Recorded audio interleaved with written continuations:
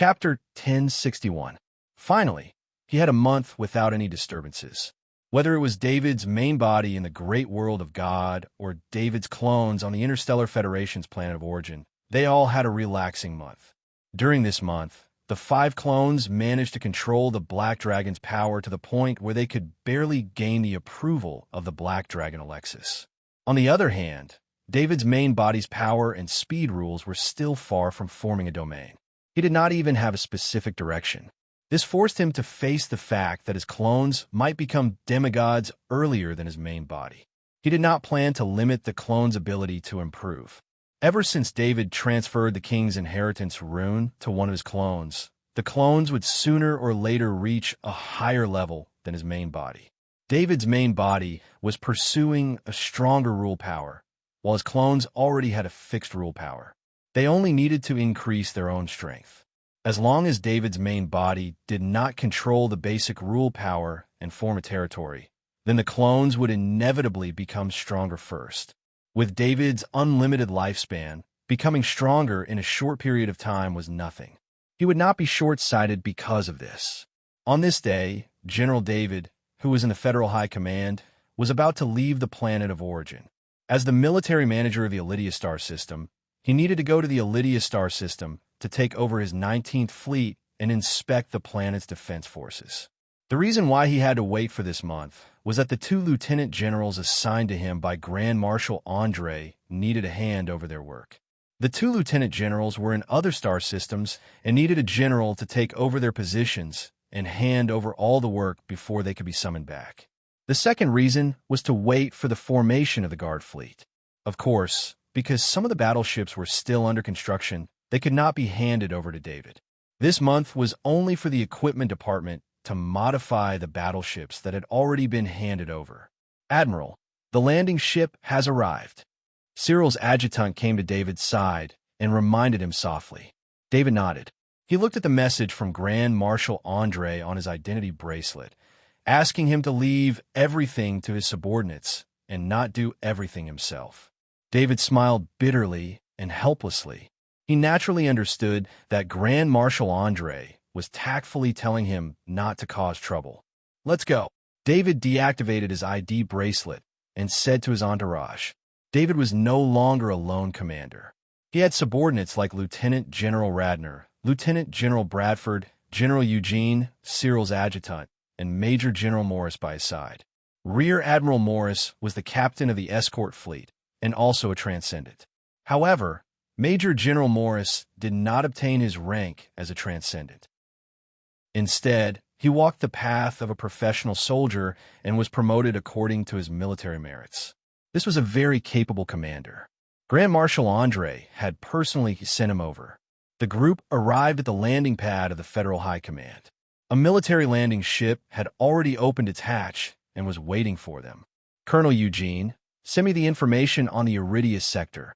David ordered Colonel Eugene as soon as he sat down. Colonel Eugene had given him a month to prepare the information he needed. He had done a lot of research on the Elydia Star sector. Colonel Eugene knew what David valued the most, so he had put some of the information first. Therefore, David saw Emma's message as soon as he turned on the screen. Emma had already returned to Lunka. To be honest, David had been in the Interstellar Federation for so long. No matter how busy he was, he could have gone to see Emma. However, he did not do so because this body was not his original body. He did not want to use a clone to see Emma. Admiral, the escort fleet is in front. Major General Morris reminded David softly when he was looking at the information. David looked out of the porthole. 120 huge battleships were neatly lined up in space. Compared to the battleships he had seen before, the biggest difference between these 120 battleships was their main cannons. Due to the modification of the Superstar Destroyer cannon, the previous battleships could not hide their main cannons because the Superstar Destroyer cannon was too big. The Superstar Destroyer cannon was almost the same length as the ship, making the battleships full of offensive power. Of course, the Superstar Destroyer cannon was only one of the battleship's offensive capabilities. The reason why battleships were called the most powerful warships was because of the other cannons inside the ship. These 50 energy cannons were hidden on both sides of the battleships. If they were placed on other warships, they would be the main cannons, but on a battleship, they were only one of the many firepower. Battleships did not have anti-air cannons or defensive missiles. They were rarely even equipped with offensive missiles because they did not need them. The purpose of battleships is to destroy the enemy from a distance. In war, battleships are generally surrounded by a large number of warships, so they don't need to worry about defending against close-range enemies. Besides, with the defense of battleships, it is very difficult for ordinary warships to break through the defense of battleships. Any one of the cannons on a battleship can easily blow up other warships. Although there are only 120 battleships in front of them, Lieutenant General Radnor and Lieutenant General Bradford, who have seen a lot of things, were dumbfounded. They were appointed by Grand Marshal Andre to be the deputies of General David. This is an extremely important position, and it is much more powerful than their previous positions. Due to the lack of time, they did not know much about General David's situation. They know that every admiral has his own fleet, but they did not expect it to be a battleship fleet. This is too extravagant. Minister Dalton is such a stingy person. How can he have such a big gift? The two lieutenant generals praised from two different perspectives. They and Minister Dalton were originally from Grand Marshal Andre's faction, so they had less scruples when talking about Dalton. There are still 80 ships under construction, and they will be delivered in about half a year. Look at the main cannon. Do you recognize it? Hearing the two lieutenant generals praising the fleet, Major General Morris said proudly. Of course, Major General Morris was proud. The Guard fleet under his command only has 200 battleships, but there are actually 200 battleships modified with superstar destroyer cannons. The combat power of the Guard fleet is equivalent to 5 full fleets. Being from Grand Marshal Andre's faction, Major General Morris and the two lieutenant generals are old acquaintances. One of the two lieutenant generals is at most in command of the 19th Fleet of the Federation. In terms of combat power, he can't compare with the fleet, so how can Major General Morris not be proud? The most important thing is that the fleet is directly under General David. Except for General David, no one can command Major General Morris. In the Federation Army, everything is based on strength, and the military power in one's hands is also the basis of one's words. Superstar destroyer cannons. Minister Dalton is actually willing to take out so many? Lieutenant General Bradford had some guesses when he saw the fleet before, but after Major General Morris confirmed it, he couldn't remain calm anymore. In the midst of everyone's amazement, the landing ship entered the battleship that serves as the flagship. The usable space inside the battleship is not as large as it looks from the outside. After filling the battleship with 10,000 crew members, the space inside the battleship feels extremely narrow. David is not surprised. The reason why the battleship has such a powerful attack power is that a large part of the battleship's huge internal space is occupied by the Krypton engine. The energy generated by the Krypton engine can not only drive the battleship, but also support the energy shield and various powerful energy cannons. Everyone came to the cockpit with a huge porthole and sat in the middle of the lounge. General David, are you going to sit there? Major General Morris pointed to the position of the chief commander and asked, "You command, I'm just a passenger," David said with a smile and waved his hand. After Major General Morris saluted David, he sat in the chief commander's chair. All ships start their engines and move forward in a defensive posture. Major General Morris ordered loudly, "Roger, Roger, Roger." The response of the captains of the other battleships came in. This Guard fleet has just been established, and Major General Morris and these captains still need some time to get used to each other and form a tacit understanding.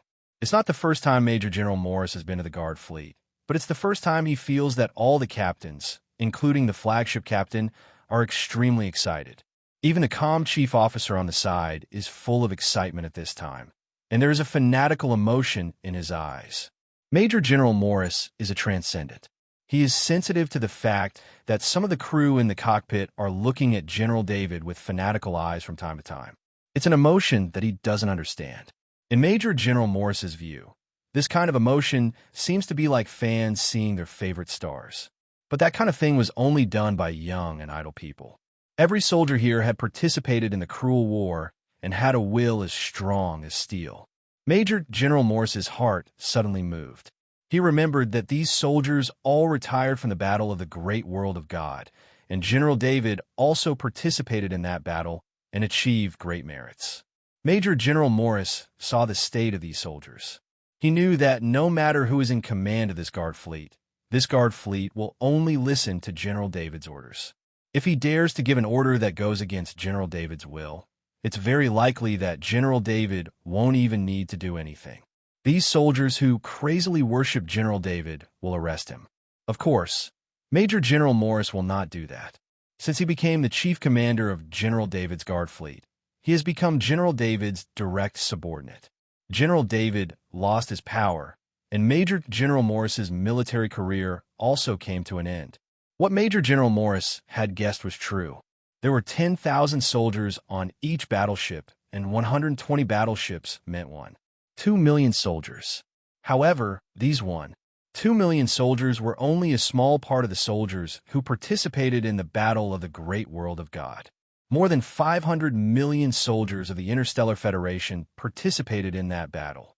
As long as a soldier participated in that battle, they will never forget the figure standing at the forefront of the entire defense line. That was the strongest soldier of the Interstellar Federation. One sniper rifle per person, blocking the high-level insectoids from the front line. Even the mini-level 5 knight of the great world of God could not overshadow General David's presence. Especially General David. In order to prevent the god-level insectoid from getting close to the fleet, he bravely rushed out and lured the god-level insectoid away. Strength, selflessness, courage, sacrifice. This spirit is worshipped no matter which world it is in. Especially the soldiers of the Interstellar Federation who were rescued, they saw General David's battle through the screen. The 500 million soldiers all had extreme admiration for General David.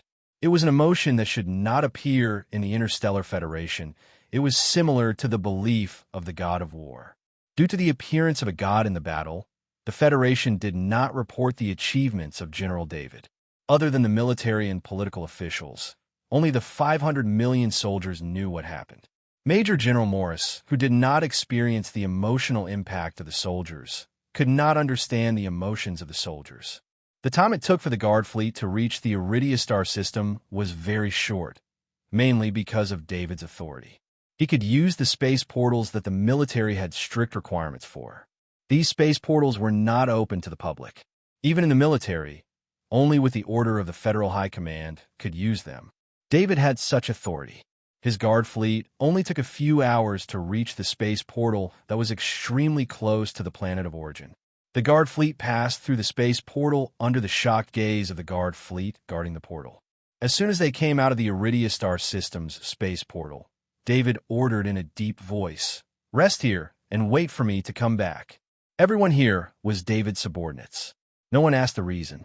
120 battleships stopped in space not far from the space portal. David put on the transcendent armor and left the flagship.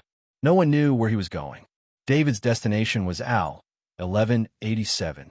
At full speed as a legendary, he arrived at Al, 1187 in 3 hours. In the great world of God, David's main body put the Black Dragon Alexis, the demigod knights of the Holy Spirit, and the 4 clones into the Divine Space Card.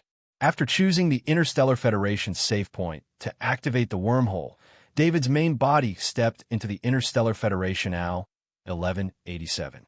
Using the Space Dash ability, David's main body appeared on the surface of Al, 1187, and arrived in front of General David's clone.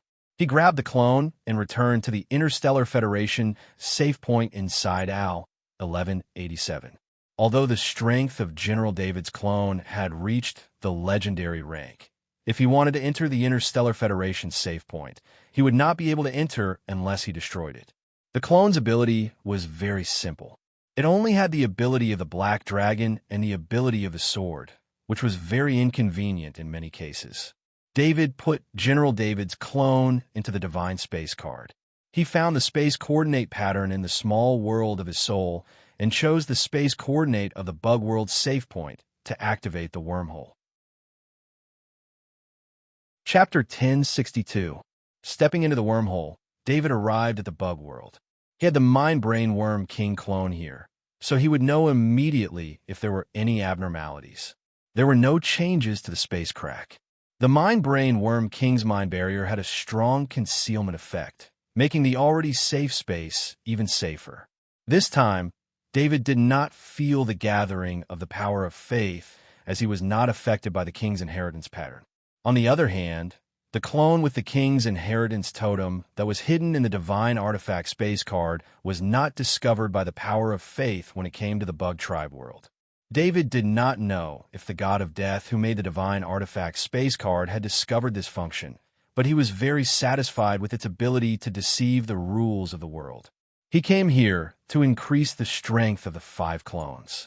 Releasing the 5 clones from the divine artifact space card, the clones with the king's inheritance pattern were surrounded by the power of faith as soon as they appeared. David quickly used the divine artifact knight's battle sword to cut open the palms of the 5 clones and let them connect the wounds on their palms. They had the same genes and the same blood. The blood could flow in their bodies without any rejection. The Emperor's inheritance rune also flowed along with the blood, absorbing a large amount of power of faith and transforming it into divine power. It would take some time for the king's inheritance pattern to strengthen the 5 clones. Using this time, David's main body sat on ground. He was prepared to use the different worlds to understand the rules of strength and the rules of speed. This was the suggestion given to him by the Black Dragon Alexis. No matter which world it was, as long as it was a complete world, it would have a complete set of basic rules. However, as the world was different, the basic rules would also be different. David might be able to understand more details of the basic rules by comparing the differences. The space crack quieted down, but the bug world was not. The sudden appearance of the sovereign's inheritance rune made many bug tribe deities unhappy. However, this time, they could not contact the Blade Mantis sovereign even if they wanted to. Somewhere in the void, the Titan Golden Emperor was grabbing a level 2 Zerg and stuffing it into its mouth. Normally, the Titan Golden Emperor would not even look at a level 2 insectoid, let alone treat it as food. When the Titan Golden Emperor wanted to eat food, it had to be at least a level 4 insectoid. However, things were different now. The Titan Golden Emperor was missing a leg and a tail. More importantly, a part of its golden armor was missing from the left side of its body. At the spot where the golden armor was missing, a long and narrow wound tore open the muscle tissue inside the body. If the Titan Golden Emperor had not forcefully used his muscles to suppress the wound, his internal organs would have been exposed.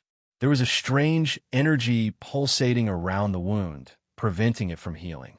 Even if the Titan Golden Emperor continuously used his divine power, he could not heal his wounds quickly. Although the Titan Golden Emperor could not heal his wounds with his divine power, he continued to use his divine power to cleanse the wound. He was slowly expelling the strange energy from the surface of the wound. The Titan Golden Emperor was already heavily injured, and after being chased for a long time, he was exhausted. He urgently needed food to replenish his body's needs. In the past, he could use his divine power to maintain his body's needs, but his injuries had affected the effectiveness of his divine power. He could only absorb the energy in the food he ate. This level 2 insectoid was discovered by the Titan Golden Emperor along the way. He had no choice. Although this level 2 insectoid did not have much nutrition, it was better than nothing. The Titan Golden Emperor had never thought that he would be in such a sorry state. He hated the Blade Mantis Emperor deeply for causing all this. The Titan Golden Emperor entered the great world of God for the Blade Mantis Emperor. After being injured by the Federation's Doomsday weapon and severely injured by the Black Dragon Alexis, he escaped back to the insectoid world. When the Titan Golden Emperor returned to the insectoid world, he thought of the possible situation he might encounter. In the insectoid world, if the strong were to be injured, it would give the weaker insectoids an opportunity to improve themselves. Almost none of the weaker insectoids would let go of the opportunity to improve themselves. Because of this, the Titan Golden Emperor did not even dare to return to his own race. There were many demigod insectoids in his race. If he dared to expose himself in front of the demigod insectoids, the demigod insectoids would definitely kill him to obtain the Emperor's inheritance pattern. The strong preyed on the weak. This was the way the insectoids passed on their inheritance. David and the Black Dragon Alexis did not expect that the Emperor's inheritance pattern in the insectoid world also contained the concept of the strong preying on the weak. When the insectoids with the Emperor's inheritance pattern were weak, the Emperor's inheritance pattern's concealment effect would allow the insectoids to grow quickly. However, when the insectoids with the Emperor's inheritance pattern became God tier, all insectoids would know that they had the Emperor's inheritance pattern. Under such circumstances, no matter what the reason was, if the God tier insectoid was killed by another insectoid and had the Emperor's inheritance pattern stolen, it would be in line with the insectoid's concept of the strong preying on the weak. Of course, it would be very difficult to injure a God tier insectoid. If the Titan Golden Emperor had not been so unlucky as to encounter the Black Dragon Alexis and David, who dared to attack a God tier insectoid, even if it had been hit by the Doomsday weapon, the injuries it had suffered would have been enough for it to protect itself. At this time, the Titan Golden Emperor did not hate David and the Black Dragon Alexis. The Titan Golden Emperor had been injured in a direct battle, and both sides were enemies. The Titan Golden Emperor only hated the Blade Mantis Emperor. As soon as it returned to the insectoid world, it broke through space and left. However, the Blade Mantis Emperor soon chased after it. The Blade Mantis Emperor's blade was more effective at breaking through space, and without caring about the consumption of its divine power, it quickly tracked down the Titan Golden Emperor. Chase, fight, escape, chase again, fight again, flee again. The two God-tier insectoids kept passing through space, coming into contact and separating again. The Titan Golden Emperor was getting weaker and weaker. A God-tier's divine body was constantly strengthened by divine power. Under normal circumstances, it was difficult for it to be injured, but it was even harder for it to recover after being injured. The Blade Mantis Emperor was a God-tier insectoid. Although it had lost the Emperor's inheritance pattern, it was very clear about the weaknesses of the God-tier insectoid's divine body. When it attacked, the Blade Mantis Emperor would distribute an extremely powerful destructive energy on its blade. When the Titan Golden Emperor was injured and had lost its golden armor, the Blade Mantis Emperor's blade would sweep across the defenseless areas and place the destructive energy there. This destructive energy was not only used to prevent the wound from healing, but it was also used to consume the godly power of the Titan Gold-Armored Emperor. It was more like a coordinate that constantly provided the Blade Mantis Emperor with the latest location of the Titan Gold-Armored Emperor. This was why the Blade Mantis Emperor was able to track down the Titan Golden Emperor, even though it had little divine power. It's the Emperor's inheritance pattern. The Titan Golden Emperor felt the Emperor's inheritance pattern in its body vibrate slightly. It understood that this was a phenomenon caused by the Blade Mantis Emperor's lost Emperor's inheritance pattern returning to the insectoid world. The Titan Golden Emperor sneered in its heart. The Blade Mantis Emperor was chasing after it like this. It was consuming its own divine power and causing its level to drop rapidly. Now, it was time to see who would be able to hold on. Would the Titan Golden Emperor be unable to hold on due to its injuries? Or would the Blade Mantis Emperor fall from the God tier due to the excessive consumption of its divine power? The Titan Golden Emperor saw the space not far away from it flickering. It helplessly mustered its remaining strength and charged forward. The space in front of the golden-armored Titan Emperor had a spatial fluctuation, and its huge body was submerged in it. The moment the Titan Golden Emperor's figure disappeared, the Blade Mantis Emperor's figure appeared. The moment it appeared, it noticed the ripples in the space. You're one step too slow, but you won't be able to escape, the Blade Mantis Emperor said in a deep voice. The Blade Mantis Emperor did not have any injuries on its body, but its situation was not good.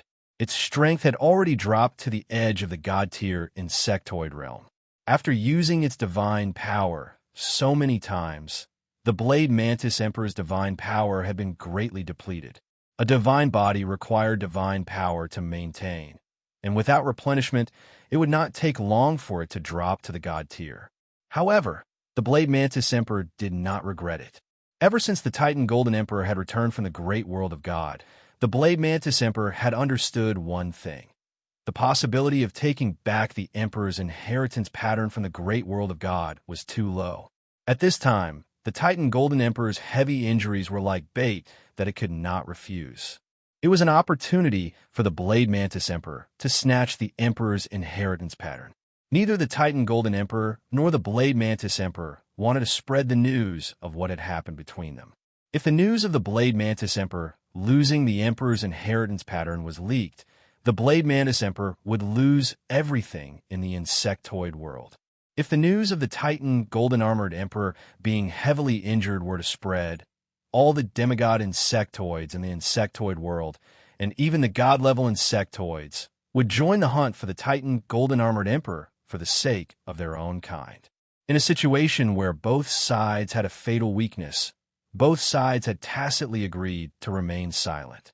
The two god-tier insectoids had even closed their communication channels to the outside world. This was why the other god-tier insectoids could not contact the Blade Mantis Emperor. The Blade Mantis Emperor's blade flashed with power. It used its blade to explore the space where the Titan Golden Emperor had left. Using the remaining energy in the space, it locked onto the next coordinate. However, the Blade Mantis Emperor did not immediately break through the space.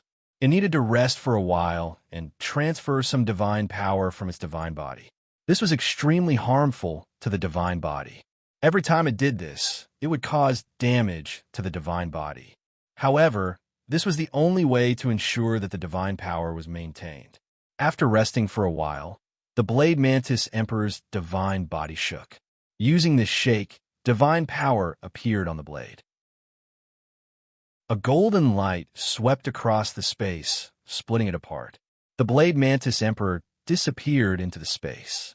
Only the remnants of the level 2 insectoid fragments were left floating in the air. This chase had been going on for more than a month.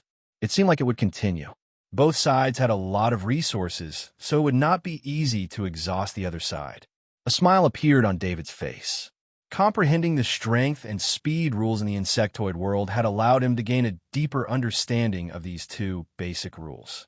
This time, he did not use the brainstorm ability, but he had gained a lot. It was not that David did not want to use the brainstorm ability, but the 5 clones were cultivating. Most of his attention had to be focused on them, so it was important to maintain his concentration. Anyway, there would be plenty of opportunities in the future. Without the restriction of the Emperor's inheritance rune, David did not need to worry about his strength being forcefully increased in the insectoid world. Therefore, he could return to the insectoid world through the wormhole from anywhere in the great world of God or the Interstellar Federation. At that time, he could use the brainstorm ability as much as he wanted to. Based on what he had learned this time, the strength and speed rules were extremely effective when he traveled between 3 different worlds. Of course, only David, who had the spatial coordinates ability, could use this method of comprehension. Others would not be able to make up for the time and energy spent traveling between 3 different worlds. David did not continue to comprehend. The 5 clones had already reached the peak of the legendary rank and were entering the peak accumulation stage. This peak accumulation stage was an important preparation for breaking through to the next level. David had to grasp every bit of improvement. He could not let the 5 clones become demigods in the insectoid world. It was not easy to become a demigod, but this did not include god-level life forms. The black dragon body of the clones was a god-level life form. Becoming a demigod was a height that most god-level life forms could reach through instinctive cultivation. David was very worried that he would accidentally let the 5 clones succeed in becoming a demigod in the insectoid world. If that happened, the 5 clones would not be suppressed by the world rules in the insectoid world. This was the most unbearable thing for David. He did not plan to live in the insectoid world for a long time. Moreover, the clones had important functions. For example, General David's clones were in the Interstellar Federation. After becoming a demigod, if they did not break through in the Interstellar Federation, the suppression of the world rules would be extremely strong.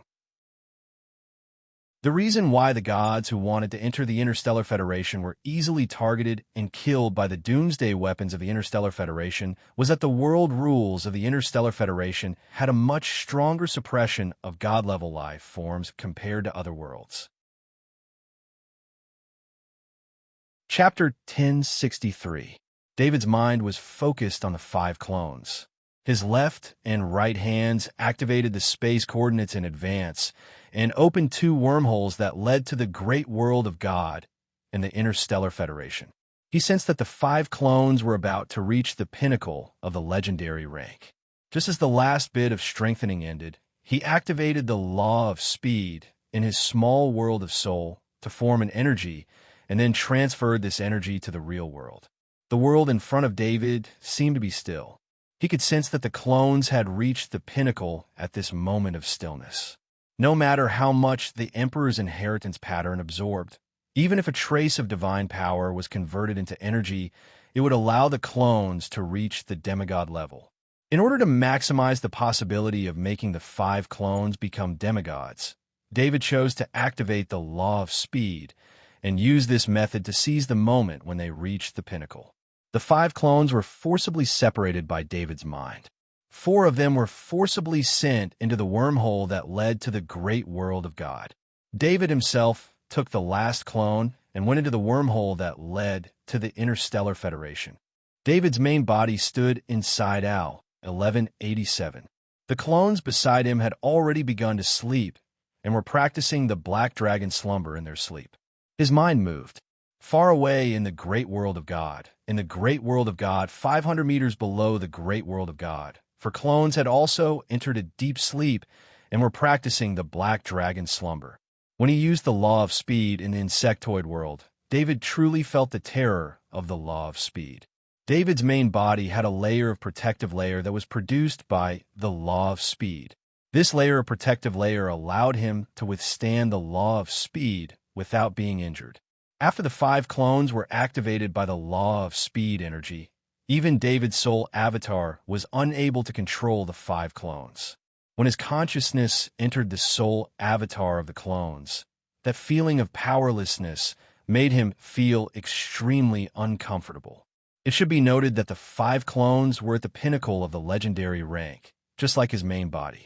However, after his main body activated the law of speed, they could not even fight back.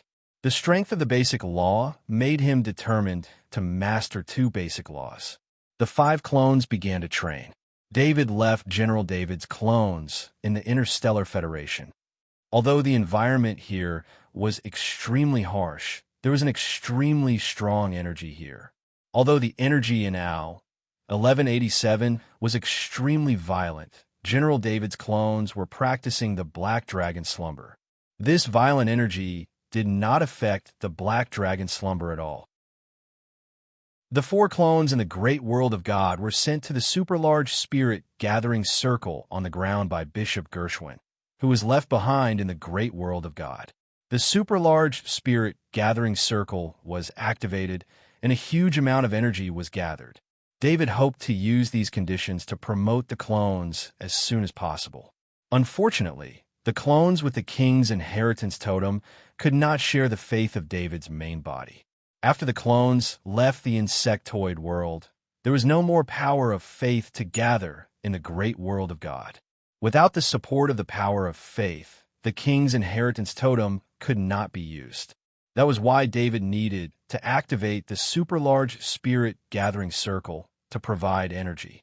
Otherwise, if the 4 peak legendary clones were to practice the black dragon slumber at the same time, the natural energy of the black dragon slumber alone would not be enough.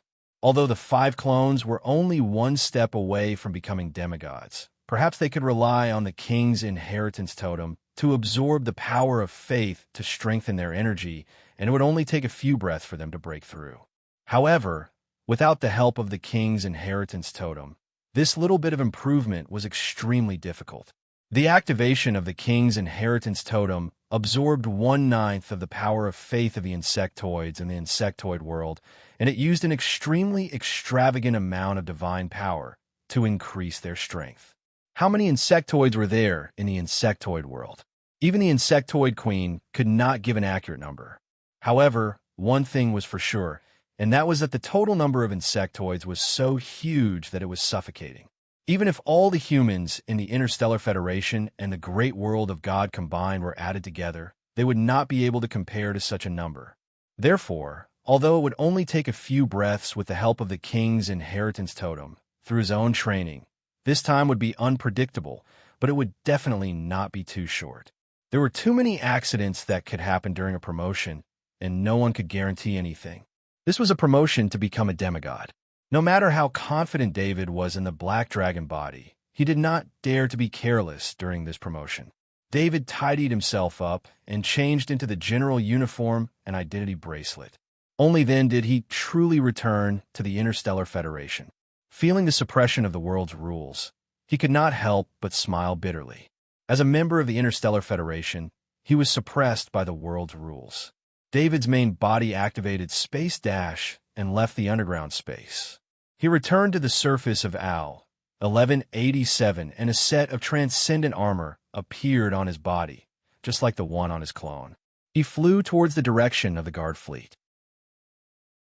In space, 120 huge battleships stopped in place, waiting for their master. Admiral spotted. Open the hatch. Major General Morris had been staring at the scanning device. When he saw the figure of General David, he could not help but let out a long sigh of relief and loudly ordered.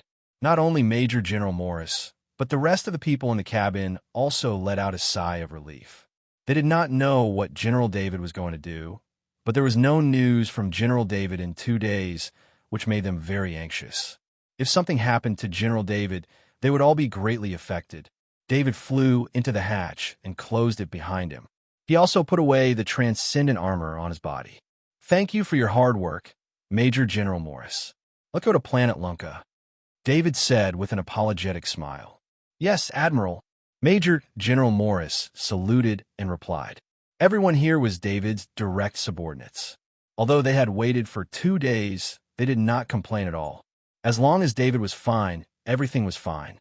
When a familiar Saint Attribute star appeared outside the porthole, David's face showed a trace of nostalgia. This was the planet where he studied. He received a lot of help and had many friends here. Major General Morris turned to David and said, There's a spaceship in front, requesting to speak to you. Connect it. David smiled and waved his hand. He had already seen the spaceship in front. It was the Transcendent Fox's spaceship. A virtual figure appeared in the cabin. The Transcendent Fox spoke to David with a serious expression. Welcome, General David. Uncle Fox, everyone here is my people. You don't have to be so polite.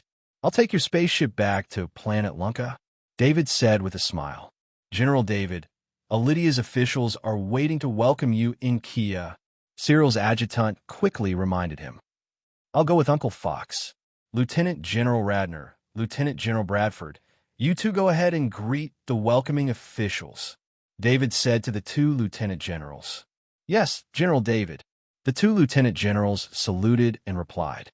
The face of the Fox, Transcendent Fox's virtual figure, was no longer as serious as before. Instead, it had a sincere smile. The relationship between the Fox Transcendent and David was that of uncle and nephew. When David was on Planet Lunka, the Transcendent Fox had put in a lot of effort to help him grow. Previously, he had thought that David would be more reserved and private since he had become a general and the deputy commander of the military. Let alone in front of his subordinates, he would maintain the bearing of a superior. However, they did not expect that David did not care about this at all. When he saw the Fox Transcendent, he was still the same as before. While David was making the arrangements, the Fox Transcendent Fox did not say anything. He only opened the door of his spaceship. After David finished his instructions, the transcendent armor appeared on his body with a thought. Then, he exited the flagship.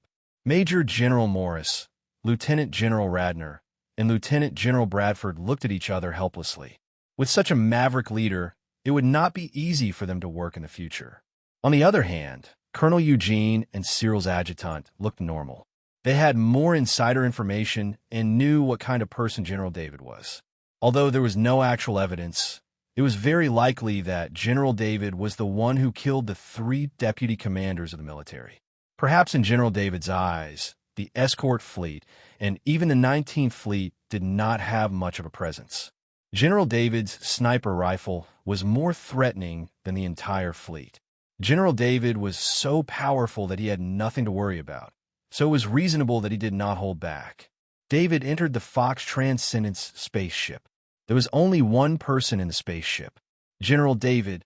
The Fox Transcendent Fox was stopped by David as soon as he opened his mouth. "Uncle Fox, just call me David. General is just a military title," David said with a smile. "David, you arrived 2 days late and made the government officials anxious for 2 days. Now that you've abandoned them, aren't you afraid that they'll be angry?" The Fox Transcendent Fox said with a smile as he operated the spaceship. "Let them be. I'm not planning to take over anything here anyway. The details will be taken care of by the Lieutenant General. I'm just here to take a look and take over a fleet," David replied with a smile. In fact, the Fox Transcendent Fox knew that with David's current status, the government officials of the Elydia sector would be eager to curry favor with David. Why would they be angry with David over such a small matter? "I've heard a lot about you. Can you tell me how powerful you are?" The Fox Transcendent Fox looked at David and asked in a low voice. The reason the Fox Transcendent Fox had come alone when he heard that David was coming was because he wanted to meet David alone. He was also worried that David would be too busy in the coming days due to his status and would not have time to meet him. The Fox Transcendent Fox watched David grow up. He had heard of David's performance in the defense of the great world of God and was very curious about David's strength. If David's attitude towards him had changed, he might not have asked such a question. However, David was still the same. His attitude towards the Fox Transcendent did not change at all. This made the Fox Transcendent want to talk more with David. "My strength is above level 5. David hesitated for a moment before answering truthfully. The Fox Transcendent Fox was definitely one of the people in this world who cared about him without reciprocation. Fox Transcendent Fox had helped David when he was in danger. No matter how much trouble he faced, the Fox Transcendent Fox had always stepped forward without hesitation. Although this was partly due to the friendship between the Fox Transcendent and Galen Transcendent, the Fox Transcendent's concern for David was not fake at all. Phew! The Fox Transcendent Fox was shocked at first. He then let out a heavy sigh.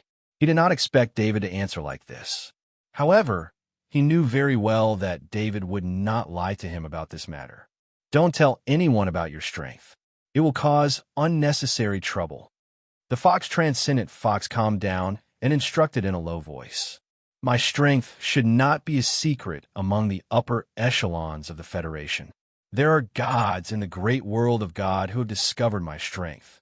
The upper echelons of the Federation who are in contact with the great world of God also know about it," David explained with a smile. David was naturally talking about the clone. The god of war had discovered the clone's black dragon body. In addition, he had displayed strength that exceeded a level 5 holy knight in the war. The upper echelons of the Federation could easily determine the clone's strength. "I almost forgot. There are not many people who can threaten you," the Fox Transcendent Fox said with a smile. "Thank you for your concern," David said sincerely. The spaceship landed on the top floor of the Fox Transcendent's office building. David and the Fox Transcendent Fox walked into the familiar office together and saw that the 3 disciples of the Fox Transcendent Fox were all there. They had not seen each other for about 2 years. David felt like it was just yesterday. Emerson, James, and Anita stood in the office and looked at him with the same curious gaze. "You guys have always said that you want to see David. David came here first when he came back this time. You guys can say whatever you want," the Fox Transcendent Fox said to the 3 disciples. Although they had a lot to say, the 3 of them looked at David's general uniform and thought of David's legendary deeds. They did not know how to start. "I brought you some specialties," David said first. The three of them were curious when they heard that there were specialties. Emerson, this is yours, David said as he took out a Tier 4 alchemy spear from his spatial pendant and handed it over to Emerson. Emerson's eyes lit up when he saw the light purple light. He could not wait to take the level 4 alchemy spear. Anita, this is yours. David took out a level 4 alchemy spear and gave it to Anita. Thank you, David. Anita's eyes narrowed into slits. She did not hesitate and reached out to take the level 4 alchemy spear. Chapter 1064. Uncle Fox, I prepare these for you. If you don't like them, you can tell me or contact Erdo Arms, David said to Fox Transcendent. He took out a level 4 alchemy sword and a level 4 alchemy shield, just like Anita's. I didn't expect there to be a gift for me. I won't stand on ceremony with you. These are perfect for me, Fox Transcendent said with a smile as he took the 2 items. Where's mine? James asked anxiously. He was no longer unfamiliar with Abel after not seeing him for a long time. Your weapon uses the most materials, David said as he took out a level 4 alchemy heavy axe and threw it to James. James quickly caught it carefully, afraid that it would fall to the ground and break. David, it's still too early to give them these level 4 alchemy weapons. I'm afraid they won't be able to keep them, Fox Transcendent said worriedly. He was a transcendent, and an extremely powerful one at that. He didn't have to worry about his own weapons, but his disciple was Kaji. Even if Kaji was at his peak, he couldn't prevent others from coveting their weapons. It's okay. Spread the word that these weapons were given out by me. Let's see if anyone in the Federation dares to snatch them from me. As long as they don't go to those chaotic star fields, there's nothing to worry about, David said with a smile. David's confidence came from his current influence. Influence was different from strength. In the past, he was only strong, and some people might do some irrational things because they were lucky. However, after more than a month of serving as the deputy commander, David's forces could be considered to have grown. Especially the last time when 6 Transcendents were robbed in Erdo Arms Exhibition Hall and were killed by a security guard with a single sword strike. Many people truly recognized David's power. After that, the Military Intelligence Department caught everyone related to the robbery, making everyone understand how terrifying it was to offend the deputy commander of the Federal High Command. In addition, David was in charge of the military in the Iridia Starfield. The entire Iridia Starfield was David's headquarters. In this starfield, David's influence was even stronger than the government. As long as Emerson, James, and Anita didn't run out of the Iridia Starfield with level 4 alchemy weapons, their safety wouldn't be a problem in the starfield. Of course, even if they were to leave the Iridia Starfield, they would still have to consider whether it was worth it to make an enemy out of Admiral David for a rank 4 runic weapon. If he really wanted a rank 4 alchemy weapon, it would be better to ambush a transcendent with a rank 4 alchemy weapon. That way, the consequences would be less severe. David, I like your specialty. Anita giggled as she put away her level 4 alchemy weapon sword. How is this a specialty? It's a gift, James emphasized with a smile. You guys, these weapons are all produced by David's company. It's not wrong for him to think that they're specialty products. You guys also need to train harder and be worthy of these weapons, Fox Transcendent said in a deep voice. The reason why Fox Transcendent wasn't polite to David was because after hearing about David's strength, he understood that these weapons that Transcendent thought were top-notch were nothing in David's eyes. Yes, teacher, the 3 disciples replied in unison. Emerson, let me sense the situation in your body. David waved at Emerson. David could sense the situation in Emerson's body. Emerson's strength had long since reached the peak of Kaji, and he was only 1 step away from becoming a transcendent. Perhaps the peak of level 5 was only 1 step away from becoming a legend, so David wouldn't be able to help. However, Emerson's level was too low. David only needed to extend a hand to help Emerson pass through. If it were an outsider, David wouldn't even bother, but this was the eldest disciple of Fox Transcendent. He couldn't just not help. Emerson, quickly go over. Fox Transcendent saw that Emerson was still in a daze and didn't understand David's meaning, so he couldn't help but give him a push. Fox Transcendent was very clear that a person above level 5 wouldn't say that he wanted to check the situation in Emerson's body for no reason. How could he refuse such a good thing? Emerson walked to David's side, and David casually patted his body. David's transcendent power, which was originally used to disguise himself as a transcendent, was forcibly changed by David into a transcendent power that was completely compatible with Emerson. If the transcendent power was replaced with bloodline power, David wouldn't be able to change its nature at will. However, the transcendent power's level was really too low. He could change this kind of low-level energy at will. This transcendent power, which could only be considered as trash to David, was extremely huge to Emerson. With David's pat, the transcendent power that was compatible with Emerson's body entered Emerson's body. The wall in front of Emerson instantly broke down, and the transcendent power circulated in Emerson's body. Originally, Emerson would have needed several years and a large amount of resources before he could completely stabilize at the transcendent realm. However, with David's slap, the several years in between were skipped, allowing Emerson to stabilize at the early stages of the transcendent realm. "I become a transcendent," Emerson muttered in disbelief as he felt the transcendent power that had mysteriously appeared in his body. If it weren't for the fact that he could perfectly control the transcendent power in his body, and that the transcendent power in his body would still produce transcendent power every time it circulated, he would have thought that all of this was a dream. This is because your foundation is good enough. "You're just one step away," David said with a smile. Emerson mobilized the transcendent power, and his body slowly left the ground, completely defying the laws of physics. Fox Transcendent's face was full of disbelief. From Kaji Pinnacle to Transcendent, he had to overcome a lot of risks. He had originally planned to let Emerson settle down for a few more years before trying to break through to Transcendent. He didn't expect David to let Emerson successfully break through with just a casual pat. The problem was that Fox Transcendent couldn't see the mystery behind it, even though he was watching from the side. David's operation was beyond the scope of Fox Transcendent's understanding.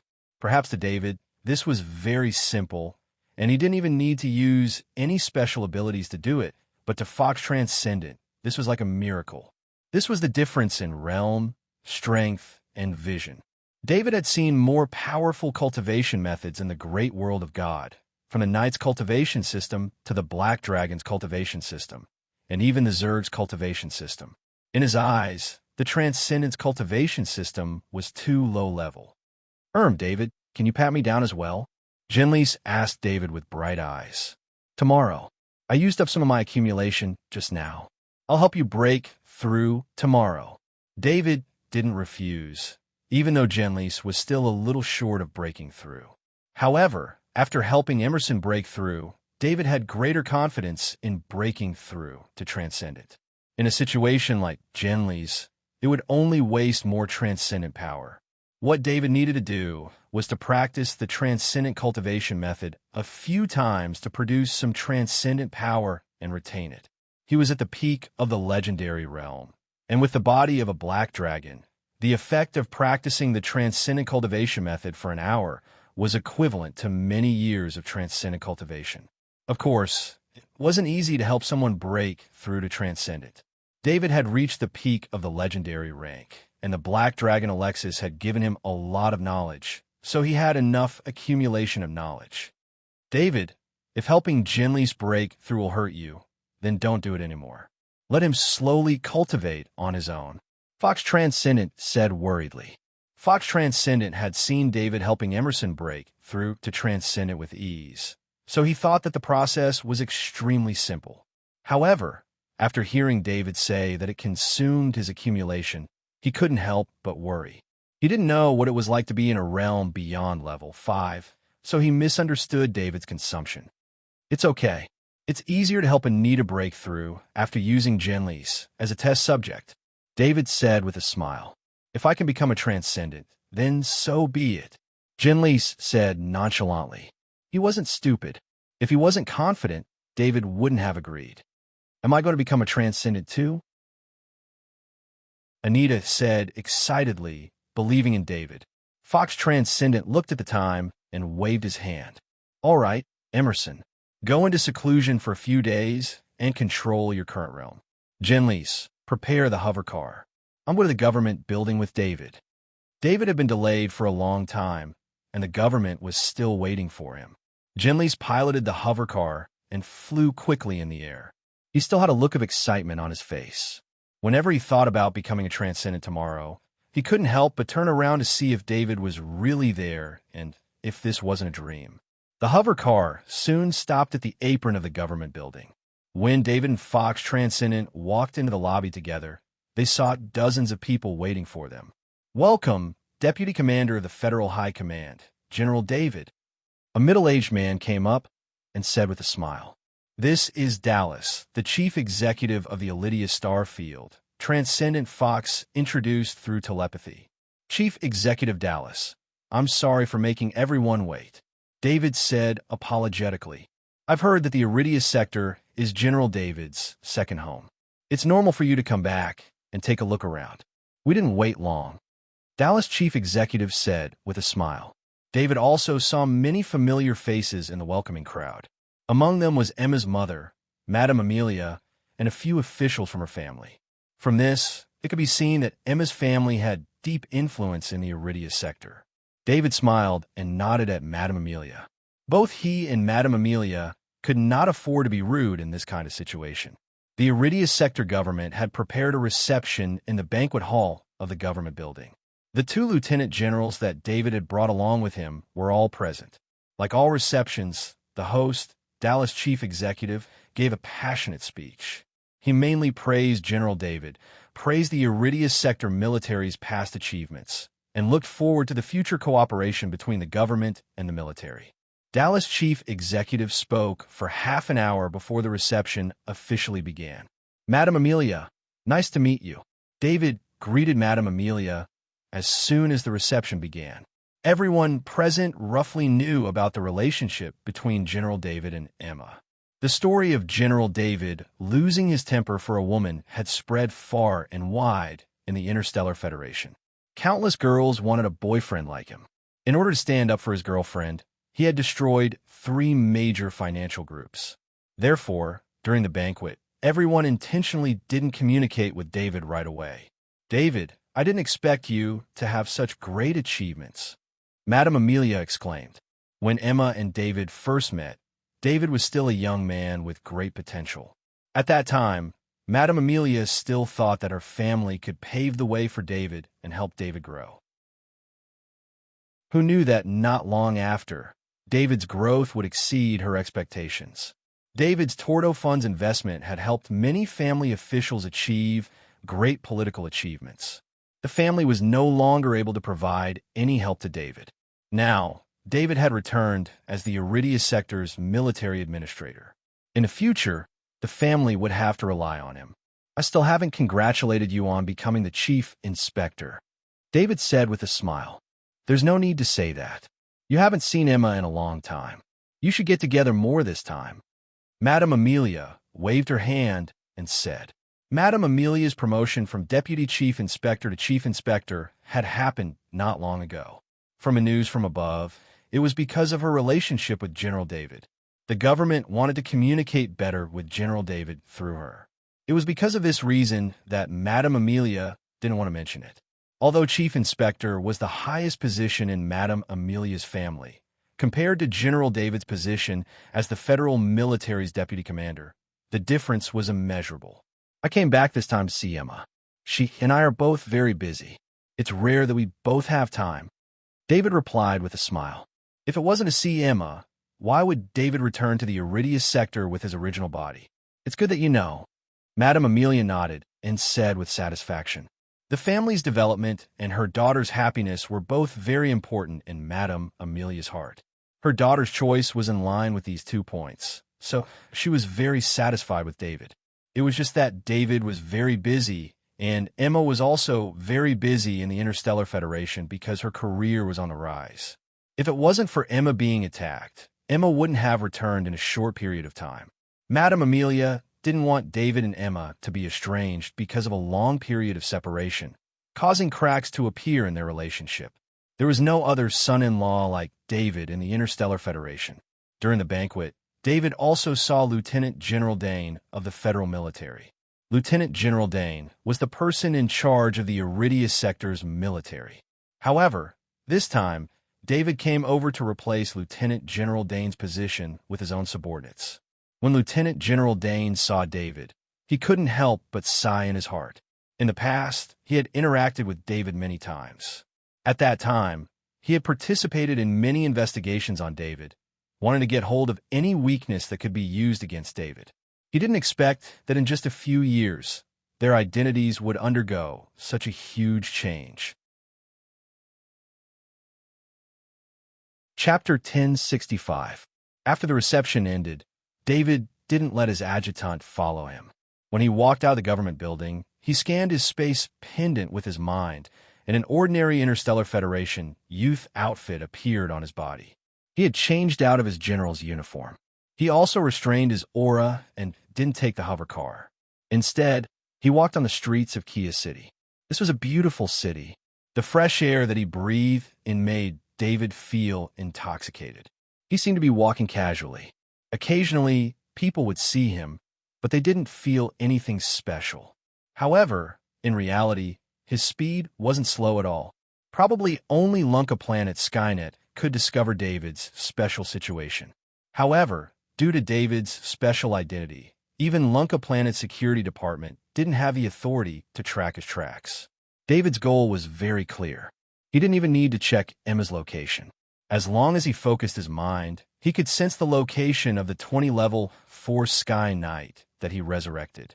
Looking at the scenery by the roadside that was becoming more and more familiar, David's face also revealed a warm expression. He had already sensed the Sky Vault AI welcoming him through his identity bracelet. In front of him was his villa in Kia City, the villa that Emma had prepared for him a long time ago. David couldn't help but increase his speed. His figure disappeared on the spot, then reappeared far away and disappeared again. This was an illusion caused by his speed exceeding the limits of human eyes. A hover car passed by. The man in the car only saw a shadow in front of him, and then it disappeared. He hurriedly looked at the hover car's image system, only to find that even the image system that was claimed to be able to capture high-speed moving images only showed an extremely blurry figure. From this figure, he could tell that it was a human. Damn it, I must file a complaint against this hover car company. This image system must be fake. The man cursed softly. David was getting closer and closer to the villa. His speed also slowed down because he saw a beautiful figure standing in front of the villa's door. Emma also saw David. Countless days of longing turned into a faint smile at the corner of her mouth. David also looked at Emma.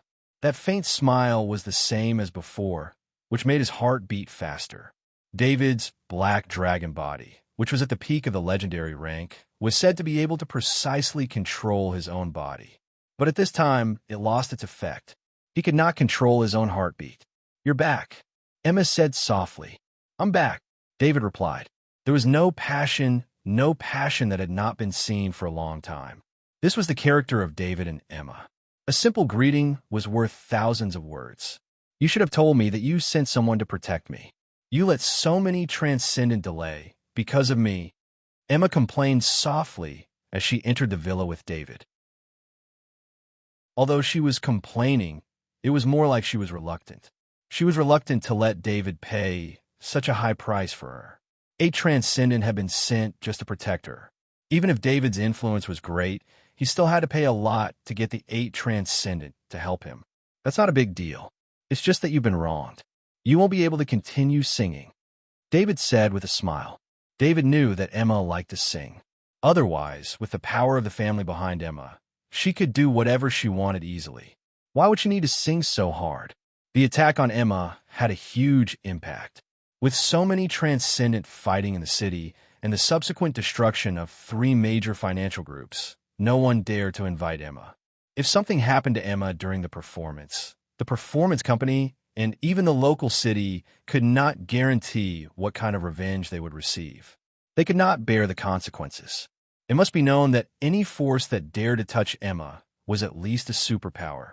This kind of force might not be in David's eyes, but it was not something that any performance company could deal with. Even Emma's management company no longer dared to let Emma perform. They did not want to bear the responsibility. "I'm very happy," Emma said with a faint smile. She recalled the rumors about David wiping out 3 major financial groups because of her. As they chatted, the two entered the living room. "Master, welcome home." A voice suddenly rang out, surprising David. He hurriedly looked at Emma. This voice was the same as Emma's. However, it did not come from Emma, but from the AI butler. David had almost forgotten that the AI butler used Emma's voice. David looked at Emma and saw Emma looking back at him shyly. Emma had lived here for some time. How could she not recognize the AI butler's voice? "I'll prepare dinner for you," David hurriedly said, feeling a little flustered under Emma's gaze. "I've already prepared dinner," Emma said as she walked to the kitchen. Very quickly, 6 plates were placed on the dining table. The dishes on the plates did not look particularly appetizing. It was obvious that the person who had made these dishes rarely cooked. David looked at the 6 plates and could not help but feel touched. He knew that Emma had personally made these dishes. Under Emma's expectant gaze, David sat down at the dining table. Emma sat across from him. "Very good. Emma, you're really talented," David praised with a smile after taking a bite of the dish. "Is that true? I've been asking my mother about it while cooking. I'm always worried that it won't taste good," Emma said happily. To be honest, Emma's dishes were barely edible, and this was for ordinary people. However, David did not mind at all. Instead, he ate happily. However, David felt that Emma had consulted the wrong person when it came to cooking. He did not believe that Madame Amelia, the chief inspector of the Star Sector, would have any talent in cooking. Of course, David would not say this out loud. He also did not take the initiative to show off his cooking skills. Instead, he ate with Emma attentively. After the meal, Emma suggested that they go to the study. David naturally would not refuse. The sky outside was already dark. The warm light shone on the study, making the study feel exceptionally warm. Emma sat under the light. The soft light shone on her body, making David feel extremely relaxed. David enjoyed this rare moment. "David, I want to ask you for a favor." Emma raised her sparkling left index finger and pleaded softly. "Don't say beg. If I can do it, I'll definitely do it for you." David smiled as he pressed down on Emma's finger. When Emma heard David's words, she laughed out loud. It was as if David's promise had given her a great victory. Emma stood up and walked to the bookcase at the side. Then, she took out a book and a piece of paper from the book. "I want you to sing this song with me." Emma raised the paper in her hand and said with sparkling eyes. David remembered this piece of paper. It was when he wrote, "My heart remains the same," for Emma in this study. Then, he wrote a duet love song. However, after writing it, he found that Sweet Day was a duet love song between a man and a woman. He did not want Emma to sing this song with someone else, so he casually stuffed it into a book on the bookcase. He did not expect that Emma would find it and ask him to sing this song with her. "You promised me. You can't go back on your words." Emma saw David hesitating. She tightened her grip on the score in her hand and said, That day, Emma was attacked. Although she was not really injured, she was still frightened. After a space voyage, she returned home. However, Emma did not stay at home for long. She came to this villa. Only here did she feel at peace. One day, when she was sitting in the study, flipping through her favorite book as usual, she accidentally found the song Sweet Day. David's musical talent was covered by his other talents. It was not known to the world. Even if Emma relied on David's "My Heart Remains the Same" to become a diva, compared to David's invincible strength and those legendary deeds, it was nothing. Emma never thought of letting David write another song for her. In her opinion, "My Heart Remains the Same" was already a legendary song. It was too difficult to think of another legendary song. However, with her musical cultivation, Sweet Day could easily see that it was the same as "My Heart Remains the Same." It was also a legendary song. After Emma saw the score of Sweet Day, she thought of singing with David. She did not want to sing this song with others. She only wanted to use music to record her love with David. "My singing is not good. If you insist, then give it a try," David helplessly shook his head and said, Speaking of singing, David thought that he seemed to have a talent for singing. Although this talent was not high, of course, it was not high compared to other talents. Singing, 88% perfection. He could not remember which soul he got this ability from. With 88% perfection, he could be considered a great singer among singers because this was already an advanced master-level singing ability. In David's understanding, this singing ability was only at the master level. It was still far from the grandmaster level, not to mention the ability to transform into rules like his swordsmanship. In such a comparison, this singing ability was indeed very poor. Emma came to the study and turned on the hologram. Soon, melodious music came out of the study. David heard that it was the prelude to Sweet Day. It turned out that Emma was already prepared. Even the score was ready. She was just waiting for him. Sorry, I never told you what I wanted to say, but now it's too late to keep you, because you've already left. Far away. As the prelude ended, David opened his mouth and started singing. As soon as he opened his mouth, Emma was stunned. Emma was a professional musician. To be able to become the queen of the Federation's singing world, her own ability was naturally needless to say. But Emma never thought that David's singing ability would be so amazing. That saturated and affectionate voice with a unique masculine charm sounded. When people heard it, they could not help but feel numb. A kind of love that went deep into the soul flowed into people's hearts along with the song. This was also under the condition that David did not stimulate his spirit. He only used his singing ability to sing. If David summoned the shadow attendant at this time, he would definitely find that his singing ability had already become singing 1% perfection. Singing was something that required talent. A good singing voice was very important. But no matter how good the singing voice was, how could it be compared to the throat of the black dragon's body? In addition, David also had two voice-related talents, dragon roar and high-frequency howl. His voice had long surpassed the limits of what humans could achieve. So when David was ready to sing, his singing ability naturally reached the master level. With an unparalleled singing voice and the help of the master-level singing ability, David's voice reached a dreamlike effect. Emma, it's your turn. David finished singing the first part of the male voice and did not hear Emma continue. He only saw Emma looking at him in a daze. He could not help but remind her. Emma woke up and her face was flushed. As a professional singer and a queen, she lost her composure at this time. David, you should enter the music industry, Emma said with certainty.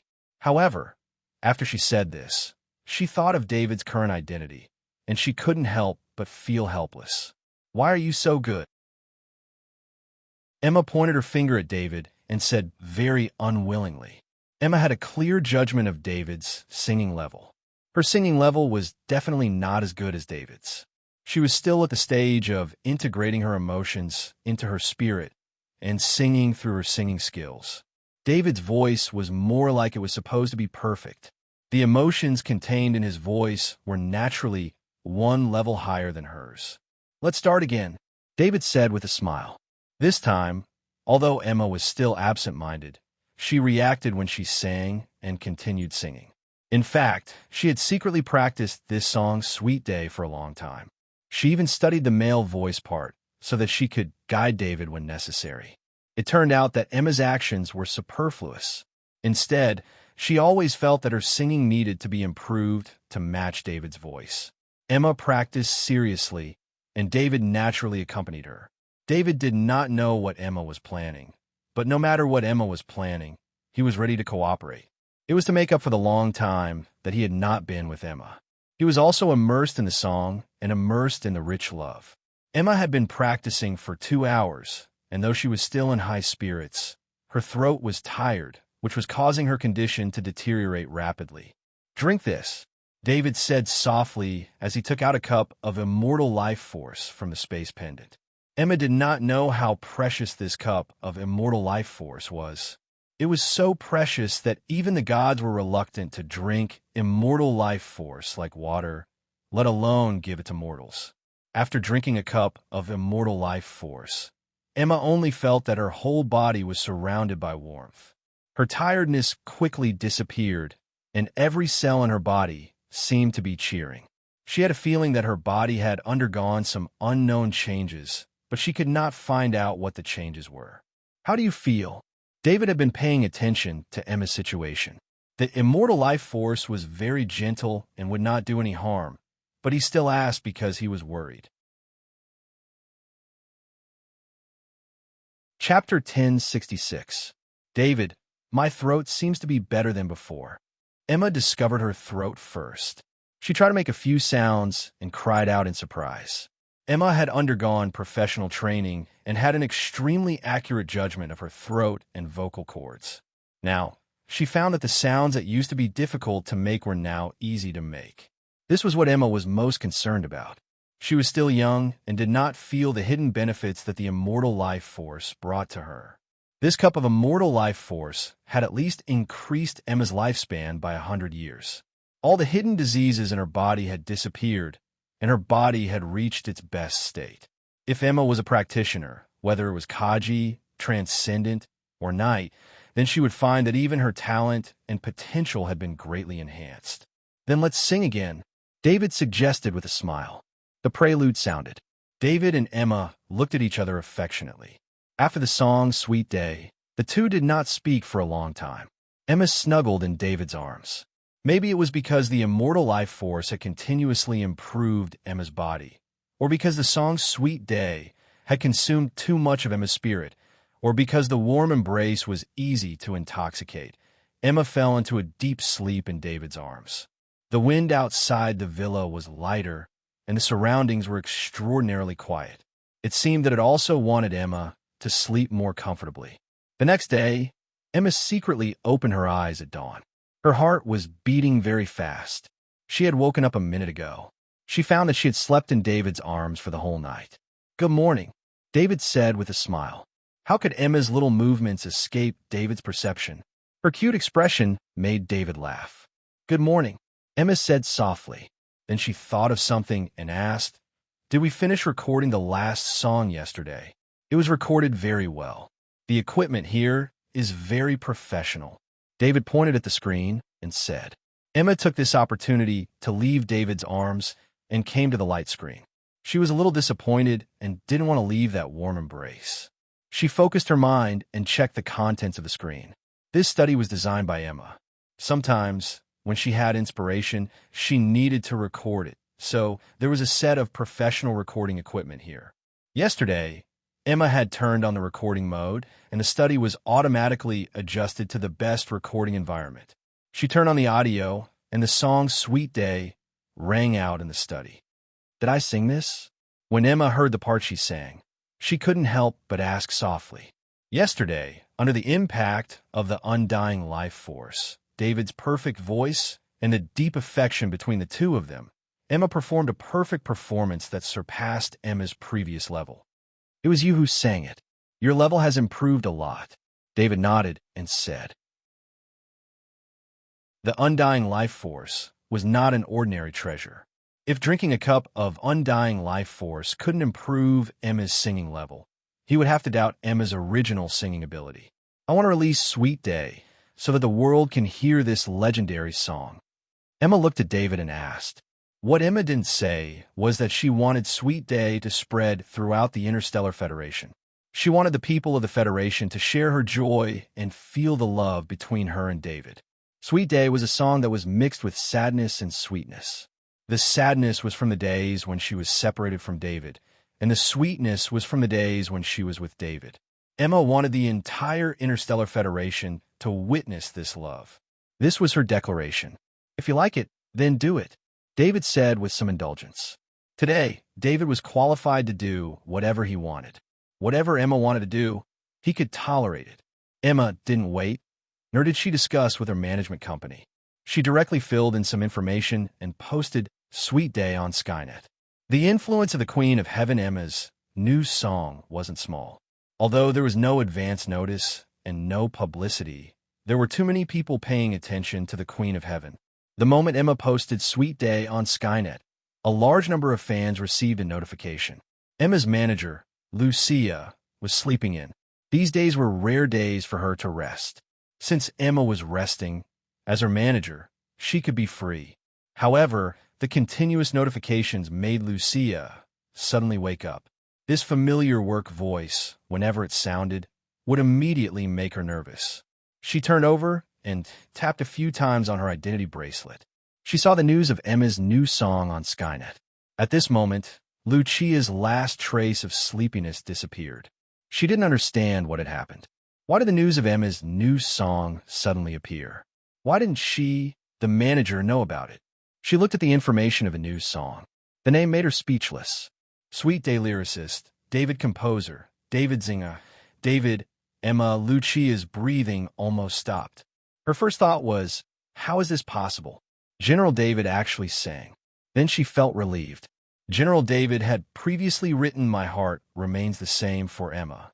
This time, General David and Emma met again. It was normal for him to write another song. However, Lucia was extremely surprised that General David was willing to sing this song with Emma. What was General David's status? He was the deputy commander of the federal military. Whether it was his military rank or his power, he was at the top of the military. He was known as a military tycoon. This kind of person had no connection with singing. If there was a connection, it would be Emma. Lucia knew that this must be Emma's idea. Then let's listen to it. Lucia was still a little worried. She was afraid that this song was too bad and would damage Emma's reputation. Emma hadn't appeared in public for a long time. This was extremely bad for her, whose popularity was rapidly increasing. Fortunately, David's deeds made Emma's reputation not weaken in a short time. With complicated thoughts, Lucia played Sweet Day. When a soul-intoxicating male voice sounded, Lucia's heart no longer had a trace of distracting thoughts. Lucia was sad with the sadness of the song, and sweet with the sweetness. She felt the feelings of a pair of lovers who were separated and reunited. The love that almost overflowed made her whole person fall into a trance. Her tears alternated with her smile. She didn't wake up until 5 minutes after the song ended. Lucia didn't remember the reason why she listened to the song until this time. She wanted to hear how the song was like. Another legendary song, and it's the best. Lucia had her own way of judging. She said softly, if this song, Sweet Day, was sung by others, perhaps it could enter the legendary level with the song. However, if it was sung by David and Emma, it would rise to the peak of the legendary level. Lucia couldn't find a song that matched Sweet Day. Any other song would be crushed in all aspects in front of this song.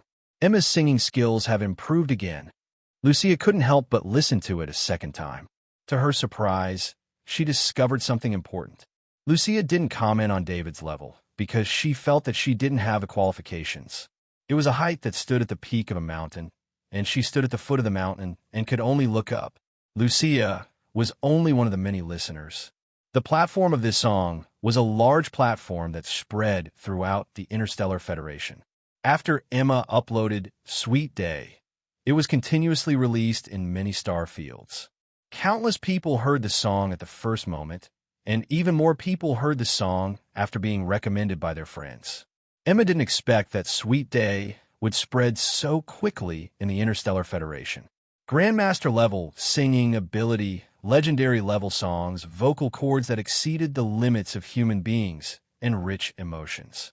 All of these combined caused a qualitative change. Sweet Day seemed to have magical powers, making anyone who heard the song intoxicated and their emotions explode. Young people yearned for the beauty of love. Middle-aged people relived the sweetness and sadness of love, and old people reminisced about the past. People of every age would be deeply immersed in the song and unable to extricate themselves.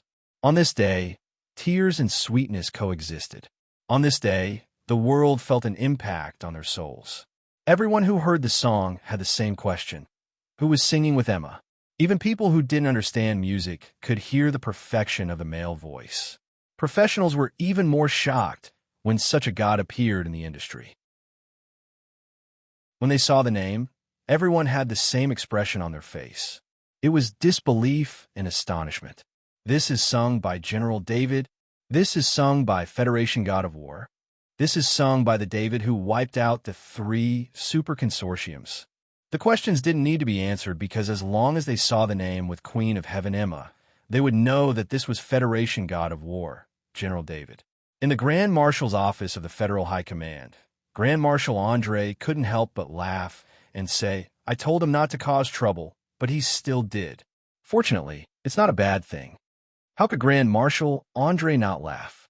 David, who dared to brazenly kill General Milton in the Federal High Command just because General Milton wanted to harm his family, who was invincible in the battle to defend the guardian planet of the great world of God, who was at the forefront of the front line, actually had such a side to him. Grand Marshal Andre's intelligence officer, Colonel Morrison, said softly, "General David is enjoying love. I think he's just expressing his feelings." Grand Marshal Andre didn't laugh anymore. He sighed and said, "General David is still so young, but he's already shouldering a burden that shouldn't be his age. He should also rest." Colonel Morrison couldn't help but nod when he heard this. Perhaps after hearing about General David's achievements, people forgot that General David was only in his early 20s. Other youths at his age were still in school and enjoying the carefree life of a young person under the protection of their parents. General David, on the other hand, had participated in many cruel wars since he was specially recruited into the military. Behind each of his achievements was a test of life and death. Grand Marshal Andre waved his hand and decided, "Don't disturb General David during this period of time. Let the intelligence department help to clean up the unrest in the Iridia sector." The sun shone into the mansion. David and Emma sat on the rooftop and ate the breakfast that Emma made herself. David glanced at the breakfast. The fried eggs were obviously overcooked. He smiled and pulled Emma's plate over. "This breakfast is too little. Give it all to me. Then what should I eat?" Emma asked reluctantly as her plate was pulled away. "Eat this." David took out a breakfast from his dimensional pendant and placed it in front of her. Emma looked at the breakfast in front of her. She scooped up a piece with a spoon and put it into her mouth. She squinted her eyes and enjoyed the delicious bliss. "Am I stupid?" Emma asked softly, feeling a little inferior when she remembered the breakfast she made after taking 2 bites of the food. "You're already very, very good. I really like the breakfast you make," David replied with a smile. "But I like to eat this." Emma was happy to hear David's words. However, she pointed at the breakfast in front of her and said, "If you like it, I'll prepare more for you. You'll be able to eat it every day from now on," David said dotingly. As he spoke, he took out a dimensional ring that could be opened with his mind. He then placed the dishes that he had cooked into the ring from his dimensional pendant. He only stopped when the ring, which was about 10 cubic meters in size, was almost full.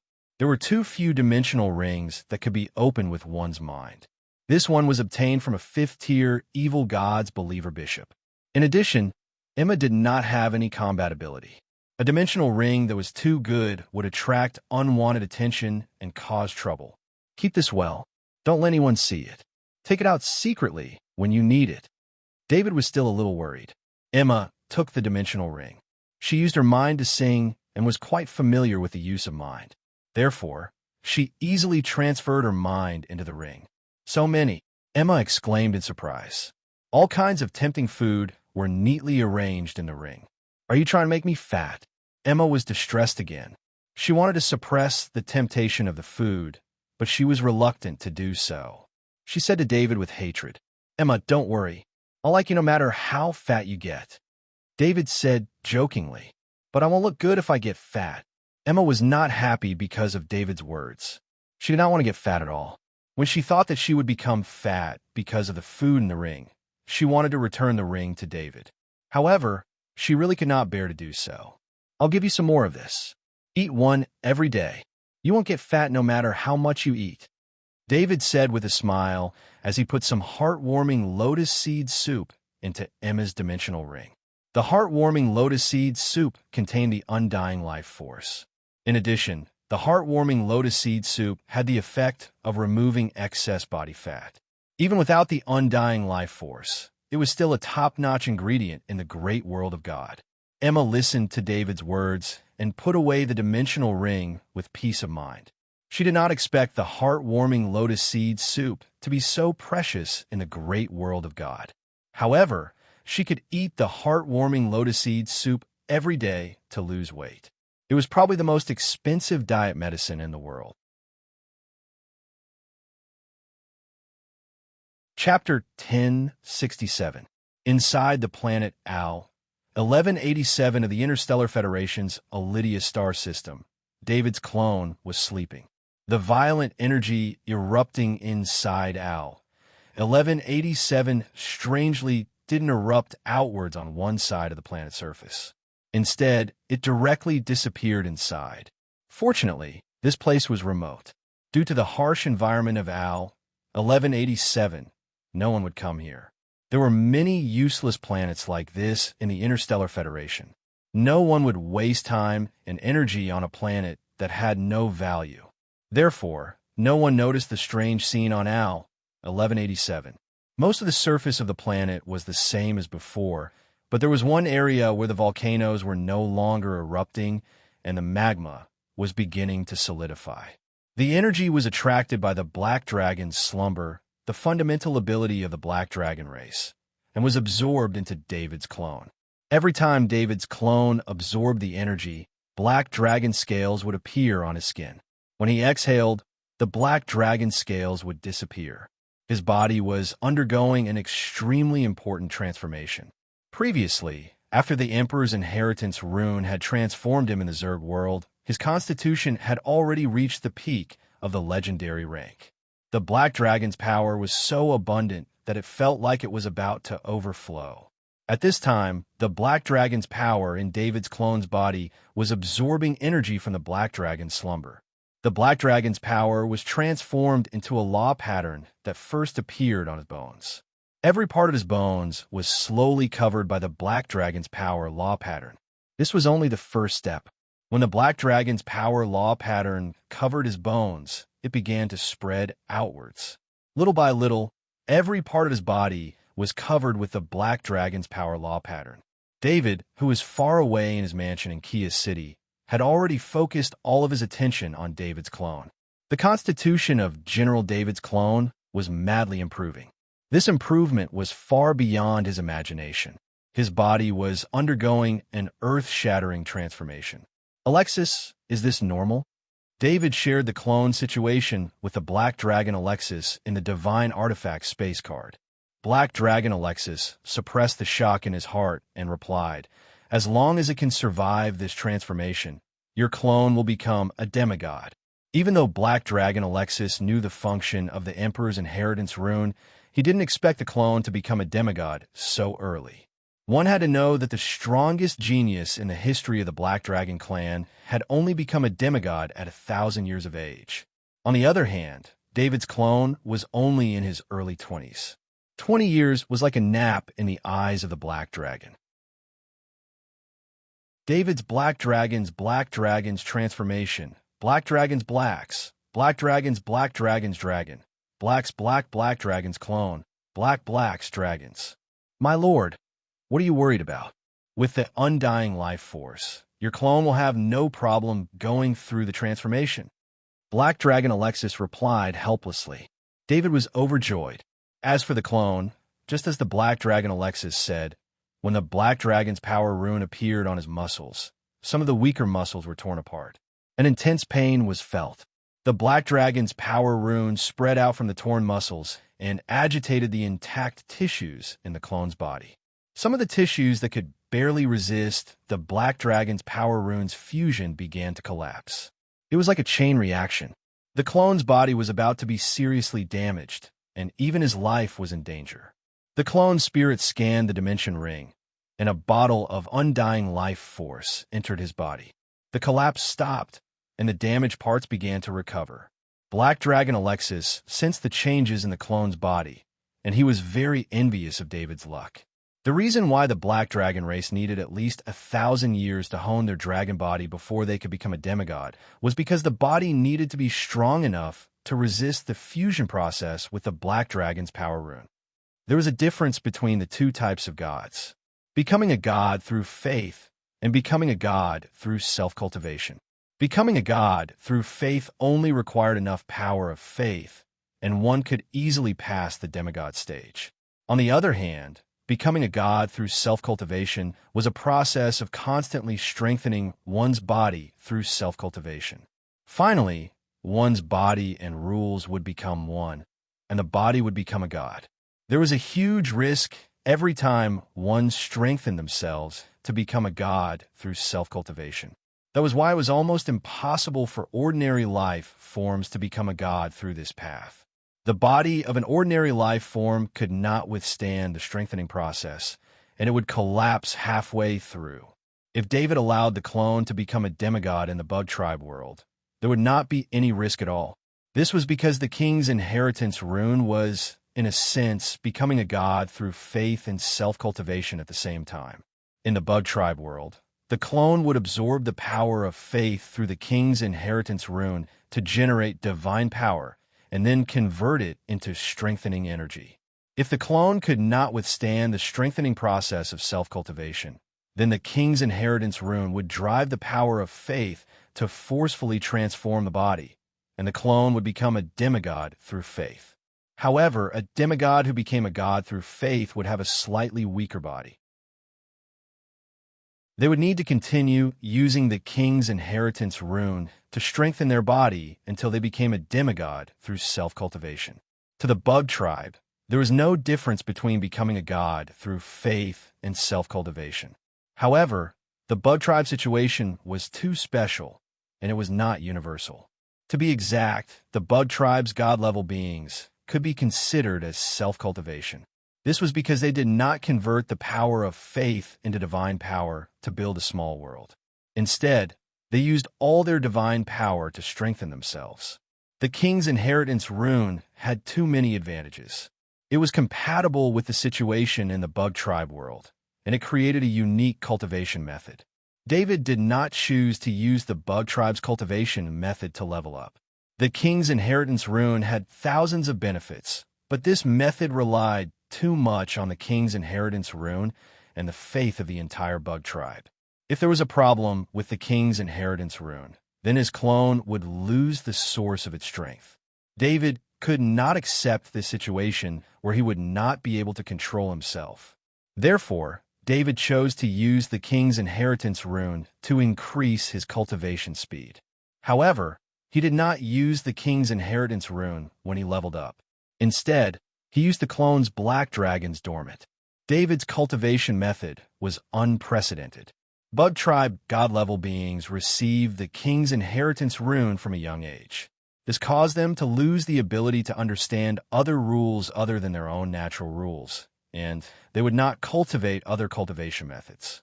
It was precisely because the bug tribe had the king's inheritance rune that the god-level cultivation methods from ancient times had long been lost. In addition, almost all god-level cultivation methods required special conditions. For example, the god-level cultivation method of the giant dragon race required the corresponding giant dragon bloodline to be cultivated. Therefore, the bug tribe could no longer cultivate other cultivation methods other than the king's inheritance rune. They would also not use the simpler and safer king's inheritance rune to level up. Instead, they would choose other cultivation methods that were more dangerous. David's choice was to use the king's inheritance rune to raise the clone's strength to the peak. Then, he would let the clone cultivate on its own and not use the king's inheritance rune. Of course, only he could do this. Without the undying life force, the success rate of leveling up would be so low that it would make one's hair stand on end. Fortunately, David had left enough undying life force for the clone. This was what he had expected. Whether it was in battle or cultivation, the clone would need the undying life force to heal itself. Anyway, the undying life force was very easy for David to obtain. David's clone had been maintaining a certain amount of undying life force to absorb it. Only then could the fusion of the black dragon's power pattern and the collapse of its body reach a balance. It could be said that no god could do this because they really could not afford to consume the undying life force. It was not easy to accumulate undying life force. It was obtained drop by drop, but it was used bottle by bottle. David could not use science to explain the clone situation. The Black Dragon's power pattern was the manifestation of the Black Dragon's power law. It integrated the law into the flesh and bones, allowing the flesh and bones to transform into another semi-energy state. Just as the clone's fusion was about to end, David felt the clone's body rapidly expanding. This unexpected situation shocked him. Although this Interstellar Federation safe spot was not small, he could not guarantee how big the clone would expand. David's mind moved, and he immediately entered Ironside's Level 5 Bishop clone. This was the clone he had left behind to be responsible for safety. Ironside's Level 5 Bishop clone waved his hand, and a space talisman appeared. He activated the space talisman, and the clone's expanding body passively used Space Dash to disappear on the spot. When the clone reappeared, it was already on the surface of AL 1187. As the last part of the clone's body was fused, every cell of the clone's body merged with the Black Dragon's power pattern. Its body was also rapidly expanding. The clone's clothes could not withstand the rapid expansion of its body at all, and they were directly torn to pieces. Fortunately, there were no outsiders here. Otherwise, David would have to consider silencing them. When the clone's height reached 100 meters, its growth also ended. The clone wasn't completely naked as David had thought. As it grew in size, dragon scales appeared and covered its entire body. It was as if it was wearing a full-body black armor. This solved David's awkward problem. At least he did not have to worry about how to make clothes when it was 100 meters tall. Not only did the clone's body increase in size, but because of the increase in size, it could also fuse more energy into its body. David had a feeling that he could destroy AL 1187 in front of him with just his fist. Just as David was about to continue sensing, the clone quickly shrank from 100 meters to its original size in just 1 second. David found an extra pattern in the clone's soul space. This was the gigantification pattern. It was a natural talent that was naturally born when the clone changed its size. Gigantification talent. This was the talent that the clone gained when it was promoted to a demigod. When it was promoted to a demigod, there was a certain probability that it could comprehend a demigod-level talent. David used his mind to come into contact with the gigantification pattern and sense the details of the gigantification talent. The gigantification talent was a talent that could transform one's body into a gigantification for a short period of time. At the same time, the body's strength and speed were all greatly increased. This short period of time was maintained according to the energy in the body. David calculated that the gigantification talent could last for 5 minutes when the clone's body was full of energy. Alexis, what kind of talent is this gigantification talent in the Black Dragon clan? David asked Black Dragon Alexis. First of all, in the process of promoting to a demigod, the probability of comprehending a talent is very low. It depends on luck. In addition, a Black Dragon has never needed the gigantification talent. A Black Dragon's body is already big enough and strong enough. Black Dragon Alexis replied, while sighing at David's good luck. Although the Black Dragon didn't need the gigantification talent ability, the clone doppelganger needed it. This was because the clone doppelganger was only 2 meters tall, which was considered very short among the demigods who had cultivated to become gods. The gigantification talent made up for the clone's shortcomings. This allowed the clone to at least be at a disadvantage in terms of size when dealing with a huge enemy. So, the gigantification talent is dispensable. David said, a little disappointed. This was the first demigod talent that David had truly comprehended on his own. It would be a pity if it did not have much practical use. David's fighting style did not necessarily require his body to be gigantified. Currently, the clone's strongest attack was its sword skills. Even the Black Dragon's power could increase the power of its sword skills. However, among all of David's swords, only the Divine Knight's battle sword could be used by his gigantified body. The Divine Knight's battle sword could be changed in size at will. This was also the basic ability of every divine weapon. Otherwise, when a deity descended, they would only be the height of a normal person, but when a deity's body went out to battle, they would be more than 100 meters tall. If the divine weapons could not be changed in size at will, then they would be much less practical. My lord, you have yet to discover the true strength of the gigantification talent. The gigantification talent can greatly increase the strength and speed of a demigod, allowing you to be qualified to fight a deity for a short period of time. Black Dragon Alexis explained to David. David was stunned when he heard this. He finally understood the practical use of the gigantification talent. Chapter 1068. David controlled the clone with his mind. Since the clone's evolution process was carried out in the Interstellar Federation, the Interstellar Federation's world law did not reject the clone. David felt the terrifying power in his body. The Black Dragon's power law had completely merged with his body. He did not need to use the Black Dragon's power. As long as he moved casually, he would automatically have the buff of the Black Dragon's power law. He also felt the increase of his life force. The Black Dragon's life force was extremely strong, which meant that his lifespan would be extremely long. However, now that his life force had greatly increased, his lifespan was greatly extended. David did not feel anything special about this effect. After all, as long as his original body was still there would be an endless supply of undying life force. These clones, and even life forms that David allowed, could obtain eternal life. A demigod is so powerful. He could not help but exclaim after testing the clone's speed and power. Although David had the clone of the demigod Knights of the Holy Spirit, there was a huge difference between the demigod body of the demigod Knights of the Holy Spirit and the clone's demigod body. The demigod Knights of the Holy Spirit became a god through faith. Reducing the risk of becoming a demigod meant that his demigod body was relatively weak.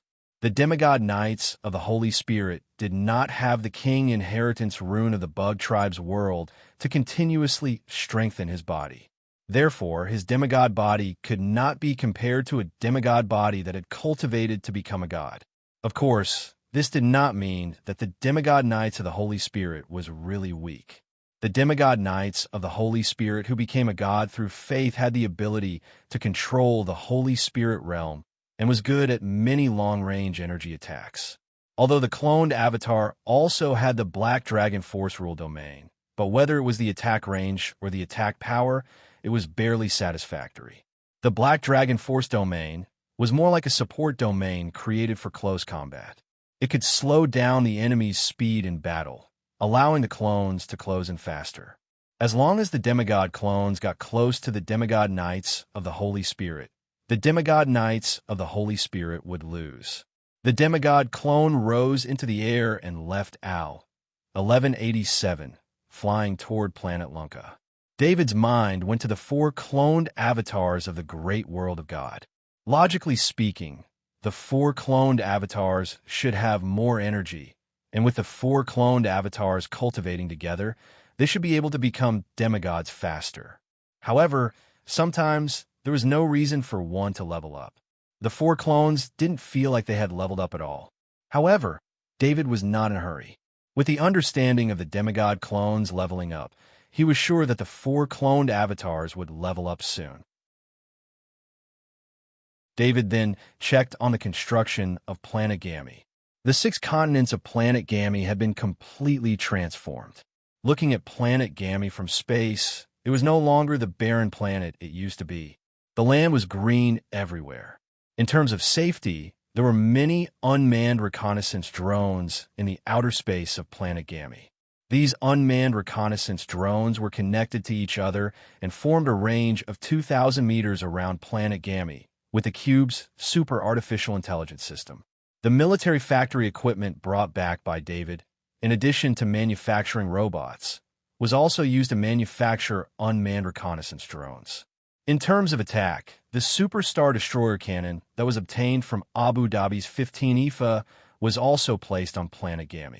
It was controlled by the cube's super artificial intelligence systems robots. There were 200 unmarked battleships in the outer space that formed the first line of fire. These were all set up to prevent people from approaching Planet Gamma from space. With the space navigation technology of the great world of God, as long as the starship was locked on, it would not be able to escape the concentrated fire of 200 battleships. Of course, these were not the most powerful attacks. The most powerful attack came from David himself. With the space coordinate talent ability, no matter where he was, he could return to planet Gamma in the shortest amount of time. This was also the reason why David dared to let the 4 clones train on planet Gamma. After such a long time of construction, planet Gamma was already impregnable. In the villa in Kia City, David and Emma spent the most wonderful days together. The two of them were glued to each other and could not be separated for even a moment. However, David came to the Elidius sector this time for military business. These days only lasted for 5 days. On the morning of the 6th day, he received news from Cyril's adjutant. In the morning, David personally cooked and prepared a table full of dishes. Although he had already prepared a space ring full of delicious food for Emma, in the villa, under the gaze of Emma, cooking for Emma was completely different. David took out the red wine produced on planet Gamma and used a set of exquisite tableware and wine glasses to decorate the dining table in an extremely luxurious manner. "Dear Miss Emma, please have a seat." David smiled and bowed. "David, your great world of God etiquette is so standard." Emma looked at David's mischievous behavior and smiled lightly in return with a great world of God lady's greeting. She finally could not hold back her laughter and praised him. The people of the Federation were extremely curious about the mysterious great world of God. Especially in recent years, the two worlds have become more frequent, and this allowed the people of the Federation to learn some things about the great world of God.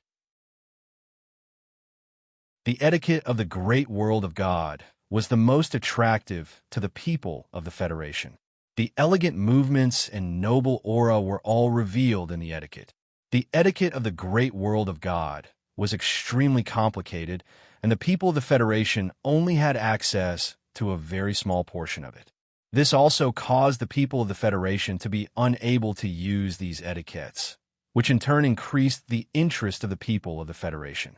Although Emma could not use the etiquette of the great world of God properly, she was still knowledgeable. David's etiquette was completely in line with the elegant movements and noble aura. David smiled.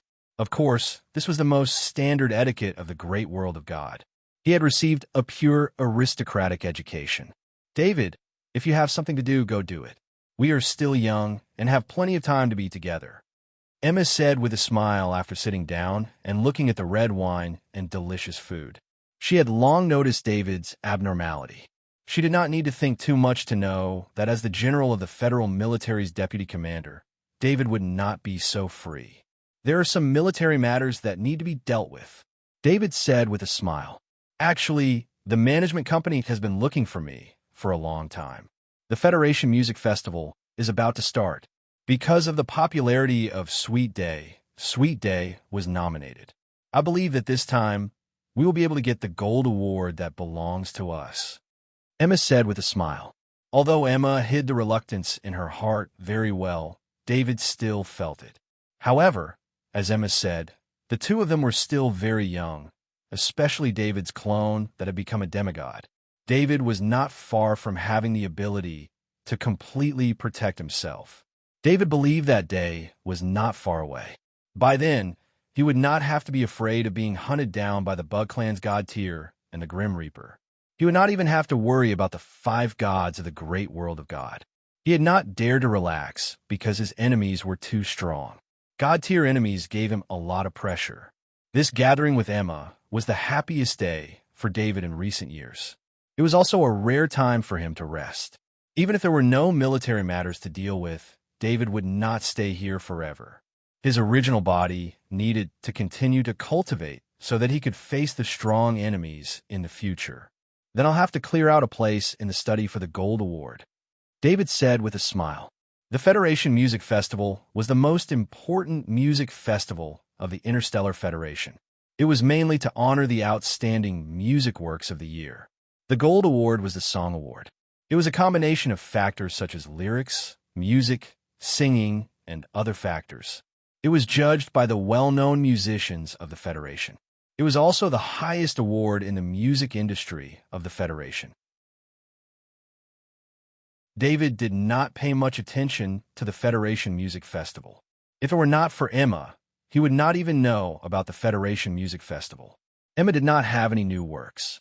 Originally, she did not plan to participate in the Federation Music Festival. However, Sweet Day spread like wildfire. In just a few days, its influence was so shocking that it almost became a phenomenal song. Not only did ordinary people love the song Sweet Day, but many musicians also expressed their praise. According to the rules of the entertainment industry, a musical work like Sweet Day, which swept everything, would normally be criticized by musicians or the media because it blocked the path of some musicians. However, ever since the song Sweet Day was released, there had never been a single negative comment on Skynet. Therefore, musicians seemed to have suddenly become civilized. The entertainment industry had never had such a phenomenon. No one jumped out to write even a slightly bad review. This was not because of Emma. Emma, the new generation's diva, could not reach such an influence. Not to mention Emma, even a big-name singer could not be recognized by all musicians. Because the other singer of Sweet Day was David, the Federation's god of war, General David. General David's background was the Federation's top financial group, the Tordo Fund. He was the deputy commander of the military. He was the strongest in the Federation and had a vengeful personality. As long as one had a normal brain, they would not offend such an existence. Any one of these identities was enough to make the big forces hesitate, not to mention ordinary musicians. On the other hand, Sweet Day was excellent to the extreme, and it also made the musicians convinced. The Federation Music Festival also broke the usual practice. There was still a month before the Federation Music Festival. After the music entries that had been closed, Sweet Day was added. The Federation Music Festival did not dare to invite General David. They also did not have the qualifications to contact General David, so they sent the invitation to the other singer of Sweet Day, Emma. After lunch, David and Emma both left the villa. Emma's agent, Lucia, came to pick her up. David was not worried about Emma's safety. With 20 level 4 Sky Knight following her, no one in the Interstellar Federation could hurt Emma. He also got into the military hover car that came to pick him up. The hover car drove to the military headquarters next to Gia City. That was where the military headquarters of the Elidia Star sector was located. Cyril's adjutant steered the hover car as he surreptitiously looked at Admiral David through the rearview mirror. He couldn't figure out that the song that was filled with boundless tenderness was sung by Admiral David. How's the situation in the Interstellar Army? Did anything happen? David's voice surprised Cyril's adjutant. The Interstellar Army is very stable. Lieutenant General Dane did not relax his management because he is leaving. He has handled everything in the Interstellar Army very well. Cyril's adjutant reported truthfully. David nodded. Lieutenant General Dane needed to return to the Federal High Command to rearrange his work. Before confirming that he was leaving, Lieutenant General Dane was still wholeheartedly maintaining the stability of the Interstellar Army. This made David very satisfied. David did not like trouble, even if it was very small. The hover car arrived at the Interstellar Army. The military officers with sufficient rank within the Interstellar Army were all waiting at the door to welcome General David. David also saw Lieutenant General Dane, who was standing at the front. As long as the news of Lieutenant General Dane's resignation was not announced, even if all the officers knew that Lieutenant General Dane was leaving, Lieutenant General Dane was still the manager of the Interstellar Army. In such an occasion, he had to stand at the front. Lieutenant General Dane, I heard that you have done a very good job. David smiled as he walked up and patted Lieutenant General Dane's shoulder. This is what I should do. Lieutenant General Dane was very excited to be praised by David. He saluted and said, General David's praise represented his acknowledgement. This was very important for Lieutenant General Dane's future work arrangements. Since everyone is here, I will make an announcement. From today onwards, Lieutenant General Dane will be leaving the Iridia Star Sector's military headquarters, and Lieutenant General Bradford will be taking over his position. David made the announcement without any hesitation since everyone here was his subordinate from now on. Lieutenant General Bradford, who came with David, stepped forward and saluted Lieutenant General Dane. Lieutenant General Dane saluted back, and a simple transfer of power was completed. In fact, Lieutenant General Dane had already completed the handover of his work over the past few days. Today was just a handover ceremony. David did not stay at the Interstellar Army for long. He came here for this ceremony. He did not intend to interfere with the work here. All the matters would be handled by Lieutenant General Bradford. Major General Elton, come to my office for a moment. Everyone else, return to your posts. After General David left, Lieutenant General Bradford glanced at all the officers and finally stopped his gaze on Major General Elton. The officers here all understood why Lieutenant General Bradford called Major General Elton alone. The relationship between Major General Elton and General David was no secret. As Emma's third uncle, now that General David was in charge of military affairs in the Iridia Interstellar Army, Emma's family members would naturally receive preferential treatment. General David did not even need to say anything. General David's subordinates would naturally take care of this matter for him. Just like Lieutenant General Bradford, the first thing he did was to put Major General Elton in an important position. Yes, Lieutenant General Bradford. Major General Elton saluted and replied loudly. David did not know what happened after he left. He was currently flying into space with Lieutenant General Radner on a landing ship.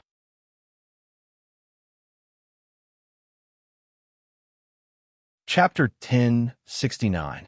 In the outer space of Lunka, David met up with the escort fleet. He took the flagship and continued to fly into the depths of space. The 19th Fleet of the Federation was currently stationed at the spaceport near the war zone's defense line. The defense line would also be under the command of the 19th Fleet, including all the bastions under David's jurisdiction. David was not only going to take over and inspect the 19th Fleet this time, but he was also going to take over the defense line. Activate the warp drive. Follow the escort formation and enter the speed of light. Major General Morris gave the order, and the 120 battleships of the escort fleet suddenly accelerated from normal cruising. The voyage would take 2 days. David's mind had already left his body and arrived at Lord Harlow's clone. On the lander base, whether it was the Knight of the Great World of God or Kaji and Transcendent of the Interstellar Federation, they all admired the night combat team led by Lord Harlow. Lord Harlow's night squad was powerful, but more importantly, they were diligent. They would not slack off just because of the 1-month rotation period. Instead, they were constantly cleaning up the surface of the planet without rest. This could be seen by anyone on the planet through the electronic map of the Federation. The areas that turned from red to yellow were the areas that had been cleaned up. The Interstellar Federation, which lacked resources, had sent out Transcendent, Kaji, and the Knight of the Great World of God to form a hunting team. They used their advantage in numbers to hunt the Zergs in the yellow areas closer to the base. Lord Harlow, who was patrolling, paused slightly. He did not move.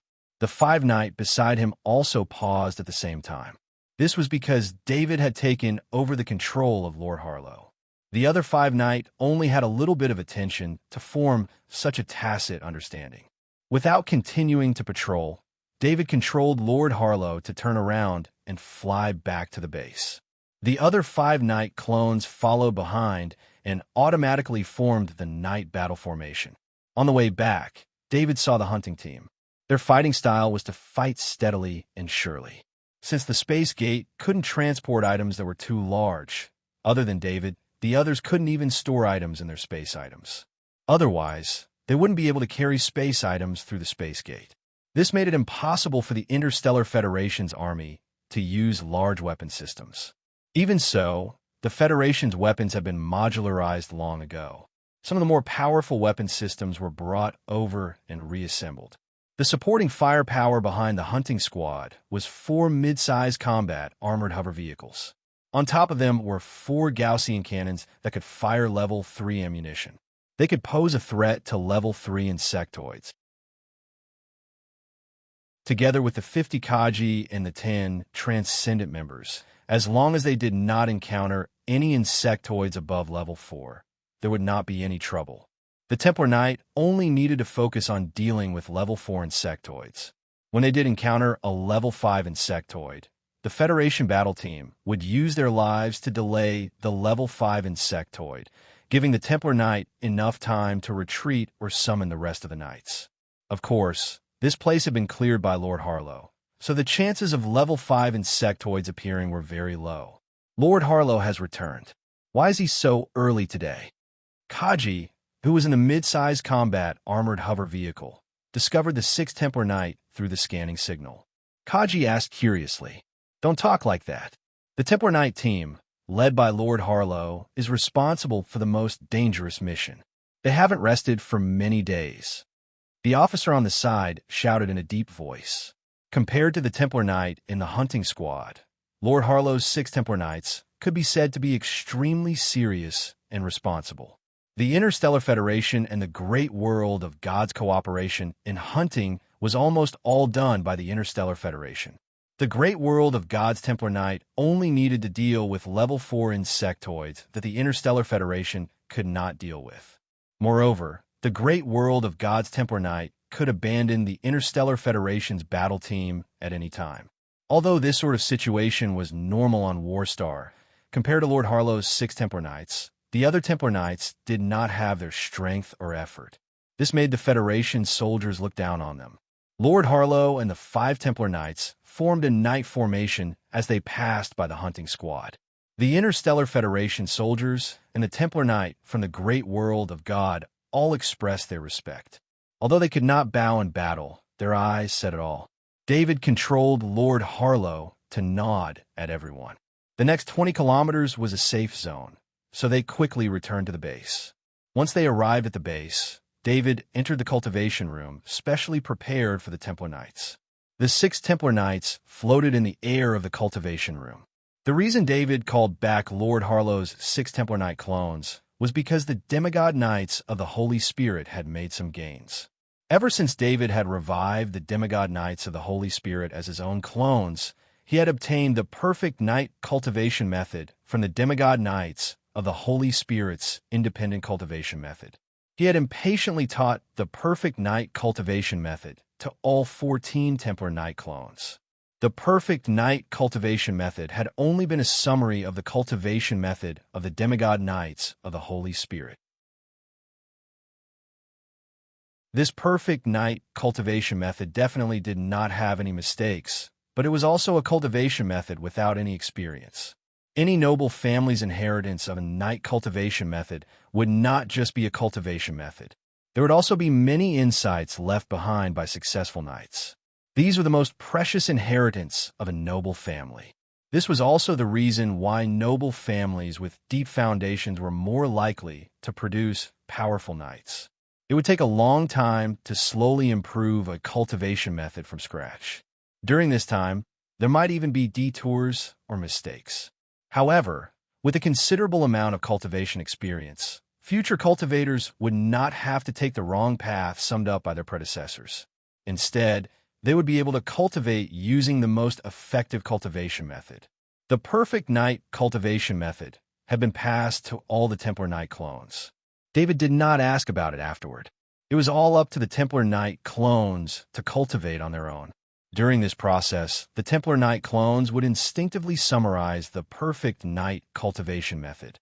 The perfect knight cultivation method had also entered the beginner level. The demigod knights of the Holy Spirit clones continued to cultivate the perfect knight cultivation method after they were resurrected. Their mastery of the perfect knight cultivation method was constantly improving. To be honest, David was not very interested in the cultivation of the Templar Knight clones. To him, the 14 Templar Knight clones were more for increasing his influence in the great world of God. Even if the Templar Knight clones cultivated the perfect knight cultivation method, it would take a long time for them to reach the legendary level. It was not very meaningful to David. It should be noted that the strongest of David's clones had already become a demigod. The rest were only half a step away from becoming a demigod.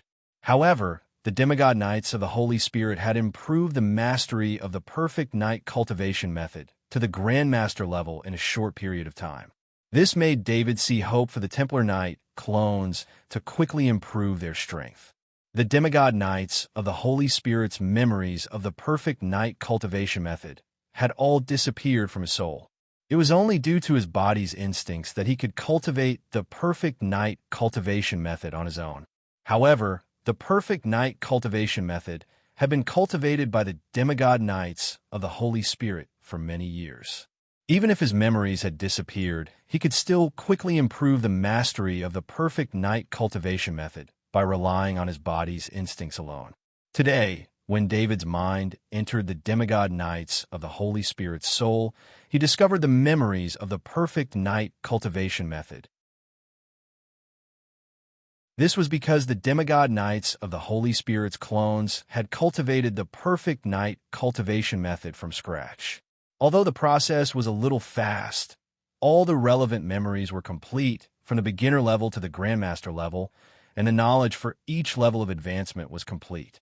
This allowed the grandmaster level perfect knight cultivation method to be copied from the demigod knights of the Holy Spirit's memories to the other Templar Knight clones through energy balls of knowledge.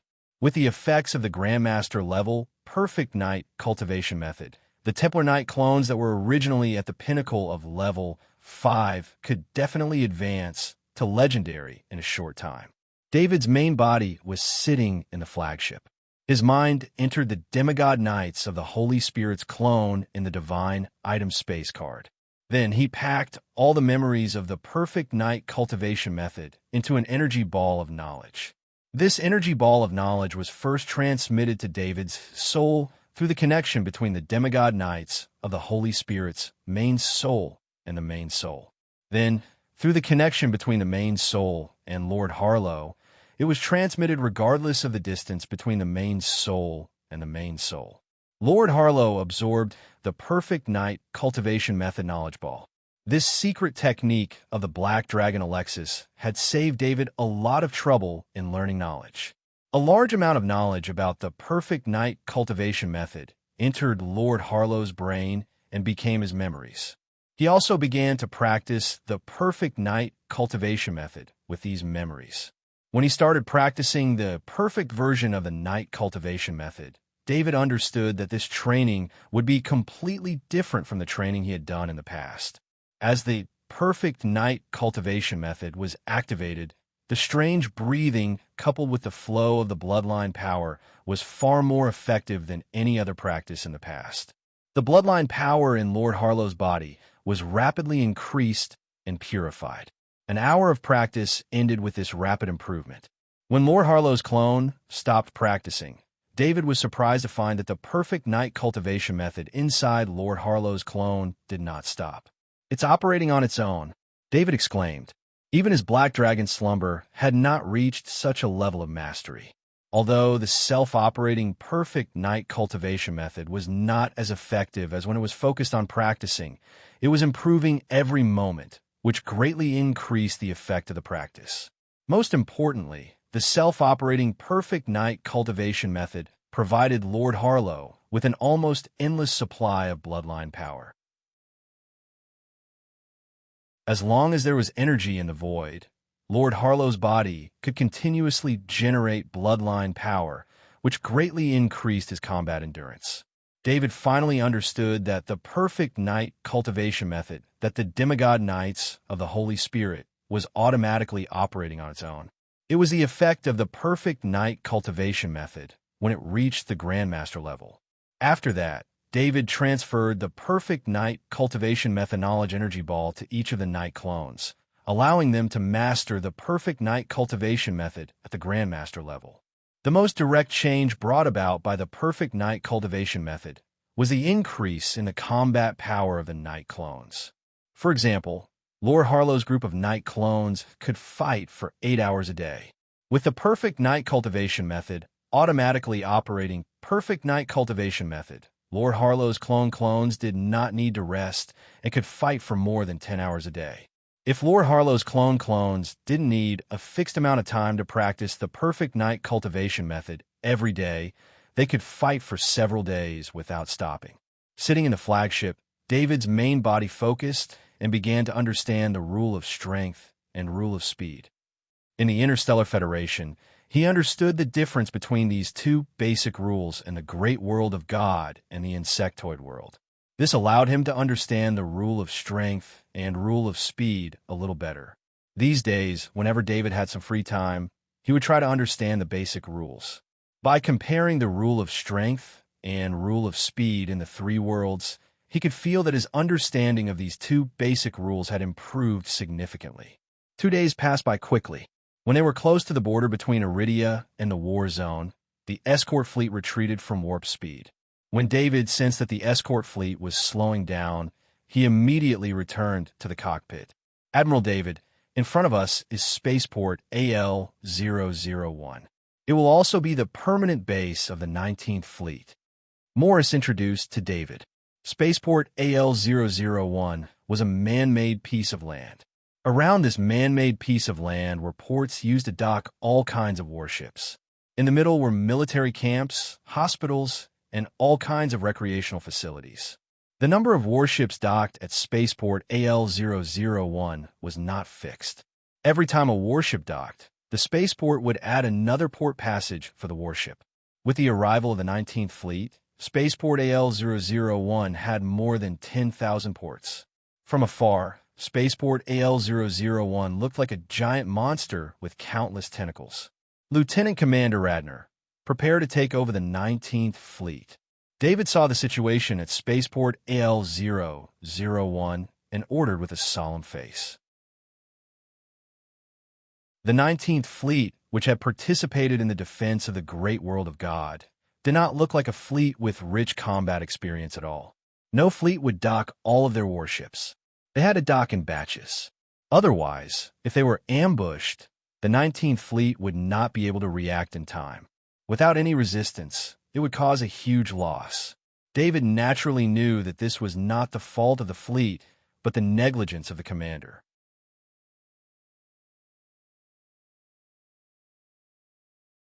Chapter 1070. Major General Morris, sound the alarm and send a battle signal to the 19th Fleet. David turned around and ordered Major General Morris.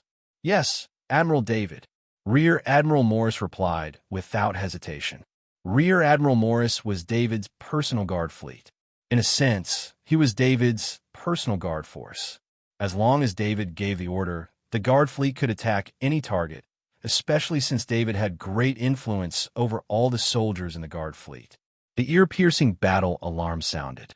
In a short 20 seconds, the 120 battleships completed their turns, and the 50 energy cannons were simultaneously charged and locked on for battle.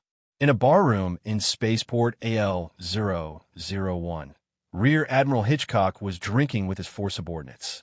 There were many beautiful women beside him. Rear Admiral Hitchcock could be said to be proud of his success. The 19th Fleet didn't suffer any losses in the battle against the great world of God and received great credit for it. After that, the 19th Fleet was ordered to be taken over by Admiral David, and Rear Admiral Hitchcock returned to the Federal High Command to await further orders. Rear Admiral Hitchcock didn't feel bad about losing command of the 19th Fleet. Instead, it was because he returned to the Federal High Command with great merit. As long as he acted appropriately, there was a high chance he would be promoted. If he was promoted to Admiral and sent out again, the army he commanded would be even stronger than the 19th Fleet. After the 19th Fleet retreated to the war zone, they came to the Alydia sector to take over the defense line there. However, before Admiral David came, the 19th Fleet didn't have any specific missions. Since the Alydia sector was a peaceful region and Rear Admiral Hitchcock had to leave the 19th Fleet, he ordered the fleet to rest and reorganize. This order was naturally welcomed by all the soldiers. After returning from the tense battlefield, the soldiers urgently needed a break. Although the 19th Fleet didn't suffer any losses in the battle against the great world of God, the enemy they faced was so strong that even a god rank had appeared. This made the soldiers extremely tired. Following Vice Admiral Hitchcock's orders, the 10,000 warships entered Spaceport L-001 to rest and reorganize.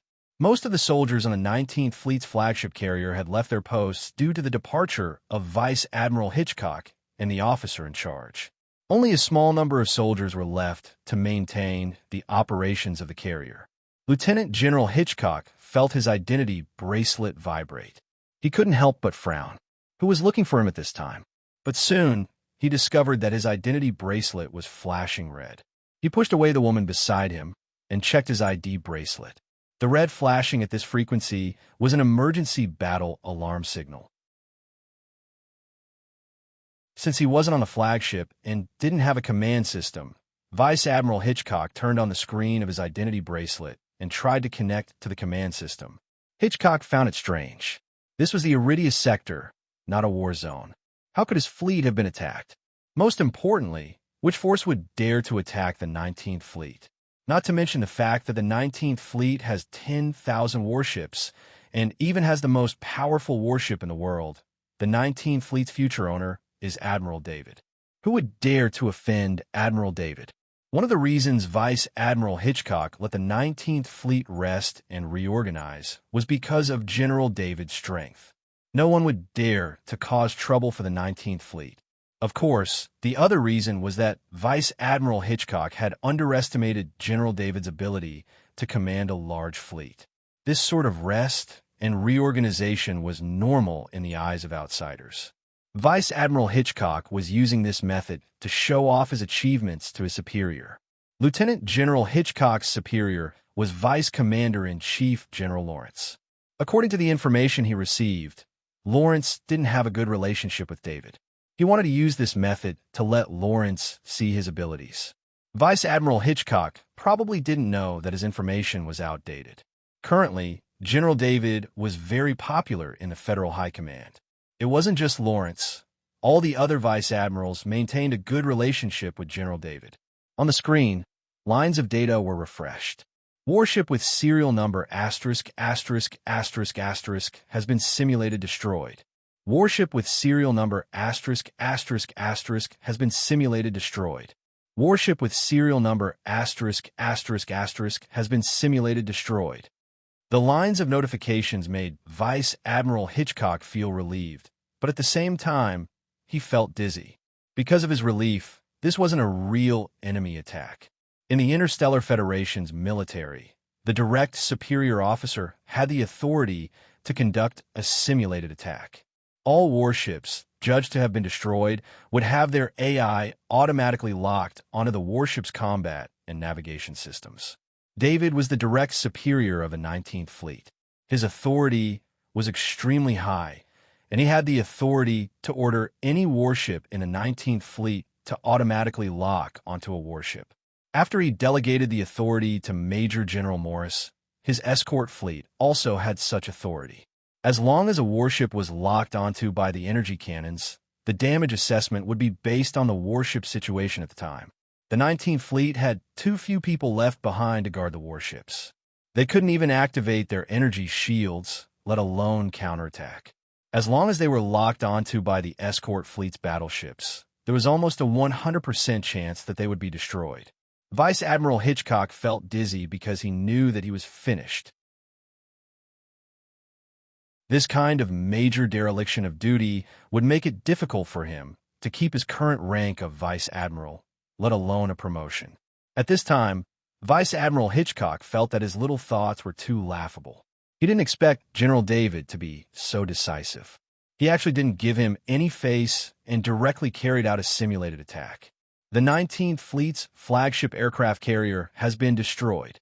Vice Admiral Hitchcock, who was still dizzy, saw this notification and couldn't help but cry out and fall to the ground. Beside Vice Admiral Hitchcock was his adjutant. This adjutant was already drunk to the point of unconsciousness. The smile on his face seemed to be dreaming of this promotion after returning to the fleet. All the soldiers of the 19th Fleet received the battle alarm. They quickly woke up from their resting state and returned to their warships one after another. The captains of the various warships also continuously issued orders to the officers left behind. However, the enemy's firepower was too fierce. Although it was a simulated attack and there were no flames or explosions, the soldiers kept receiving news that their warships had been destroyed. Most of the soldiers understood that this was a simulated attack. None of them relaxed. They knew that this would be a major stain on the 19th Fleet's history. The soldiers who belonged to the destroyed warships could only hope that the other warships would be able to fight back. At the very least, they wouldn't lose too badly. It was obvious that the enemy the 19th Fleet encountered wasn't ordinary.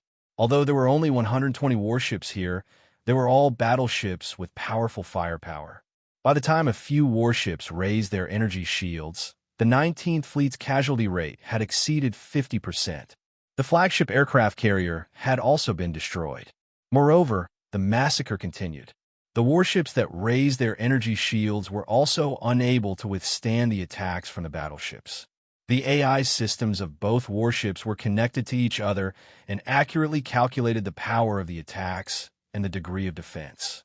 After determining the state of both warships, they closed the damaged parts. After half an hour, the battle alarm disappeared and the simulated attack ended. At this time, all the soldiers returned to their own warships. The soldiers were very silent because, according to the AI system's analysis, the 19th Fleet's casualty rate had reached 70% after the simulated attack. What did 70% mean? If the casualty rate exceeded 60%, the designation would be revoked. Almost at the same time, the figure of Admiral David appeared on all the screens of the 19th Fleet. At this time, Lieutenant General Hitchcock had also returned to the aircraft carrier. He stood in the cockpit and looked at the young figure on the screen. His eyes were full of numbness. He was carried back to the aircraft carrier by his own guards and only woke up after using a genetic repair pod. The loss of 70% of the 19th Fleet in his hands made him understand that his career as an officer was completely over. Lieutenant General Hitchcock no longer thought about being promoted or keeping his original position. He was now thinking about whether he could avoid being court-martialed. "I am the Deputy Commander of the Federal High Command, Admiral David. I've seen the results of the 19th Fleet of the Federation. The information was very eye-catching, but today I'm very disappointed." Admiral David's voice spread to every corner of the 19th Fleet. The soldiers of the 19th Fleet felt very conflicted. Admiral David was the military god they worshipped madly, and they had lost face in front of him. This made them feel extremely ashamed. "This shouldn't be the 19th Fleet, I know. This should be a heroic fleet. You received incorrect orders, and the person who gave the orders was still drinking and having fun during the simulated attack. This is a disgrace to the Federation's soldiers," David said with a heavy voice. When the simulated attack was in progress, David's intelligence officer, Colonel Eugene, sent over information about Lieutenant General Hitchcock, including where he was and what he was doing at the moment. David couldn't understand how an experienced lieutenant general could make such a low-level mistake. It should be known that a single mistake like this could cause the destruction of the entire fleet. This simulated attack was different from a real attack. If it was a real attack, the explosion of the warship and the terrifying attack scene would make the soldiers who hadn't boarded the warship not dare to approach it. What awaited the 19th Fleet would be even more tragic than the simulated attack, and the price they would have to pay would be even greater. As the Deputy Commander of the Federation, I hereby revoke Hitchcock's Lieutenant General rank and order the court-martialed for his dereliction of duty. The other officers involved will be subject to the corresponding investigation. I won't tolerate people in my fleet who don't do anything," David announced in a deep voice. The soldiers of the 19th Fleet were all shocked. A lieutenant general of the Federation being removed from his position was extremely rare in the federal military. It hadn't happened in the past few decades at least. However, Admiral David had the power to remove a general's rank and position on the spot as long as he had evidence. Even if Hitchcock was a lieutenant general, David had the power to remove him from his rank and position as long as he had evidence. From today onwards, Lieutenant General Radner will be the commander of the 19th Fleet, David announced. David's figure disappeared from the screen. Lieutenant General Radner had already arrived on the 19th Fleet's flagship carrier. Due to his authority, he walked into the cockpit without any obstructions. In front of the screen, Lieutenant General Hitchcock was slumped in his chair with a deathly pale face. Lieutenant General Radner had arrived too quickly. The enforcers had just arrived and hadn't had time to arrest Hitchcock yet. Revoke Hitchcock's rank. He doesn't have the right to wear the rank of Lieutenant General. Lieutenant General Radnor ordered in a deep voice. Lieutenant General Radnor had seen the simulated attack just now. He couldn't imagine such a thing happening to a large Federation fleet. He couldn't tolerate having such a person among the commanders. The Enforcer General removed Hitchcock's Lieutenant General insignia and handcuffed him before taking him away. Order all ships to set sail in batches with the carrier as the center. Form a battle formation and prepare for General David's inspection. Lieutenant General Radnor ordered loudly. Following Lieutenant General Radnor's orders, the 19th Fleet's ships left AL-001 in an orderly fashion. The carrier was the first to set off and stopped 100 kilometers away from AL-001. The 10,000 ships quickly arrived and stopped at their designated positions. There wasn't a single mistake during the entire process. This showed that the 19th Fleet lived up to its reputation and also made David feel relieved. Reporting to General David, the 19th Fleet has been assembled. Please inspect it. Lieutenant General Radnor was also holding his breath. This was the fleet he was going to lead from now on. He had to show his true strength in front of General David. The escort fleet formed a tight formation and approached the 19th Fleet in space. It was only then that most of the soldiers saw their simulated enemies. 120 battleships made them feel a great deal of pressure. It should be noted that the entire 19th Fleet only had 10 battleships in total. It was extremely rare for 120 battleships to be gathered together. Many veterans had never seen such a sight before. The ships that passed by the escort fleet would flash their signal lights. The signal lights were a sign of respect to General David. The inspection was carried out in a solemn atmosphere.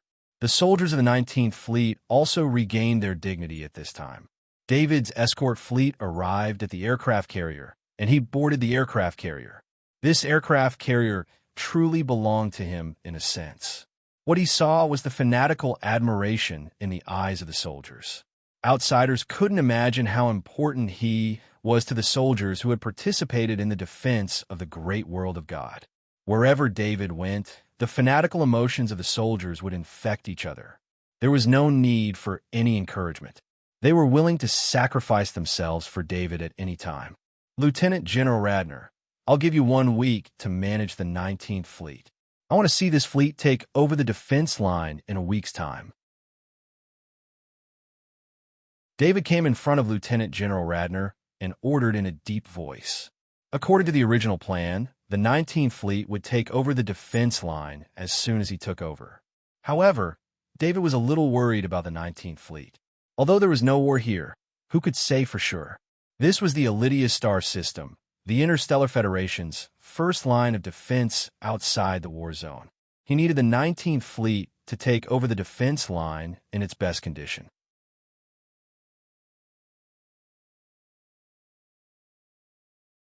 Chapter 1071. David was sitting in the conference room. He was participating in the Federal High Command's meeting through the remote projection system in the barracks. Disgrace. This is the biggest disgrace to the Federation fleet. Grand Marshal Andre yelled.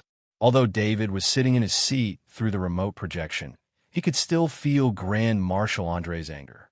Although this anger was related to David, the one who felt the most uncomfortable was the other vice commander, Lawrence. Admiral David has no experience in warship commanding. He only relied on his escort fleet to destroy over 70% of the 19th Fleet without losing a single warship. If this wasn't a simulated attack, then we're sitting here talking about the compensation of hundreds of millions of soldiers. We're talking about the disappearance of a fleet established since the beginning of the Federation. Grand Marshal Andre was still fuming. In fact, it wasn't just Grand Marshal Andre. The entire Federal High Command was shocked when they heard the results of the simulated attack. The Federal High Command didn't think that the simulated attack was commanded by General David's direct subordinates. After all, only General David had the authority to launch a simulated attack. In their eyes, the 19th Fleet's command was too chaotic. General David, who had no experience in commanding a fleet, only launched a simulated attack to cripple the 19th Fleet. David wasn't as clueless as they thought. Instead, he had two fields of knowledge: Master-level military command and Grandmaster-level space combat research. These two fields of knowledge allowed him to determine the effectiveness of the simulated attack when he saw the 19th Fleet's chaotic and defenseless state. In this office, David's commanding ability might not be the strongest, but it definitely wasn't the weakest.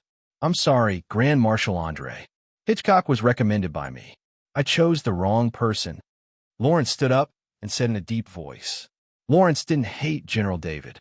If it was him, he wouldn't be able to stand it either. In his opinion, the fact that Admiral David didn't kill Lieutenant General Hitchcock on the spot was already giving him a lot of face. With General David's temper, Hitchcock was really lucky to still be alive. "Sit down and learn your lesson." Grand Marshal Andre didn't get angry at General Lawrence. Instead, he waved his hand. General Lawrence returned to his seat. His gaze swept across the rest of the deputy commanders. He could already see the gloating looks in the deputy commander's eyes. This made him feel very helpless. If it was a normal officer, it wouldn't affect General Lawrence much. However, Vice Admiral Hitchcock was the commander of a large fleet of the Federation and held an important position. This position had a huge impact on the safety of the Federation. If something happened, Lawrence, the one who recommended him, would also be in trouble. Even though Grand Marshal Andre didn't say anything, this matter would definitely be recorded in the archives and become General Lawrence's dark history. The original commander of the 19th Fleet, Hitchcock, will be dealt with according to General David's arrangements. He will be sent to the military court. The Federation's army can't tolerate such a soldier. Grand Marshal Andre said in a deep voice. None of the 11 vice marshals, including David, had any objections. In fact, David had used his authority to punish Lieutenant General Hitchcock. If he wanted to revoke the punishment, more than half of the vice marshals would have to oppose it at the commander-in-chief meeting. Grand Marshal Andre's decision was to turn David's punishment into an order from the Federal High Command. There was no possibility of changing it. Even a pig commanding the 19th Fleet would do a better job than Hitchcock. Grand Marshal Andre finally couldn't hold back the anger in his heart and cursed. "I propose to strengthen the learning of the commanders. Our fleet management regulations are perfect, but some people just treat them as decorations and think that they can be arrogant after winning a battle," General Charlie said. "Increase the supervision system. Commanders who clearly violate the rules will be directly recorded in the evaluation," General Hawthorne said. The vice commanders were all actively putting forward their own opinions and trying to make up for the loopholes in the Federation's fleet management. In fact, the Federation's fleet management had been developed for tens of thousands of years and had long formed a mature management system. However, because this system had been in use for so long, many commanders had forgotten the original purpose of this management system. When a commander lost respect for the management system, the same thing would happen to the 19th Fleet. "I will order the staff department to summarize everyone's opinions and make the implementation of the fleet management system a norm. Every commander of the Federation fleet must strictly abide by it. I would also like to express my gratitude to General David. He was the one who discovered the problem with the Federation's fleet." Grand Marshal Andre waved his hand and said. General David's projection stood up and saluted Grand Marshal Andre. This was his only reaction during this meeting. The rest of the time, he just listened silently and didn't express his opinion. David wanted to use this method to express his attitude to everyone that he didn't want to participate in any of their affairs. For the next week, David lived in the military base at AL-001 Airport. He had already taken over this place. It had to be said that Lieutenant General Radner, whom Grand Marshal Andre introduced, was really capable. In just 7 days, the 19th Fleet was completely reorganized. Of course, in Radner's heart, he was extremely grateful to General David. General David's simulated attack gave him a reason to clean up the remnants of Lieutenant General Hitchcock's forces in the 19th Fleet. He boldly promoted new people and rebuilt the management system of the 19th Fleet. If Radnor had taken over the 19th Fleet under normal circumstances, it would have taken him at least a few months to sort things out. During this process, he would have had to suppress the old forces. It would have taken him at least a year to fully control the 19th Fleet. The 19th Fleet had been under Hitchcock's command for many years, so it would have taken time to sort out the complicated relationships. However, no one would have thought that General David would use the simplest and most direct method to remove Hitchcock from his post. The officers who were related to Hitchcock naturally couldn't resist at all. It was also within this week that the order from the Federal High Command arrived. The order required the commanders at all levels to strictly implement the fleet management mechanism, and everything they did had to comply with military regulations. The corresponding supervision authority was also given to the various law enforcement departments. Hitchcock was also sent to Planet Origin by the Law Enforcement Department. There, he would be tried by the Supreme Military Court. Tomorrow was the day that the 19th Fleet would head to the defense line. After a week of reorganization, the morale of the 19th Fleet soldiers had returned to them. David returned to the carrier. He didn't want to disturb Radnor's work, so he went to AL-001. Lieutenant General Radnor, I see a different military discipline. This is great. David, accompanied by Radnor, nodded when he saw the military discipline on the carrier. General David, these soldiers are great. I'm honored to be their commander. Radnor replied, Take me to see the Doomsday System. David said with a smile, Please come with me. Radnor said as he led David. The Doomsday weapon of the carrier was the upper part of the hull. It was usually hidden. Under Radnor's lead, David saw a cannon barrel that was half the length of the carrier. Even though he had seen many man-made miracles of the Interstellar Federation, he was still shocked when he saw the cannon barrel. David scanned the cannon barrel with his mind power. The cannon barrel was complete. In other words, the cannon barrel was half the length of the carrier, and it was cast in one piece. The casting of such a huge object, not to mention the technical difficulties involved, just its size alone was an unimaginably huge project. Why is the cannon barrel still damaged? Hasn't it been repaired? David saw an obvious damaged area. In his mind power, there were even more damaged areas. It was obvious that the Doomsday weapon had not been repaired. According to the maintenance schedule given by the equipment department, our aircraft carrier will be repaired in 3 years. Lieutenant General Radnor said helplessly. Due to the unexpected appearance of the Zergod class, Admiral Francis had used the Doomsday weapon system, causing all the Doomsday weapons on the participating carriers to be damaged. Of course, the equipment department had to plan a maintenance schedule and repair the carriers one by one according to the schedule. However, when David heard that the Doomsday system would only be repaired in 3 years, he was a little dissatisfied. The Doomsday system of the carrier is our most important defense weapon. It will soon take over the defense line. I need the carrier to have full combat power, David said in a deep voice. However, when he saw Radnor's expression, he understood that he was being unreasonable.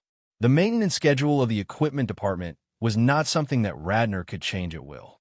Even the deputy commander could not command the equipment department, let alone him. Connect me to Minister Dalton of the equipment department, David said as he opened his ID bracelet. They were in space. If they wanted to connect to Planet of Origin, they had to go through the carrier's long-range communication system. General David, I heard that you did something big again. Minister Dalton's voice came as soon as he connected. I didn't expect Minister Dalton to hear about it too. I'm having a headache, David complained when he heard Dalton mention the 19th Fleet. Minister Dalton was also an old fox. When he heard David's tone, he knew that David had something to say. However, Dalton was not worried about anything. Instead, he wanted David to owe him more favors. After all, the equipment department was now begging David for help. What can't you handle? If you need it, just let me know. Minister Dalton's words shocked Lieutenant General Radnor. How deep did their relationship have to be to make such a promise? Dalton was the minister of the equipment department. All the weapons and equipment in the military were distributed by the equipment department. All the military forces were begging the equipment department. 2 things. The first is the 19th Fleet's Doomsday system. You pushed it back to 3 years before it could be repaired. I'm about to enter the defense line, and I need an aircraft carrier to guarantee my firepower. David said directly. David was suffering from a pathological lack of firepower. It stemmed from the uneasiness he felt in his heart. The Doomsday System was only used once every few years, and the cost was very high. It was not conventional firepower at all, and it would not affect the normal firepower of the carrier. Wait a minute. Minister Dalton did not know about this matter. As the Minister of the Equipment Department, Minister Dalton had a lot of things to do. It was impossible for him to do everything himself. This kind of equipment repair was handled by the repair department below. I'll need at least a month to repair the 19th Fleet's Doomsday System. What do you think? Minister Dalton replied quickly. Lieutenant General Radnor's face lit up with excitement. He had taken over the 19th Fleet, and although he had managed the internal affairs of the fleet, he had yet to display his own capabilities. If the Doomsday System could be repaired in 3 years, it would only take a month to repair, and the entire 19th Fleet would see his connections. Anyway, General David's relationship with Lieutenant General Radnor was to some extent his relationship with General David. The equipment department is really dragging it out. David complained. He was obviously not satisfied. This made Radnor worried that Minister Dalton would turn against him, but it was obvious that he was overthinking. Admiral David, you can't ask me to stop the repair work. Minister Dalton explained. A month it is. The second thing is that the 19th Fleet's Transcendent and Kaji need to change their equipment. We need at least 3,000 alchemy pattern weapons. We can slowly increase the amount in the future. David said with a smile. Admiral David, even if you cut me in half, I can't get 3,000 alchemy pattern weapons in a short time. The first batch of alchemy pattern weapons sent by Erdo Munitions has already been distributed. The second batch only has 2,000 alchemy pattern weapons. I can't give them all to you. Why don't you talk to Erdo Munitions and have them supply you with a batch of alchemy pattern weapons? I'll pay for it. What do you think? Although Minister Dalton said that there was no other way, he was actually smiling as he spoke. If Admiral David wanted to equip his army with alchemy pattern weapons, it would not be a problem. However, they could not go through the equipment department's procurement plan because Erdo Munitions production was limited. Erdo Munitions was David's property anyway. If they went through an unplanned supply plan, Erdo Munitions would not refuse. Okay, as long as the equipment department is willing to pay, I'll ask Erdo Munitions to send the alchemy pattern weapons directly to the 19th Fleet. David said with a smile. No matter how Minister Dalton listened, he felt that he had made a mistake. How many Transcendent and Kaji do you plan to equip with alchemy pattern weapons? Minister Dalton asked carefully. Of course, one for each of them. David replied without thinking.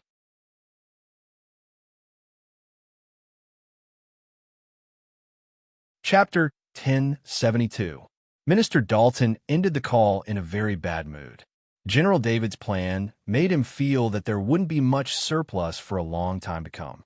The most important thing was that these alchemy pattern weapons that didn't go through the Federal Military Equipment Department would have to be paid for by the Federal Military Equipment Department. But Minister Dalton couldn't refute General David's decision. As General David's own business, Erdo Arms would of course satisfy his needs as soon as possible. General David, can I share this good news with all Transcendent and Kaji? Lieutenant General Radnor said with some excitement. Although the weapons in the military couldn't be taken out of the military, the alchemy pattern weapons would greatly increase the combat power of the Transcendent and Kaji, especially after they had just implemented military discipline. Giving them a slap and giving them some benefits was the way of the king of management. The benefits that David prepared for the 19th Fleet were too timely. It was a great support for Lieutenant General Radnor's work. No problem. Let's continue to visit the Doomsday System, David said with a smile. Although the Doomsday System was damaged, it was rare for David to be able to study the Doomsday System at such a close distance. In another month, it was hard to say if he would have time to make a special trip here. Lieutenant General Radnor led the way while he sent out the news of the alchemy patterned weapons. It immediately caused a sensation in the 19th Fleet. According to Lieutenant General Radner, the 19th Fleet would be equipped with alchemy pattern weapons in batches until every Transcendent and Kaji could use them. Just a minute after Lieutenant General Radner sent out the news, his identity bracelet received a continuous stream of messages. They were all from the captains requesting the first batch of alchemy pattern weapons. This made Lieutenant General Radner, who was leading the way for General David, smile. With General David's support, and without any resistance from the previous forces, Lieutenant General Radner was confident that the 19th Fleet would have the strongest reaction and combat power in a short period of time. This would also be the most glorious moment in Lieutenant General Radner's military history. Lieutenant General Radner secretly thanked Grand Marshal Andre for the arrangement. David and Lieutenant General Radner both had enough authority. Inside the Doomsday System, this was the Federation's most important weapon system. David swiped his identity card and entered the Doomsday System's energy supply cabin. The radiation warning around it indicated that it was not safe. Lieutenant General Radner, you stay here. I'll take a look myself. David waved his hand, signaling for Radner to stay. Please be careful. If the radiation indicator is too high, please leave immediately. Lieutenant General Radner reminded him. He didn't insist on going in himself. With Admiral David's strength, he might not care about the radiation, but as an ordinary person who was slightly stronger, he could not withstand radiation. Out of curiosity, David ignored the radiation. The radiation showed that the energy supply system here had gone beyond the standard energy response. David's tour didn't last long. He walked out of the energy supply cabin in disappointment. This was because the most important energy generator in the entire energy supply cabin had been turned into a metal ball. This alloy material, which he thought had extremely high resistance, was melted by the excessive energy during the energy conversion process. Even if David used his spiritual perception at close range, he couldn't find the energy response principle of the Doomsday System. He couldn't study it in a short period of time. After staying on the aircraft carrier for a night, the next morning, all the ships of the 19th Fleet were ready to set sail. General David, the 19th Fleet is ready. Please give your orders. Lieutenant General Radner looked at the data on the command screen and reported to David. David looked at the countless ships outside the porthole and felt a little excited. He waved his hand and ordered, "Let's go." David had encountered larger fleets in the past, but this was a fleet that belonged directly to him. It was completely different. This fleet would fight according to his will. Billions of soldiers would risk their lives for his one command. At the same time, he felt a sense of responsibility. The line of defense between the war zone and the Iridia system wasn't far from AL-001. The main reason was that AL-001 was the first support port behind the line of defense. 3 hours after the fleet set sail, the line of defense was already in sight. David looked at the star map on the command screen. The line of defense was made up of 2 parts. One was the fleet, and the other was the bastion. Along the long line of defense, 50 bastions formed a complete line of defense. They wouldn't let any creature pass through. The other function of the bastions was to scan and pinpoint enemy positions. When a strong enemy was discovered, the fleet could use the bastion's positioning to launch long-range attacks. Of course, there wasn't much tension in the air. The last line of defense in the war zone had several times the actual military strength of this one. The defense was much tighter, and almost no creature could sneak through. 24th Fleet is withdrawing from the line of defense. Please accept orders. Just as the 19th Fleet approached the line of defense, the 24th Fleet sent a message. Communication between fleets was strictly forbidden. After the 24th Fleet left the line of defense, they couldn't stay any longer.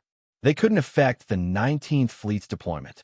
19th Fleet, take over the line of defense. Radner replied in a low voice. After a simple exchange of orders, the 24th Fleet quickly withdrew from the line of defense. At the same time, the 19th Fleet filled the empty space. David looked out the window. Because he was constantly under the pressure of the Interstellar Federation's protogenia, it was rare for him to fully unleash his psychic power. However, at this time, his spirit was frantically extending outwards, all for the sake of sensing something special, as if there was something in the void. It didn't take long for his psychic power to discover that 80 kilometers away, there was a ship using special stealth technology. It was slowly moving along a path. In addition to optical stealth technology, the ship also had the great world of God's isolation runes.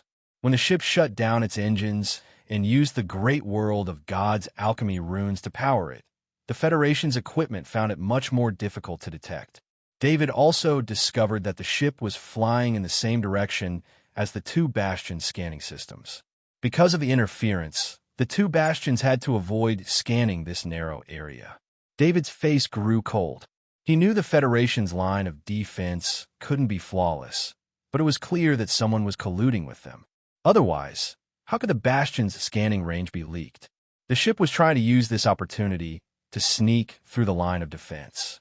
More importantly, David discovered two live tiger-striped aphids inside the ship. The tiger-striped aphids were only first-level insectoids, but they were still alive. If they weren't properly managed, they could escape and cause a terrible disaster on the planet they escaped from. In the early days of the Federation, there were a few planets that had suffered from insectoid disasters. The military had no choice but to use space weapons to destroy the planet. Because other than destroying the planet where the insectoids lived, there was no way to completely control their hidden descendants. The Federation would never allow an insectoid plague to appear in a peaceful area. If there was even the slightest negligence, the insectoid plague would become a disaster for the entire Federation. David's fingers began to operate the command screen. Lieutenant General Radner was surprised, but didn't say anything. David obtained the right to operate a Gaussian cannon. This Gaussian cannon wasn't much of a weapon on an aircraft carrier. It was just a small short-range self-defense device. Without the use of high-grade ammunition, its power was pitifully small. Under his control, the Gaussian cannon quickly turned and loaded a normal round. He had forgotten how long it had been since he operated a weapon like this, but he was a lot stronger than before. Plus, he could lock onto the cannon in just 2 seconds. Firing a Gaussian cannon from a large fleet in space, even the nearby warships wouldn't be alerted. This showed how small this Gaussian cannon was. The Gaussian cannon's target was empty space. Lieutenant General Radner suppressed his curiosity. He didn't believe that General David would fire randomly. What was the most famous thing about General David? In the eyes of outsiders, it might be General David's terrifying close-range combat ability. But in the military, it was widely acknowledged that General David's long-range sniping ability was invincible. Because of this, Lieutenant General Radner believed that General David must have discovered something. However, no matter how he looked at the command screen, he couldn't see anything. In space, the range of the Gaussian cannon was many times longer, but 80 kilometers was definitely the furthest it could go. After flying for a few seconds, the bullet hit the corner of the invisible spaceship. This was where the isolation rune of the invisible spaceship was located. The bullet wasn't very powerful. It only made a small dent in the isolation rune. Alchemy runes had their own protective mechanism. Unless one was extremely lucky or had the skills of a master alchemist, it was impossible to break the protection of the rune. David used the bullet to hit the energy intersection point of the isolation rune, which was also the weakest point. The isolation rune lost its effect, and when the bullet bounced off, it brushed past the invisible spaceship and cut off the energy supply of the optical stealth system. David wasn't proud of this miraculous shot. At this distance, if he didn't hide his strength, he could easily break through all the camouflage of the invisible spaceship. The sudden appearance of the spaceship caused the 19th Fleet to react quickly. They actively locked on to the spaceship. The 6 Kajis inside the spaceship were still confused. They didn't expect the stowaway they were so close to succeeding would suddenly fail. After all, they'd managed to sneak past the front lines of the war zone. How could they fail at this one? But the blaring alarm told the 6 Kajis that they'd been discovered. They had nowhere to run and were locked on by the military's weapons systems. If they dared make a move, they'd be attacked mercilessly. Gunther's face changed when he saw the ship appear from within Bastion 23. Use main gun number 3 to target the stowaway. He ordered as he keyed in the coordinates. Major, the fleet has the target under control. It's not a good idea for us to intervene. One of the soldiers spoke up. Carry out orders. Our mission is to make sure no one gets past the defense line. Gunther's eyes widened as he spoke. Bastion number 3's main gun locked on to the spaceship and began to charge. In 2 seconds, the ship would be blasted to smithereens. David was still looking in the direction of the ship when he sensed a pulse of energy. Bastion number 23 had exceeded his mental range, so he could only detect the pulse of energy from the main gun. He couldn't let the ship be destroyed. He had to find out who was behind it. Stowaways in front of him were not giving him any face. If it had been anyone else, even a 5th-level Temple Knight, they wouldn't have been able to do anything about it. But David was different. He immediately sent his consciousness into the small world within his soul space, where he activated the law of speed and obtained a special law of speed energy.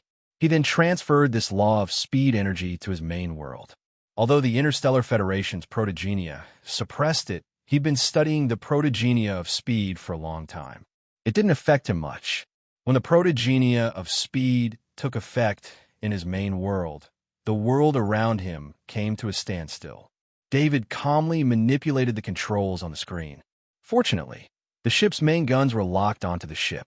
All he had to do was change the coordinates of one of the main guns. Unfortunately for him, he had to wait patiently for the AI systems to respond. Originally, the mothership's AI systems and the rest of the battleships had incredible computing power. Only the AI systems had to wait for instructions from humans. Never before had they been faster than the AI systems. David watched as the beam of energy from Bastion number 23 moved forward. The screen in front of him reflected the new controls. David retracted the protogenia of speed back into his pocket dimension. The main world returned to normal. The rest of the soldiers in the cockpit of the aircraft carrier only saw Admiral David enter something on the holographic screen, and then the unforgettable scene of the 19th Fleet happened. Bastion 23's main cannon was still 1,000 meters away from the ship when another beam from its main cannon struck it squarely. It was clear that the second gun had taken longer to recharge and was more powerful than the one from Bastion number 23. The energy beams from the 2 main cannons collided in space and turned into a mass of energy waves.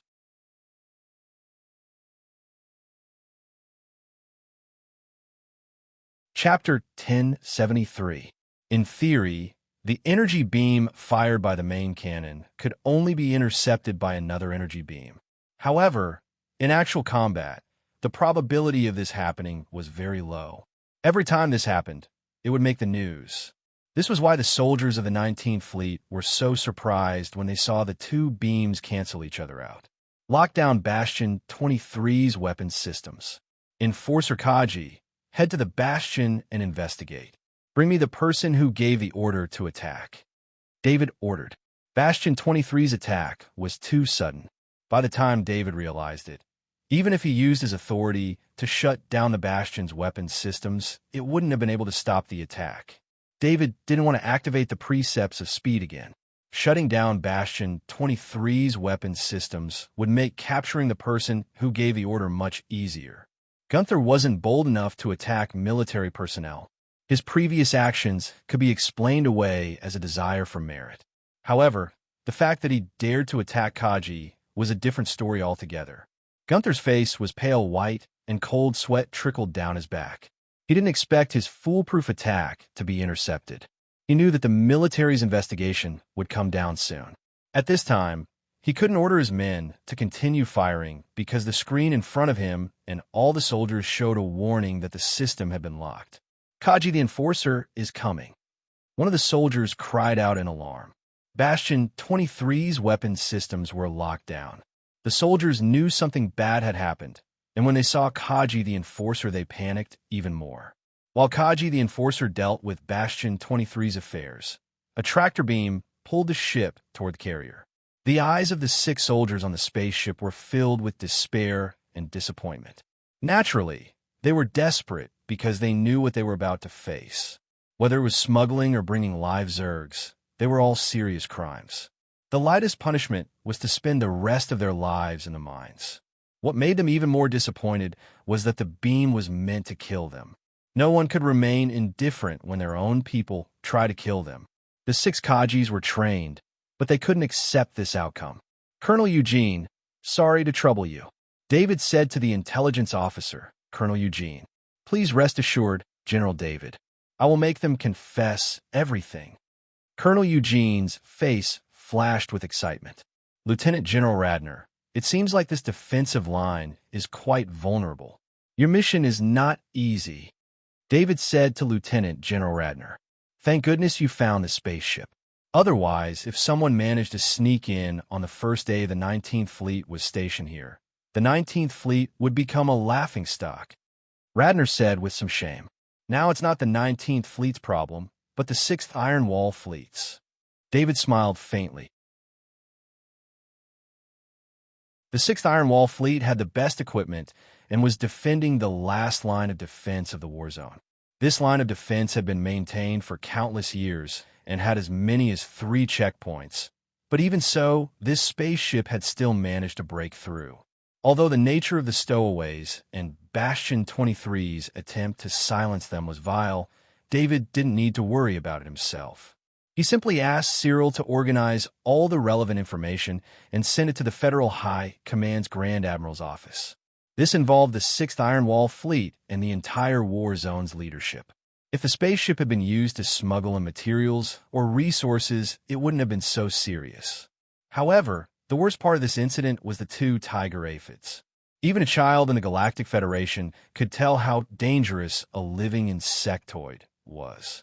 Knowing full well how dangerous the insectoids were, they still tried to smuggle them in. This was putting the lives of hundreds of millions of people in the Federation at risk. David stayed on board the aircraft carrier, waiting for the results of the investigation. Meanwhile, the 4 clones on Gammy had reached a critical point in their cultivation. They were getting closer and closer to breaking through to the demigod realm. He needed to spend more of his attention on the 4 clones, and the things that happened here had become insignificant. On Gammy, the energy-gathering array caused the planet's environment to become better and better. In order to make the energy rich, Gammy consumed a lot of top-grade kryptonite every day. However, in order to benefit the cultivation of the 4 clones, David didn't care about this consumption at all. Now that he had the Emperor Inheritance Rune, David didn't need to use too many resources. In the great world of God, not to mention becoming a demigod, even becoming a 5th-level Templar Knight required a terrifying amount of resources. In the history of the great world of God, those who became legendary and demigod knights were all top nobles who had huge amounts of resources or were funded by shrines. David supported himself and the 5 clones to reach the legendary pinnacle at the same time. One of the clones even reached the demigod level. If it wasn't for the help of the Imperial Totem, he would have gone bankrupt long ago. After 2 days of focused cultivation, he didn't receive any news of the 4 clones being promoted.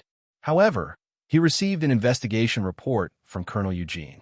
General David, I'm here to report the results of the investigation.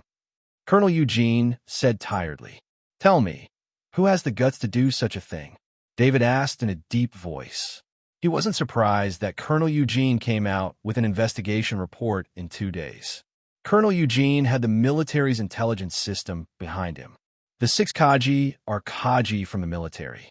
They belong to the Blackfield Army. Colonel Eugene replied in a deep voice. David paused. The Blackfield Army was a very special unit. Usually, almost no one in the Federal High Command mentioned it. The Blackfield Army was responsible for the exploration of the Outlands. In the early days of the Interstellar Federation, the Blackfield Army had made great contributions.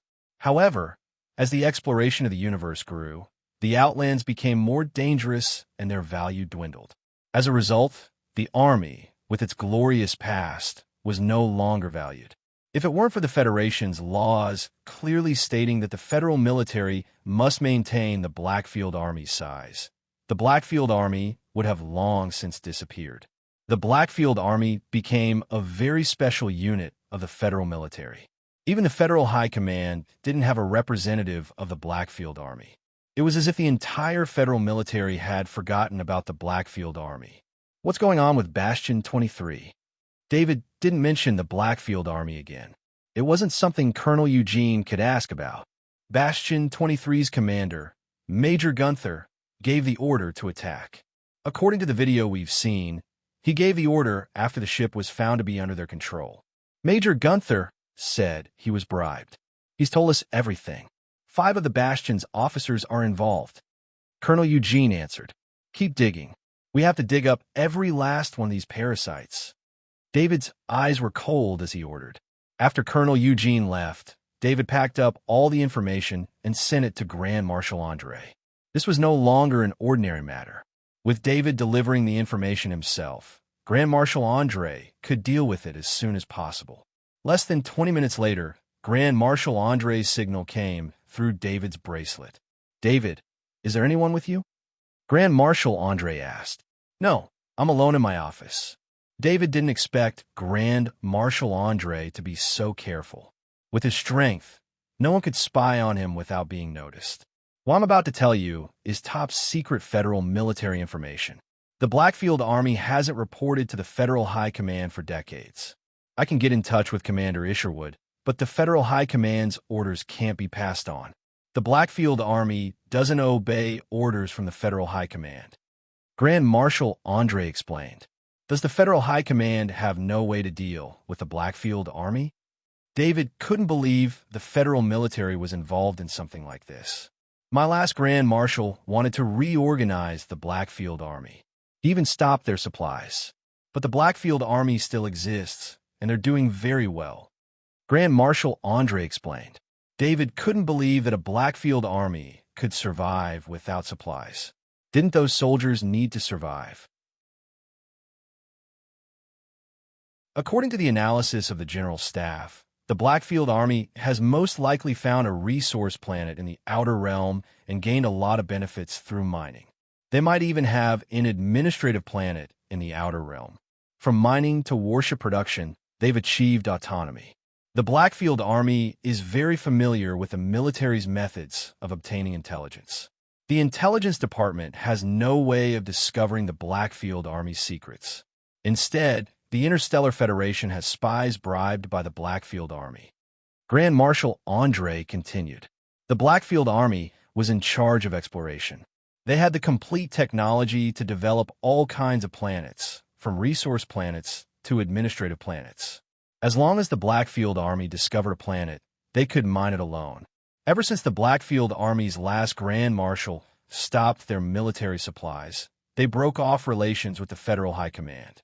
The conflict between the two sides came from the distribution of benefits. The Federal High Command provided a lot of resources to the war zone and even amassed a lot of troops outside the war zone. In the past, the Blackfield Army could only receive the lowest military funding set by the law. This made everything difficult for the Blackfield Army. In order to survive, the Blackfield Army could only use the last of their resources to develop the Outer Realm. Their luck was very good. Before the resources were exhausted, the Blackfield Army found a solar system. Among the 12 planets, there was 1 administrative planet and 6 resource planets. The 6 resource planets produced extremely valuable minerals. In addition to the administrative planets, after development and construction, the Blackfield Army had found a self-sufficient base in the outer region. This provided the Blackfield Army with the conditions to completely break away from the Federal High Command. After the last Grand Marshal cut off their supplies, the Blackfield Army almost disappeared from the Federation. You mean you want me to destroy the Blackfield Army? David couldn't help but ask when he heard that the Blackfield Army was so dangerous. On the other side, Grand Marshal Andre had a strange expression when he heard David's words. He didn't mean that. It was an army, and not an ordinary one at that. It was a super large army with at least 100,000 battleships and doomsday weapons. Of course, if the 10 sets of doomsday weapons were not used, they would still be in the hands of the Blackfield Army. If they were used, who knew how many would be left? Although the Blackfield Army's technology was strong, They didn't have the ability to repair used doomsday weapons. This technology was firmly in the hands of the Federal High Command. Once the 10 sets of doomsday weapons were locked on, no one would be able to escape the attack of these weapons. No one would be able to survive the attack of these weapons. These were God-slaying weapons. Grand Marshal Andre didn't think that David could block these doomsday weapons. Besides, the Blackfield Army was still a Federation army. He had been working hard to solve this problem through negotiation. David, I'll deal with the Blackfield Army. I don't want you to get too involved. I'm talking so much to you because I want you to hand the case to me. You can end the investigation on your side. Grand Marshal Andre's recent negotiations with the Blackfield Army had achieved some results. He didn't want David to ruin it. I don't want to get involved in these political matters. However, this kind of smuggling of live Zergs must be prohibited. I still hope that the High Command will take this seriously. David couldn't help but shake his head. David also understood that the matter between the Blackfield Army and the Federal High Command wasn't a simple grudge. It was a political matter. Some soldiers were dissatisfied with the system. He also extinguished the idea of teaching the Blackfield Army a lesson.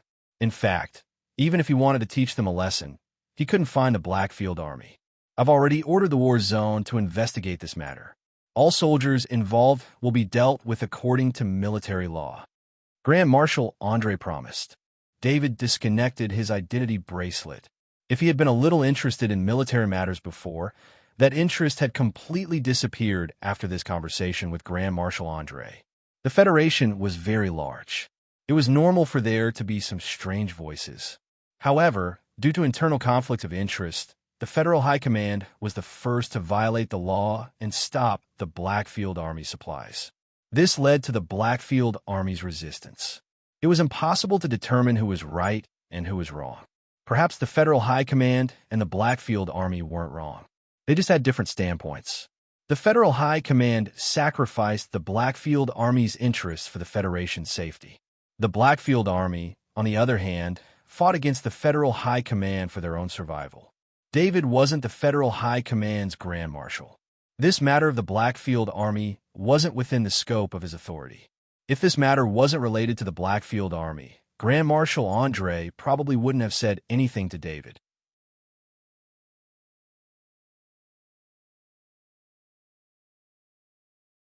Chapter 1074. Who made this plan? Immediately remove him. How stupid must he be to provoke General David? Lieutenant General Nolan of the Blackfield Legion yelled at the intelligence officers through the long-distance communication. The Blackfield Legion wouldn't even bother with a small matter like smuggling. It was all handled by the intelligence department. When Lieutenant General Nolan, who was in charge of Federation affairs, received news of the loss of personnel and saw General David's name, he immediately called for a video conference. Although the Blackfield Legion was very strong, Lieutenant General Nolan didn't want to offend the terrifying General David at all.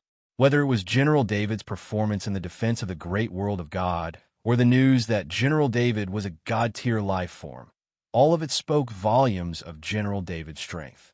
For the sake of a single General David, the Blackfield Army couldn't possibly mobilize the entire army. Most importantly, because the Blackfield Legion had more and more bargaining chips, the negotiations between the Federal High Command and the Blackfield Legion were leaning in the Blackfield Legion's favor. At this time, Commander Isherwood of the Blackfield Legion didn't want any accidents to happen. If they wanted to kill General David, they would have to use the Doomsday weapon. Once they used the Doomsday weapon, the Blackfield Legion would have no weapon to deter the federal military, which would be disadvantageous to the negotiations later. After a secret meeting, many officers of the Elydia Star System's defense line were transferred away.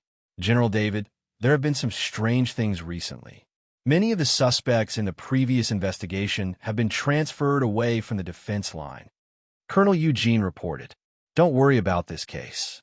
Send all the information you have, including the 6 Kaji and Major Gunther, to Grand Marshal Andre." David didn't care whether these officers were transferred away by the Blackfield Legion or Grand Marshal Andre. In any case, he didn't want to get involved in this kind of struggle. "Yes," Colonel Eugene replied without hesitation. He had also guessed that something had happened. As an intelligence officer within the Federal High Command, how could he not know about the negotiations between the Federal High Command and the Blackfield Army? However, the level of this information was too high, so he could not even mention it. From now on, your main task will be to supervise Lieutenant General Bradford and Lieutenant General Radner. Give them some support. At the same time, you can use the security personnel and Erdo arms when necessary. If the security personnel can't solve the problem, inform me, David said in a deep voice. Is there something you need?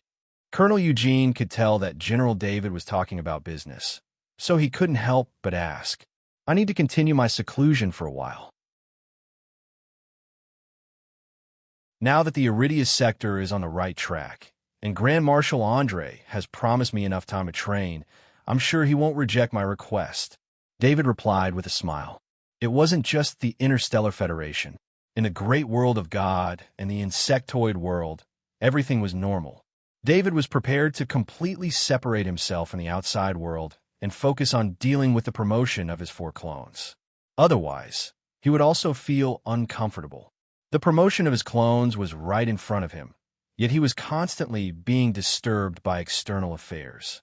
It was better to announce to the outside world that he was going into seclusion. This way, he wouldn't have to come looking for him if anything happened, and he would have a reason to turn off his identity bracelet and not contact the outside world. As expected, when David brought up the matter of seclusion to Grand Marshal Andre, Grand Marshal Andre didn't refuse. David even left his fleet at the defense line and flew into space alone. He didn't fly too far. As long as he was far away from the military scan, he chose the great world of God's space coordinates and activated the wormhole. From the wormhole, he returned to the 500 meters underground of Gamma Planet. David returned to the surface and released the demigod clone, followed by the demigod knights of the Holy Spirit and Black Dragon Alexis. The Black Dragon Alexis was still the size of a kitten as it jumped on David's shoulder. The demigod knights of the Holy Spirit activated the shadow of the divine weapon Dark Shadow and merged into David's shadow. Only the demigod clone was brought by David to the 4 clones that were training and sat down with them. After the demigod clone arrived at the great world of God, the laws of the world here had quite a bit of suppression on him. However, since the demigod clone had the body of a black dragon and was on the path of becoming a god, his strength was not weakened much. The demigod clone sat beside the 4 clones and began to train the black dragon slumber. Although his training made the already insufficient energy even more scarce, the demigod's training was also affecting the 4 clones. The super-large chi-gathering magic circle could not support the cultivation of a demigod. Fortunately, the 4 clones had already reached the pinnacle of their powers and did not require too much energy. Hence, the cultivation of the 4 clones was not interrupted. David's mind split into 5 and entered the souls of the 5 clones. Through this method, he made the connection between the souls of the 5 clones extremely tight. From the demigod clone, various demigod-level understanding of the Black Dragon's power allowed the 4 clones to have a better understanding of the power. The 4 clones were genetically identical to the demigod clone. In a sense, they were the same life as David, but they were split apart. The experience of the demigod clone becoming a demigod might not be significant for David's main body, but it would be decisive for the 4 clones that had the same training foundation. Almost at the same time, the scales of the Black Dragon appeared on the bodies of the 4 clones. The Black Dragon's power rule pattern also appeared on the bones of the 4 clones. David almost immediately asked the demigod clone to end the Black Dragon's slumber. He was mainly worried that the cultivation of the demigod clone would take up too much energy. However, that was not enough. David's main body took out a large number of top-level krypton crystals from the Dimension Pendant and distributed them in the nodes of the super-large spirit gathering circle. Under this kind of reckless consumption, the energy surrounding the 4 clones suddenly became denser, surpassing the speed at which the clones were absorbing it.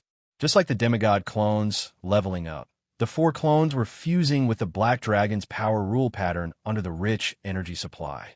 David had been watching carefully. The energy wings on his back were already open, waiting for any accidents to happen so that he could rescue them immediately. Soon, the bodies of the clones were unable to withstand the fusion, and parts of their bodies began to collapse. A rain of undying life force fell on the bodies of the 4 clones, nourishing their damaged bodies. Just like that, the 4 clones passed through the most difficult leveling up of all legends. David's spirit was lifted. The most crucial moment had arrived. However, to his disappointment, the 4 clones did not suddenly grow in size like the demigod clone did. After 2 of the clones completed the fusion, there were no more changes. As for the other 2 clones, a small energy dot appeared in front of one of them. Then, the energy dot flickered and disappeared. The other clone had a strange energy shield in front of it. The energy shield was not big, and it was a little like the small round shield used by Night. The fact that there were changes meant that the 2 clones had at least obtained their own special demigod talent ability. The Black Dragon Alexis was interested and asked curiously, "This ratio is too big. Could it be that your talent will affect your demigod talent ability?" David could not answer this question. If what the Black Dragon Alexis said was true, and when a black dragon became a demigod, only a small number of black dragons could obtain demigod talent ability, then the probability of the clones obtaining demigod talent ability was indeed a little high. The 5 clones obtained 3 demigod talent abilities, and they were not exactly the same. This energy shield is the melt talent ability, and this energy is the offensive point explosion talent ability. With the Black Dragon Alexis watching, David did not even need to look at the demigod talent ability. David waited for the situation of the 4 clones to stabilize before entering the soul of the clone that had the strange phenomenon of the energy shield. In the soul space, he saw a melt pattern. After connecting with his mind, he received the detailed information of the melt talent ability. The melt talent ability was an extremely powerful defensive talent ability. When the clone's attack power was lower than the strength of the clone encountered the melt shield, it would be completely immune. However, when the clone's attack power was higher than the melt shield, part of the attack power would be reduced. The reduction of the attack power was determined according to the clone's strength. Even the size of the melt shield was related to the clone's strength.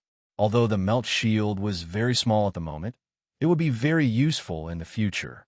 It was the top defensive talent ability of the demigod talent ability. The scariest thing about the melt shield was not its immunity and reduction to normal attacks, but its ability to resist all kinds of special attacks.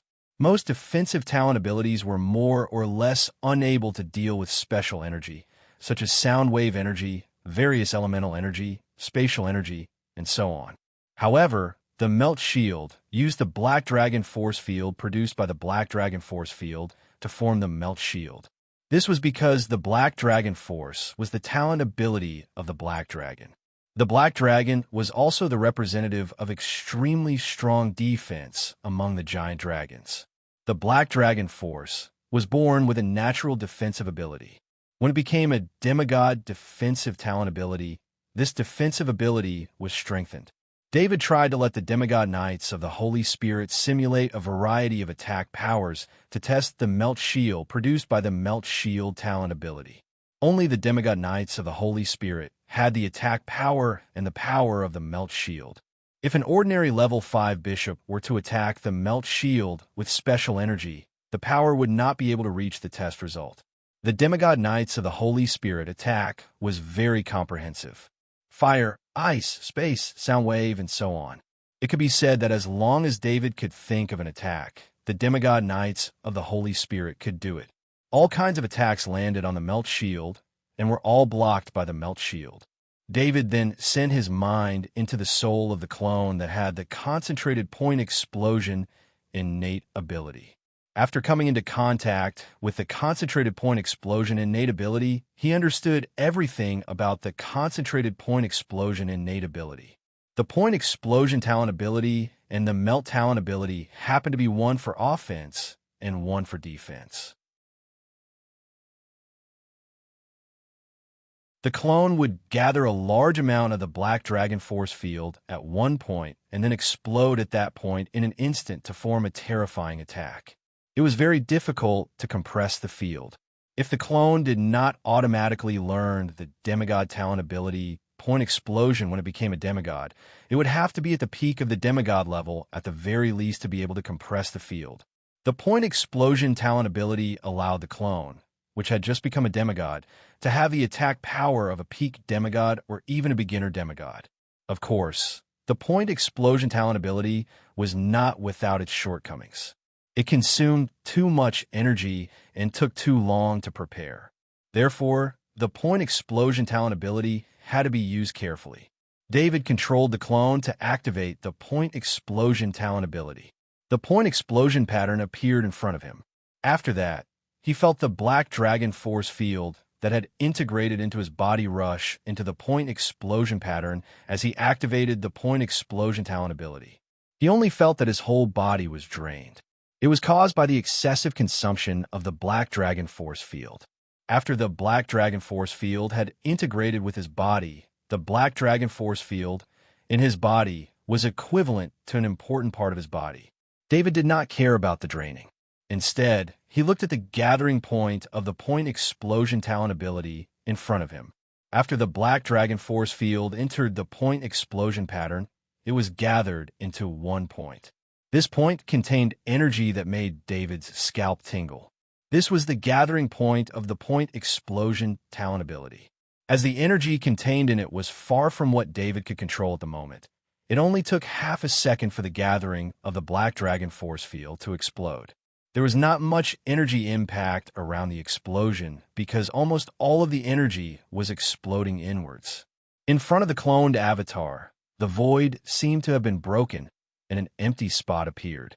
This empty spot only lasted for a breath of time before it disappeared.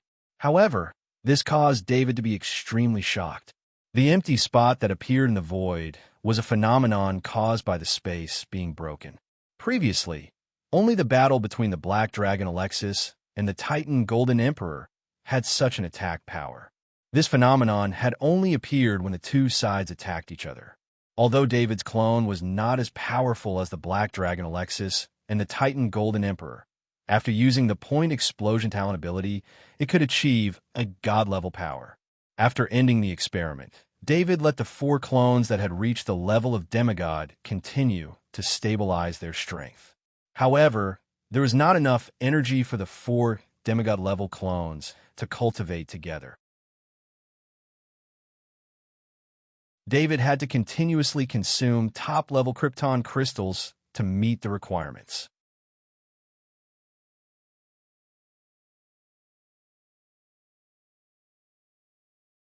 Chapter 1075. When the strength of the 4 clones stabilized, David could finally relax. He also stopped using the top-level kryptonite.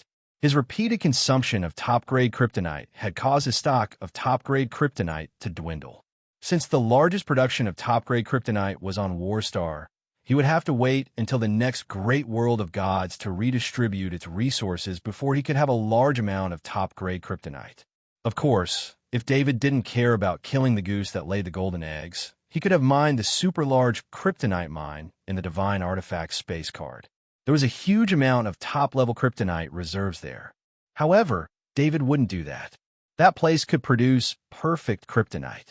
He didn't leave the pregnancy crystal there just for the top-level kryptonite. Besides, once his clones finished leveling up, he wouldn't need the top-level kryptonite. For safety's sake, David waved his hand and put the Black Dragon Alexis and all of his clones into the Divine Artifact space card. His figure continuously used this space dash and activated the underground sneak talent ability. He returned to the Divine Great World safe spot 500 meters below the surface of the Gamma star. David chose the spatial coordinates of the insectoid world's safe point and activated the wormhole. He flashed into the wormhole, and when he reappeared, he was at the familiar safe zone of the Bug Tribe world. David summoned the 5 clones from the Divine Artifact space card. Just like last time, he used the Divine Artifact Knight's battle sword to cut open the clones' palms. The 5 clones' palms were connected to allow their blood to flow. The emperor inheritance pattern absorbed the power of faith in the surroundings. Strands of divine power were generated in the clones. Since the clones were now demigods, their bodies were semi-energized, so they could accept the strengthening of divine power. However, it was clear that it wasn't easy to level up as a demigod. Even with the emperor inheritance pattern, the process was extremely slow. David had some understanding of the demigod realm. For example, the demigod Knights of the Holy Spirit belonged to the early stages of the demigod realm. As for the 5 demigod clones, they were still far from this level. Judging from the speed of the transformation of the inheritance pattern, it would take at least half a year for them to reach the level of the demigod Knights of the Holy Spirit. From David's point of view, this speed was already extremely slow. However, the demigod Knights of the Holy Spirit had consumed a large amount of the best resources of the shrines back then, and even used the massive amount of power of faith stored by the gods. Even so, it took him 100 years to reach the beginner level of demigod. Without the resources provided by the shrines, who controlled an entire world, a top nobleman would not be able to reach the demigod rank. Even if they did, they would not have the resources to upgrade themselves. With David's current wealth, he had only obtained it by robbing a few top noblemen. Although it seemed like a lot, it was still not enough to sustain the training of a demigod. Although David had a great reputation in the great world of God, his real income was still very little. He could only rely on the resources allocated by the Lord of the great world of God. Fortunately, the great world of God would give him a double share of the top nobleman's resources next time. Lord Harlow also had the right to distribute the top nobleman's resources. David, who was paying attention to the training of the 5 demigod clones, suddenly noticed something strange. When the 5 demigod clones appeared, they were like 5 connected souls sharing one body. Why was it called one body? It was because the blood of the 5 demigod clones was connected. There was not a trace of rejection between them, and they had truly become one body. After the initial chaos, the 5 hearts gradually became unified. They beat at the same time, and at the same time, they suppressed the terrifying energy contained in the mercury-like golden blood that flowed through the 5 connected bodies. David also noticed that the blood of the demigod clones had left the red of a human and turned golden. It was like the blood of an injured god that he had seen. When David's mind entered the soul of one of the demigod cloned avatars, he felt that this special body was truly an independent body. He could feel every muscle, skin, and even cells in each of the 5 bodies in the special body. David could also freely control this special body. Although it was a little awkward, he would be able to master it after some practice. David's heart skipped a beat. If he used this special body to perform the special talent of a demigod, would there be any difference? However, before that, he still summoned the Black Dragon Alexis. The Black Dragon Alexis shook its cat-like body unhappily. This world made it very unhappy. The suppression of the world's rules prevented it from using its full strength. David shared the senses of the 5 half-body clones with the Black Dragon Alexis and asked, "Alexis, look at my clones. Is this normal?" The Black Dragon Alexis sensed for a while, and its eyes were filled with shock. This was because it had never seen such a scene in its long life. 5 clones that practiced the same technique, had the same blood origin, and had all reached the level of a demigod. This might have happened before. However, the 5 clones' bodies did not reject each other at all. They were compatible with each other's blood and energy. This was something that should not have happened at all. Not to mention that every individual who practiced had their own privacy. No one would allow others to learn everything about themselves, let alone allow others' blood to enter their own body. As long as one of the demigods was disloyal, the rest of the demigods would die. If a master who could reach the level of a demigod did not have the heart to guard against others, he would have died a terrible death. Of course, this was not the biggest problem. The biggest problem was that even if there were 5 demigods who were willing to let go of everything about themselves, the body's instinct to reject each other and the energy that they practiced could not be eliminated. The energy that they practiced could strengthen themselves, but to others, it was a terrible poison. As long as it entered the body of others, it would forcefully destroy the body's tissues. This wouldn't change just because they cultivated the same cultivation method. This was a rule. David's demigod clones were too special. They should not have appeared in the first place. The 5 demigod clones had the same genes as David, and under David's special attention, they practiced the same technique, black dragon's hibernation. Even during the process of their own improvement, they were strengthened through the connection of their bodies through the Emperor's inheritance pattern. This unprecedented operation had resulted in the emergence of this unprecedented special existence. My lord, I don't know if this is normal, but it shouldn't be a big problem, the Black Dragon Alexis replied. In fact, the Black Dragon Alexis wanted to yell at David. How is this normal? How is this normal? How could it be normal if a god-level black dragon like him, who had lived for tens of thousands of years, had not seen this before? However, the longer he followed David, the more the Black Dragon Alexis could withstand the unexpected. At least when he saw such a shocking situation, the Black Dragon Alexis could calm down and answer David's question without changing his expression. I feel that the 5 bodies are connected through this method. It's like a complete body, David said. He thought for a while and changed his words. I don't think it's like a complete body. It doesn't feel like 5 bodies were pieced together at the last minute. You should use this feeling to research a battle method that is more suitable for this state. The Black Dragon Alexis looked at the scene where the 5 clones were connected and thought about David's words. The combat power of 5 independent demigods would be fundamentally different from the combat power of 5 demigods gathered together.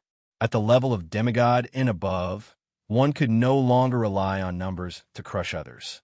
Instead, it depended on whose combat power was stronger.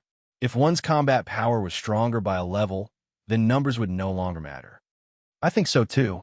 I want to try using the demigod level talent ability. David nodded in agreement. Then try using the melt talent ability, which has the least impact. If there's no problem, then experiment with the other demigod talents, the Black Dragon Alexis suggested. David did not plan to experiment with the giantification talent ability first. He was also afraid of damaging the surrounding environment if he used the concentrated point explosion talent ability here. This was an extremely precious space stone mine. Although he did not plan to mine the space stone because he wanted to preserve the space fissure here for a long time, once the space stone mine was damaged, it was hard to say how long the space fissure could last. David did not want to lose such a hidden space in the Zerg world. Only the melt talent ability was a defensive one.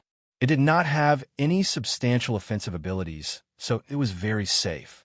David thought as he connected to the soul of the demigod clone that had the melt talent ability and activated the melt talent ability from the soul space. He felt the Black Dragon power law in the 5 clones all being activated. It poured out and flowed into the melt rune in front of him, then turned into a melt shield. David felt the fatigue of this special body. Fortunately, the King's Inheritance rune was still running and quickly replenished the Black Dragon power law he had lost. He felt the fatigue in his body disappear in an instant. It was then that he noticed the melt shield in front of him. Compared to the melt shield activated by the demigod clone, this melt shield was much bigger. It was a small round shield before, but now it was a tower shield. The tower shield could defend in a complete direction, which made up for the flaw of the melt talent ability to a certain extent. Black Dragon Alexis reminded, "Sir, you have not mastered the melt talent ability yet. You have to try to control the consumption of the Black Dragon power law in your body. I've seen a Black Dragon use the melt shield to form a melt shield with a suitable amount of Black Dragon power law. When the melt shield is no longer needed, the Black Dragon power law will return to the body." Black Dragon Alexis was so proactive because it could teach David less and less. If it did not say more now, it would not be able to teach him in the future. When David heard what Black Dragon Alexis said, he was slightly stunned. He looked at the melt shield in front of him and wanted to see if he could restore the melt shield to the Black Dragon power law energy. However, it was not that easy. He tried a few times, and the melt shield collapsed, but it did not restore even a trace of the Black Dragon power law energy. David did not think that Black Dragon Alexis was spouting nonsense. There was only one possibility. His mastery of the melt talent ability was too low. Let's leave this place and try the other 2 demigod talents outside. David did not try the melt talent ability again. He wanted to try the other 2 demigod talents. To be honest, this was also because David had 5 demigod clones, as well as the demigod knights of the Holy Spirit and Black Dragon Alexis. Although these combat forces were greatly affected by the Bug Tribe world's world rules, no matter what, the strength of 1 god level and 6 demigods was enough to make waves in any world they were placed in. After David came to the Bug world, he had not left the Space Rift. Now that he had such strong power, he wanted to go out and take a look. Leaving the Space Rift required the ability of space. Although David's space talent ability was not strong, it was still possible for him to bring a few people out of the Space Rift using Space Dash. The Space Dash went through the space barrier, and when they reappeared, they were already in a void. As there was no map of the Bug world, David did not know where they were in the Bug world. However, with his and the Black Dragon Alexis sensing ability, they could confirm that there were no planets, at least very far away. This made David lose the idea of exploring. Thinking about it, the space giant beetle had set this place as a safe spot because it was absolutely safe. Of course, it would be impossible to get close to the Bug Tribe's gathering area. This was good too. If there was an area where the Bug Tribe gathered, David would be in trouble. The Bug Tribe's special way of transmitting information. Unless all the Bug Tribe was killed in an instant, it was hard to say if there would be any Bug Tribe that had the ability to transmit information and spread the news that humans had appeared in the Bug Tribe's territory. If that happened, there would be a large number of Bug Tribes tracking this place, and it would be hard to say if the Bug Tribe's safe spot could continue to be hidden. David did not have to think about these problems at the moment. He was completely free to experiment with his own ideas. David's mind went back into the demigod clones' bodies. The demigod clones' hands were still connected, and the blood was circulating in their bodies.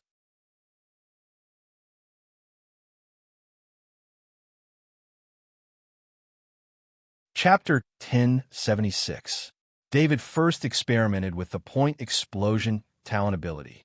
This time, he didn't use all of his power. Instead, he deliberately reduced some of his power. Even so, when the point explosion talent ability was used and formed an attack point in front of him, the space was penetrated, but it immediately recovered. David concluded that he didn't use all of his power, but it was still several times more powerful than the point explosion talent ability of a demigod clone. It was enough to threaten the weaker gods to a certain extent. Just like the fallen plague god Gladstone, David didn't know how powerful the plague god Gladstone was when he was in his prime. But judging from the body of the plague god Gladstone, this point explosion could definitely break through the defense of the plague god Gladstone. David was very satisfied with this kind of power. He still remembered being punched by the plague god Gladstone and being sent flying without being able to fight back. If it wasn't for the energy wings and the recovery of the immortal life force, it was doubtful that he would have survived. Only 2 years had passed, and David already had the ability to fight back in front of such an existence. Of course, this didn't include the Black Dragon Alexis. If the Black Dragon Alexis was included, David could make the plague god Gladstone look for his teeth on the ground. Just as David was about to switch to the last demigod talent ability, Gigantification, he made a new discovery. When his mind entered the soul space of General David's clone, he saw the existence of 4 talent patterns. David couldn't believe it and resensed it. There were indeed 4 talent patterns. General David's clone only had 2 talent patterns in the soul space of General David's clone, Sword Art and Gigantification. General David's clone had very few talent abilities. It was far less diverse than the main body. The Sword Art talent ability was also shared by David to ensure that all of his clones had the ability to protect themselves. It was also the only talent ability that David could copy through the Knowledge Energy Ball. In addition to the Sword Art talent ability, General David's clone could only use the Black Dragon Power Rule and the Black Dragon Power Rule domain. This was an extension of the power of the Black Dragon. It wasn't until he became a demigod that he mastered a new talent ability, gigantification. However, General David's clone also sensed the melt talent ability and the point explosion demigod talent ability. General David's clone had mastered all of the demigod talents of the 5 clones. How could this be? As David thought about it, his heart skipped a beat. It seemed like the reason was that he had activated the melt demigod talent ability and the point explosion demigod talent ability after combining the 5 clones into an independent whole. This was David's guess. It was easy to prove this guess. All he had to do was look at the soul space of the other demigod clones. David's heart skipped a beat, and he went to the soul space of another demigod clone. As expected, there were 3 talent patterns floating there. The soul space of the other 3 demigod clones was the same. Compared to the soul space of General David's clone avatar, it only lacked the giantification demigod talent ability, and General David had not used a special merge body to test the giantification demigod talent ability. This was a good thing. His 5 clones could master 3 demigod talents. Their combat power was greatly guaranteed. However, before this, David had to activate the gigantification demigod talent ability once. With his previous experience, David's heart went into the soul space of General David's clone and activated the gigantification talent ability. Every cell of the 5 clones started to swell, and black dragon scales started to appear on their skin. The 5 clones soon reached a height of 200 meters. When they reached 200 meters, David felt that this was his limit. It wasn't that he didn't have enough energy, but his body wasn't strong enough. He couldn't take any more growth. David didn't force it. The gigantification of 200 meters gave him a corresponding boost in strength and speed. A terrifying aura was emitted from the gigantification of 200 meters. As the gigantification talent ability was beyond the clone's control, it couldn't hide its aura at all after the gigantification. Wait, what's that over there? David and the Black Dragon Alexis turned to look into the distance at the same time. In order to ensure the safety of the space rift in the Bug Tribe's safe spot, David purposely stayed a distance away from the space rift when he was experimenting with the demigod talent ability. Before the experiment, he and the Black Dragon Alexis purposely sensed the situation around them. They only started the experiment after making sure that there were no living beings around. The gigantified clones combined and flew toward the abnormal reaction in an extremely strange way. At the same time, they brought David's original body with them. David's original body was not as fast as the demigod clones without activating the speed rule, let alone the 5 demigod clones combined in the gigantification state. With David's senses, he had already determined the exact location of the abnormal reaction. Even if there were no abnormalities, he quickly arrived at the location. In the void, there was only a huge rock. In space, there were many huge rocks. In some special environments, there were even billions of these huge rocks. Most of these rocks did not have any value. The rock in front of him was one of them. There was no energy reaction, and there were no useful components. If it were not for the presence of the combined demigod clones, David would have thought that it was a floating object that could be seen everywhere in space. Alexis, help me see if there's anything strange about this place. David scanned it with his mind.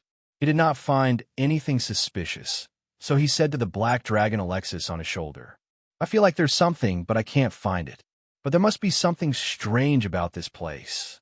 The Black Dragon Alexis replied. David was really interested. Even the Black Dragon Alexis could not find it. Based on his judgment, there must be something special about this place. With a thought, he gathered the strength of the gigantified clones, and the Black Dragon's power formed a terrifying pressure on his feet. Because the hands of the gigantified clones were connected to each other, they could only use their feet to attack. Of course, David was only putting on an act. He did not want to destroy this place before he discovered the secret. Great being, please let us go.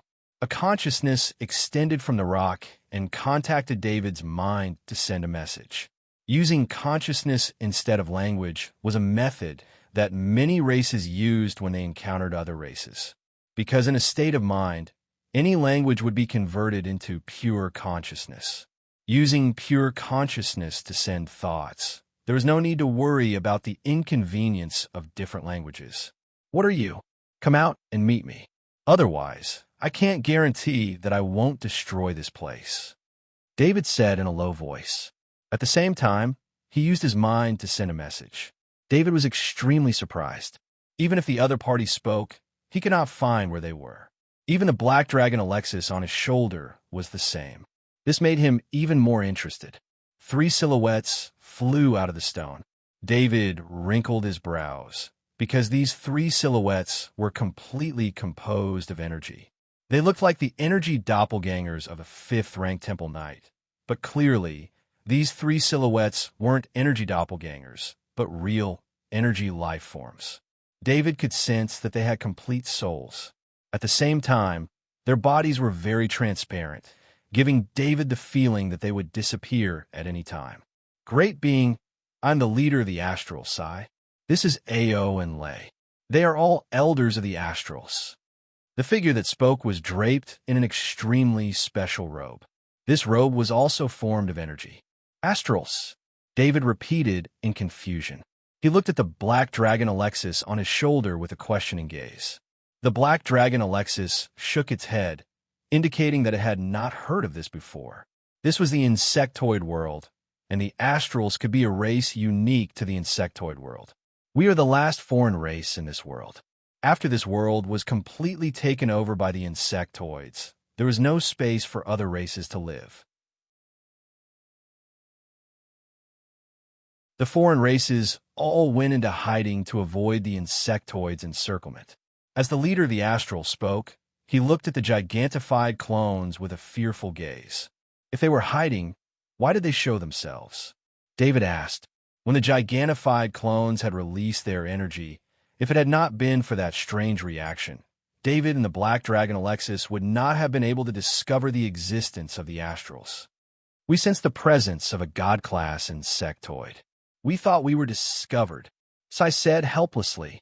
If they had not sensed the presence of the godly power from the ultimate king's inheritance rune, which was like a nightmare to them, they would not have messed up their energy and exposed themselves in their moment of desperation. With the god-class insectoid here, the leader of the Astrals only had one thought, and that was that the Astrals had been discovered. However, when the terrifying energy chased after them, they realized that they had made a mistake. It was not the insectoids that had come, but a foreign race just like them. In the insectoid world, all races other than the insectoids were considered foreign. Only the insectoids were the masters of this world. This could be seen from the fact that the world's laws were tilted towards the insectoids. The insectoids had destroyed almost all life in this world, including plants and animals. Only the insectoids, who could absorb any energy and reproduce, could survive in this world. The world's laws were also adapted to the insectoids' living habits, making it even harder for the other foreign races to survive. When the leader of the Astrals discovered the foreign race, he had his own considerations.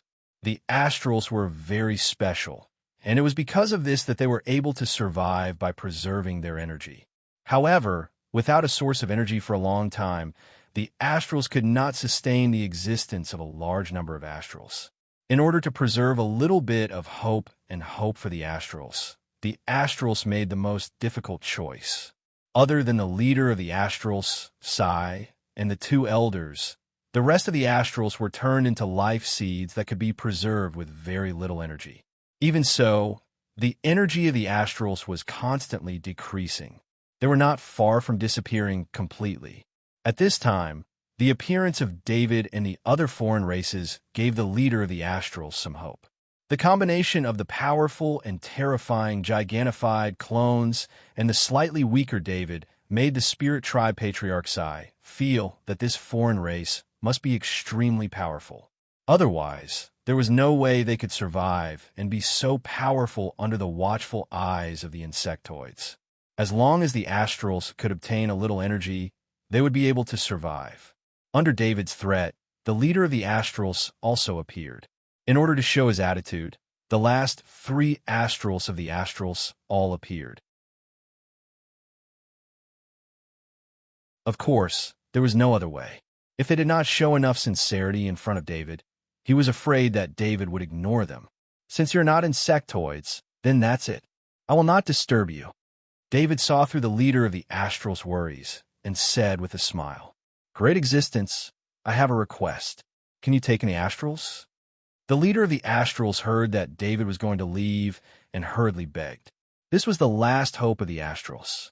If David really left, then the astrals would slowly disappear. What ability does the astrals have? David was not a good person.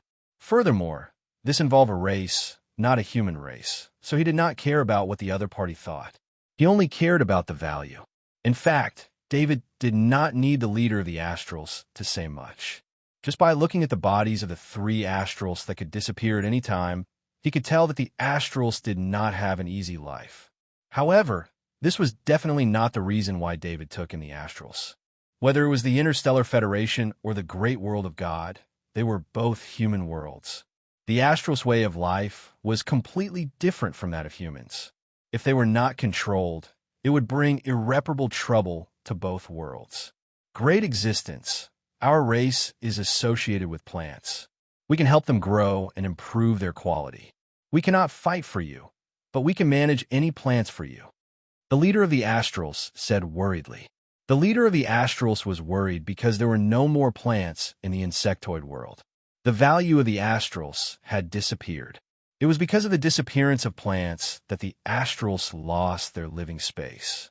Originally, if they did not encounter a race like the insectoids that completely destroyed plants, other races would have allowed the astrals to exist.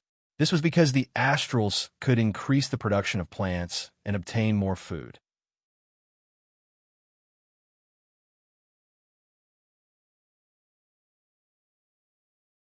Chapter 1077. David did not sense any malice from Sai, but he did not think it was real. After all, the spirit race was very good at hiding. Even the black dragon Alexis could not detect the existence of the spirit race. You said that the spirit race has lived in the insect world for a long time. Do you have a star map? David asked.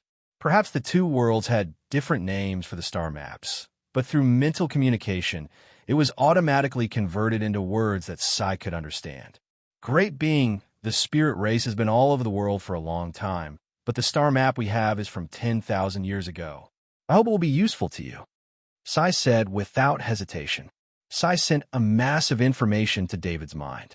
After receiving it, he realized that it was a star map.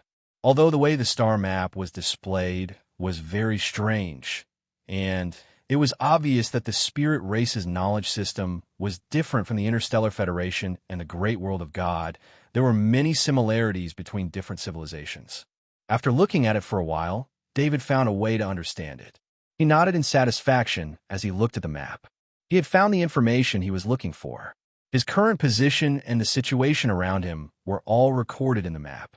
The star map was very old, but it did not mean that it was useless. 10,000 years might be an earth-shattering change for a civilization, but for a world, the change was not big. When Sai sensed David's satisfaction, he could not help but feel relieved. The leader of the spirit race, Sai, could tell that the giant monster was not the leader. The one in front of him was the one who decided their fate. If the astrals didn't prove their worth, then they would probably die out slowly. As the leader of the spirit race, Sai did not want the spirit race to die out even if he had to pay with his life. This is very helpful to me. Tell me your request. How do you need me to help you? David thought for a moment and asked in a deep voice. If Sai's request was very high, David would not help. For example, if he asked David to give them a planet, David would turn and leave. I need plants. The leader of the spirit tribe, Sai, was afraid that he was asking for too much. He emphasized, just one plant is enough. With a plant, the spirit tribe will have the energy to survive. David was slightly taken aback.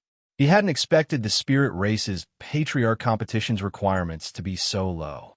However, Sai, the leader of the spirit tribe, did not think so. To the insectoid world, aside from some planets with life that had never been discovered before, all the plants and creatures on the planets that had been discovered by the insectoids had gone extinct. The plants of the insectoid world were equivalent to the natural treasures of other worlds, which was why the leader of the spirit tribe only asked for one plant. That way, they could at least barely sustain the life seed's existence. As for the three spirit tribe members, they would completely return to the origin of the world after expending the last of their energy. I don't know much about the spirit race. I will first arrange a space with plans for the spirit race to live in. That space will be ruled by my will. If you violate our agreement, you will be expelled and thrown back here. David said in a low voice, "Great existence, the spirit race will honor your will." Sai, the leader of the spirit tribe, said happily when he heard David's agreement, "I will put you into the space. Don't resist." David spread out his consciousness and enveloped the three spirit tribe members. Elder Ao wanted to say something, but Sai stopped him. The three spirit tribe members did not resist. David's consciousness easily encircled them into the space of the divine artifact space card. When Sai, Elder Ao, and Elder Lay of the spirit tribe entered the cultivation space, they felt the familiar scent of plants. Then the green space in front of them moved them so much that they almost burst into tears. The spirit tribe's life form was very special. As long as there was energy, they could exist. Even if they were severely injured, they could return to being a life seed and wait for rebirth. Originally, the spirit tribe could not be destroyed. They stood aloof from worldly affairs. As long as there were plants, they could survive. However, the spirit tribe and the insectoids lived in the same world, so their fate was decided.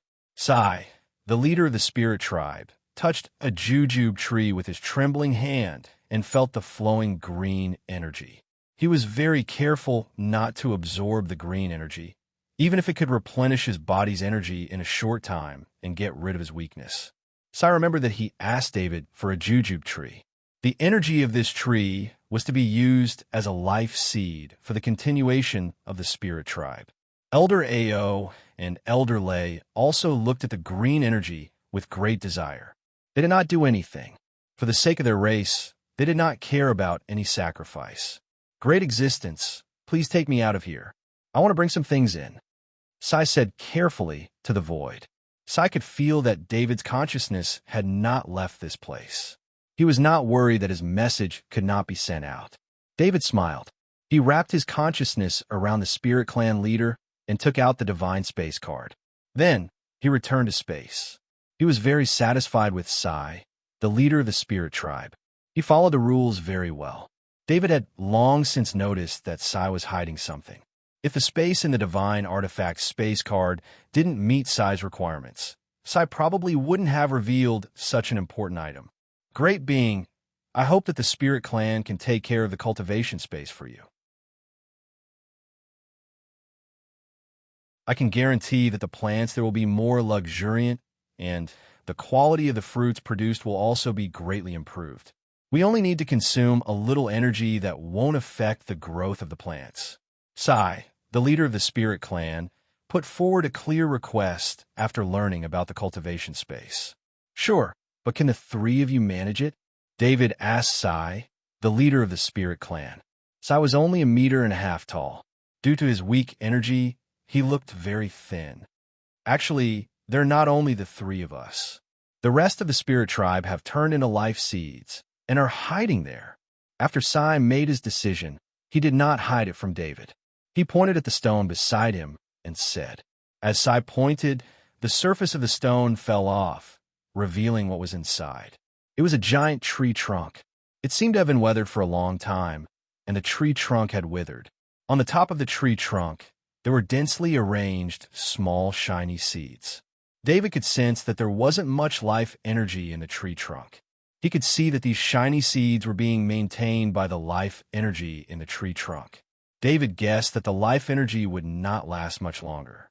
Once the life energy completely disappeared, the shiny seeds would not be able to survive.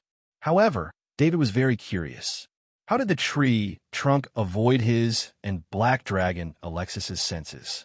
He had checked the scattered stones on the surface, but there was nothing special about them. The only possibility was the tree trunk. Great being, these are my people. As long as you allow them to absorb the life energy of some plants, they can grow into spirit tribe members and serve you. The spirit tribe is willing to give you the trunk of the world tree. Sai, the leader of the spirit tribe, looked at the glowing seeds with eyes full of hope and longing. At this point, Sai had no way out. The life seeds and the world tree trunk were both in front of David. David had the right to decide what to do with them. The world tree trunk. This is the world tree trunk. Black Dragon Alexis's mind inserted itself into the mental conversation between David and Sai. The spirit tribe leader was shocked. Sai had always thought that the creature standing on David's shoulder was a pet. He did not expect it to be an intelligent life form, and one that could recognize the world tree. This is the Black Dragon Alexis.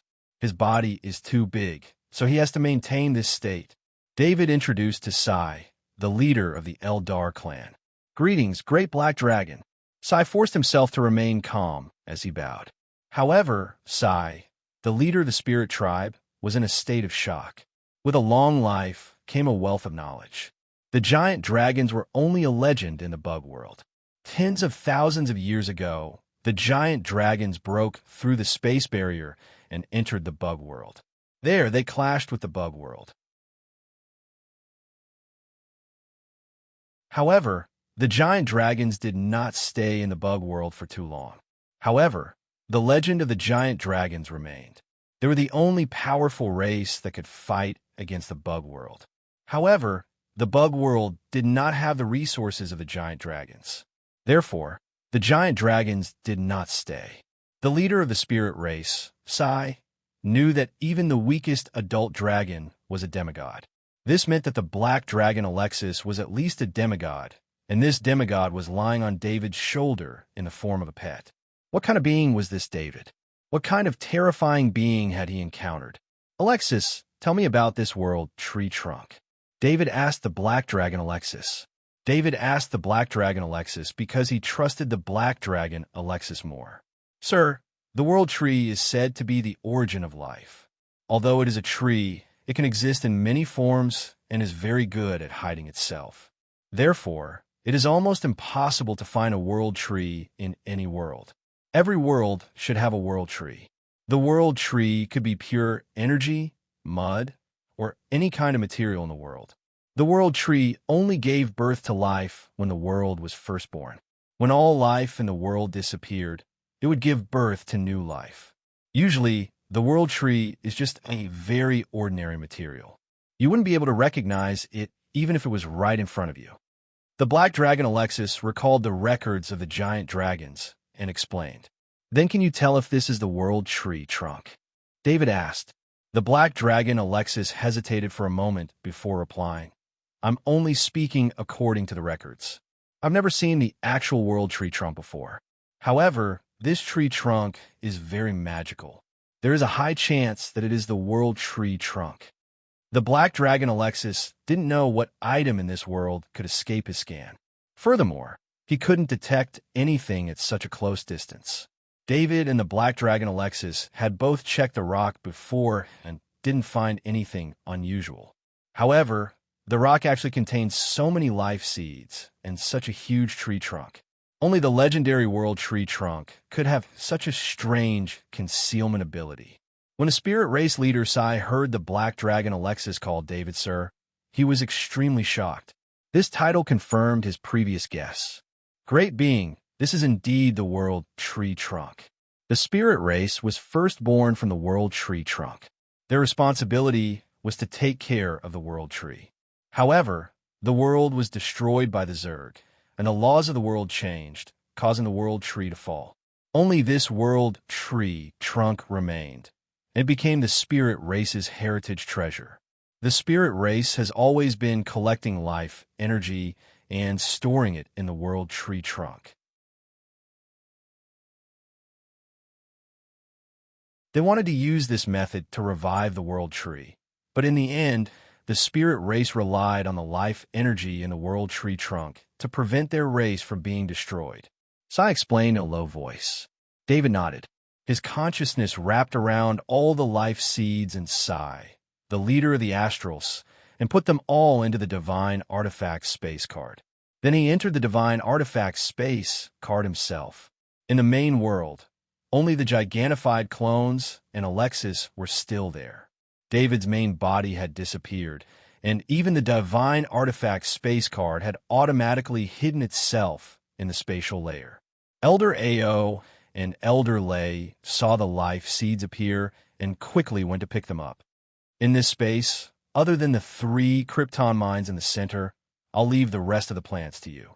You can use the life energy of the plants here as you wish. David said to Psi, "Great being, please leave this place to us. The plants we take care of can make the energy here richer, which is beneficial for the production of all kinds of ores." Psi said respectfully. Psi didn't know what a Krypton mine was, but as long as it was a mine, the spirit race's influence on the plants could bring benefits to the mine. Leader Psi, you can call me David. There's no need to call me Great Being. Since he had accepted the spirit race, David didn't want Psi to call him a stranger anymore. He smiled. "I'll still call you Great Being. Thank you for giving the spirit race a place to live. You won't be disappointed," Psi said excitedly. David's words made Psi feel close to him. This was very important to the spirit race. It meant that they had a powerful backer in the future. The spirit race's leader, Psi, made a decision. All of the spirit race's new life seeds would worship David as their religion. The spirit race's life seeds returned to life, and all their memories disappeared. Although they were the same life, they were also a new life. The spirit race originally didn't have any religion. They were the children of nature, the children of the world tree. However, the world of the spirit race had collapsed long ago. David, who had rebuilt the space for them, was their religion. You're tuning into the Warrior Lore YouTube channel. Don't forget to subscribe and join us on this journey to catch the most captivating stories.